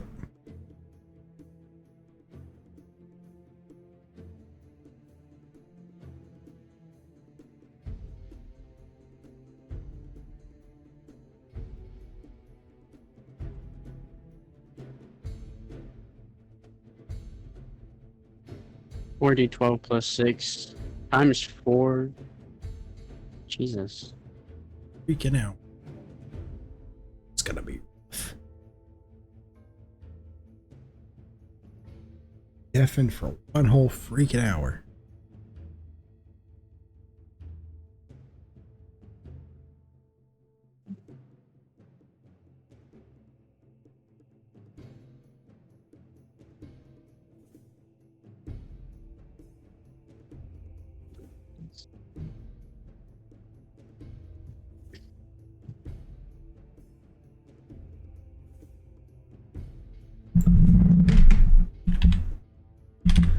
Oh, no. Yeah. It would be, let's see.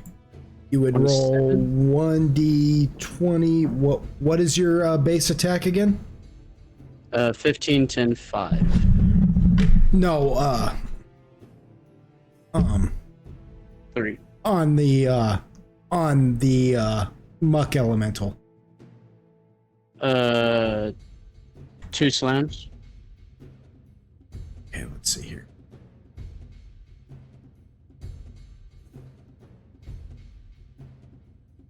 Slams plus 32. 32. Okay. That's what I'm looking for, is the 32. Oh, yeah. My fault. No, you're fine. 27 and then 22. So awesome. That's a miss. Darn.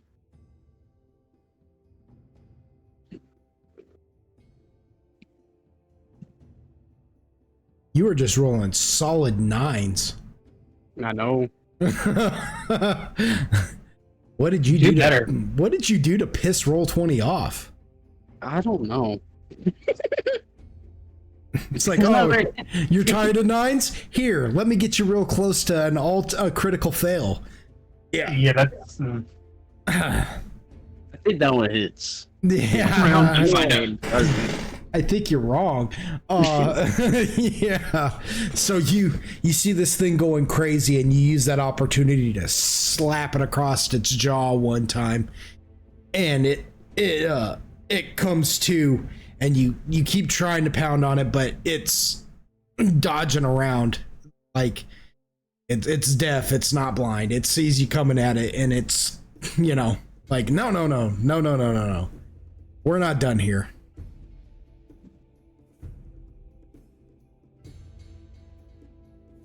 Yep. And that's your guys' attacks. It is time for the Neolithid. And then, yeah. So, to be fair, it wouldn't know. So we're going to give it a shot.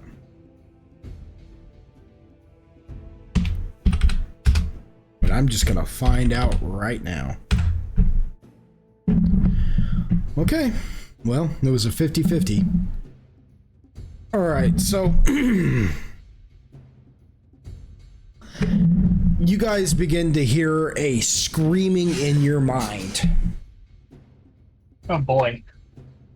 And at first it seems like you're going to have to try and fortify yourself against it once again, because it feels like it's doing another one of its mind attacks. But then it's like it's screeching, and then it just kind of goes like it just hit puberty. It's trying to hit this high note, and then all of a sudden its voice just cracks and goes and just weakens. And this just infuriates it beyond belief. Beyond belief. It's it's almost like it's having trouble pinpointing exactly what it wants to do. Now I've got to roll something else. One more thing. Okay.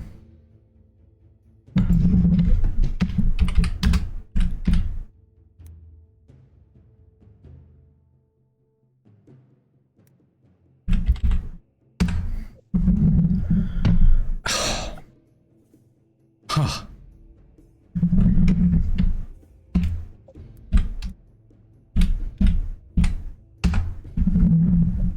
Okay, so earlier, who picked 5 out of the when I was having everybody pick numbers? I know Zoltan was 6. I believe that was Andrew. Android picked 5. Android, roll me a will save.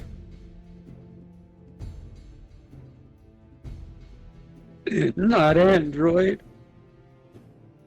Sanctuary. This is like an attack. That's good. Yeah, Sanctuary. It's all good. He does have Sanctuary, doesn't he? So it's got to roll a will, correct? Yes. Okay. Oh, man. Otis.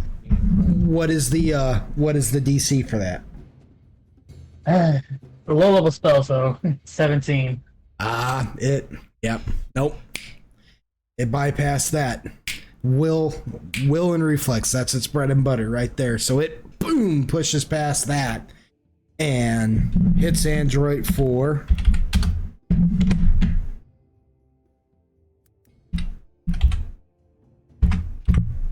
85 points of damage. good grief. Did I roll that right? Did I? Yeah, I sure did. That's No, you didn't. Double check. yeah, I did. That is 70 points of damage, Andrew. Oh my god. Dang it. Of psychic damage. Just boom. You're like playing your music like, I of the tiger or whatever, and then all of a sudden it just feels like a brick just slaps you on the brain, just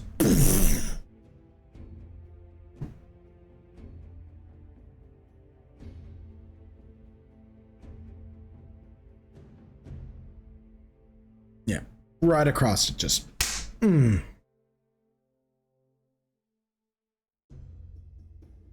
F's in the chat. yeah. That probably hurt pretty good, didn't it? Oh, no, I'm good. All right. Well, Fortunately, I don't think I can cast that at a higher level. I don't know.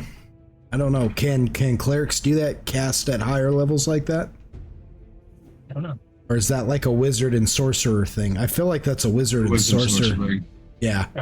They can do cure at higher levels, but I think that's something they can trade. Oh yeah, they can Okay. spontaneously cast. That's right. Spontaneously cast cure For your skills. Yeah. Yeah, it's like druids can summon monster at a higher level in exchange for a high level. Yeah. But as far as I know, they can't like upcast things. Yep. Oh, sorry, Andrew. I tried. No, you're good. Yeah, it'd be like Sanctuary, 3 or some shit. Yeah, yeah. I cast Sanctuary at level 9. Poof. But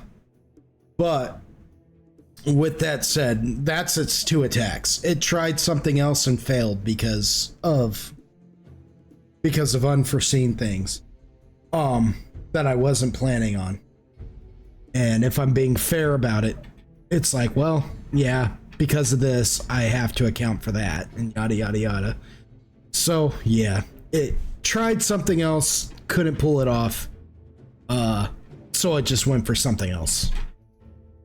With that said, though, it is about that time, y'all. We're not gonna be able to. We're not gonna be able to finish this fight tonight. It's just not gonna happen. It is just not gonna happen. If I thought I would definitely for it, but What do you mean? we're not. We're not close to the end. So how much health has I got left?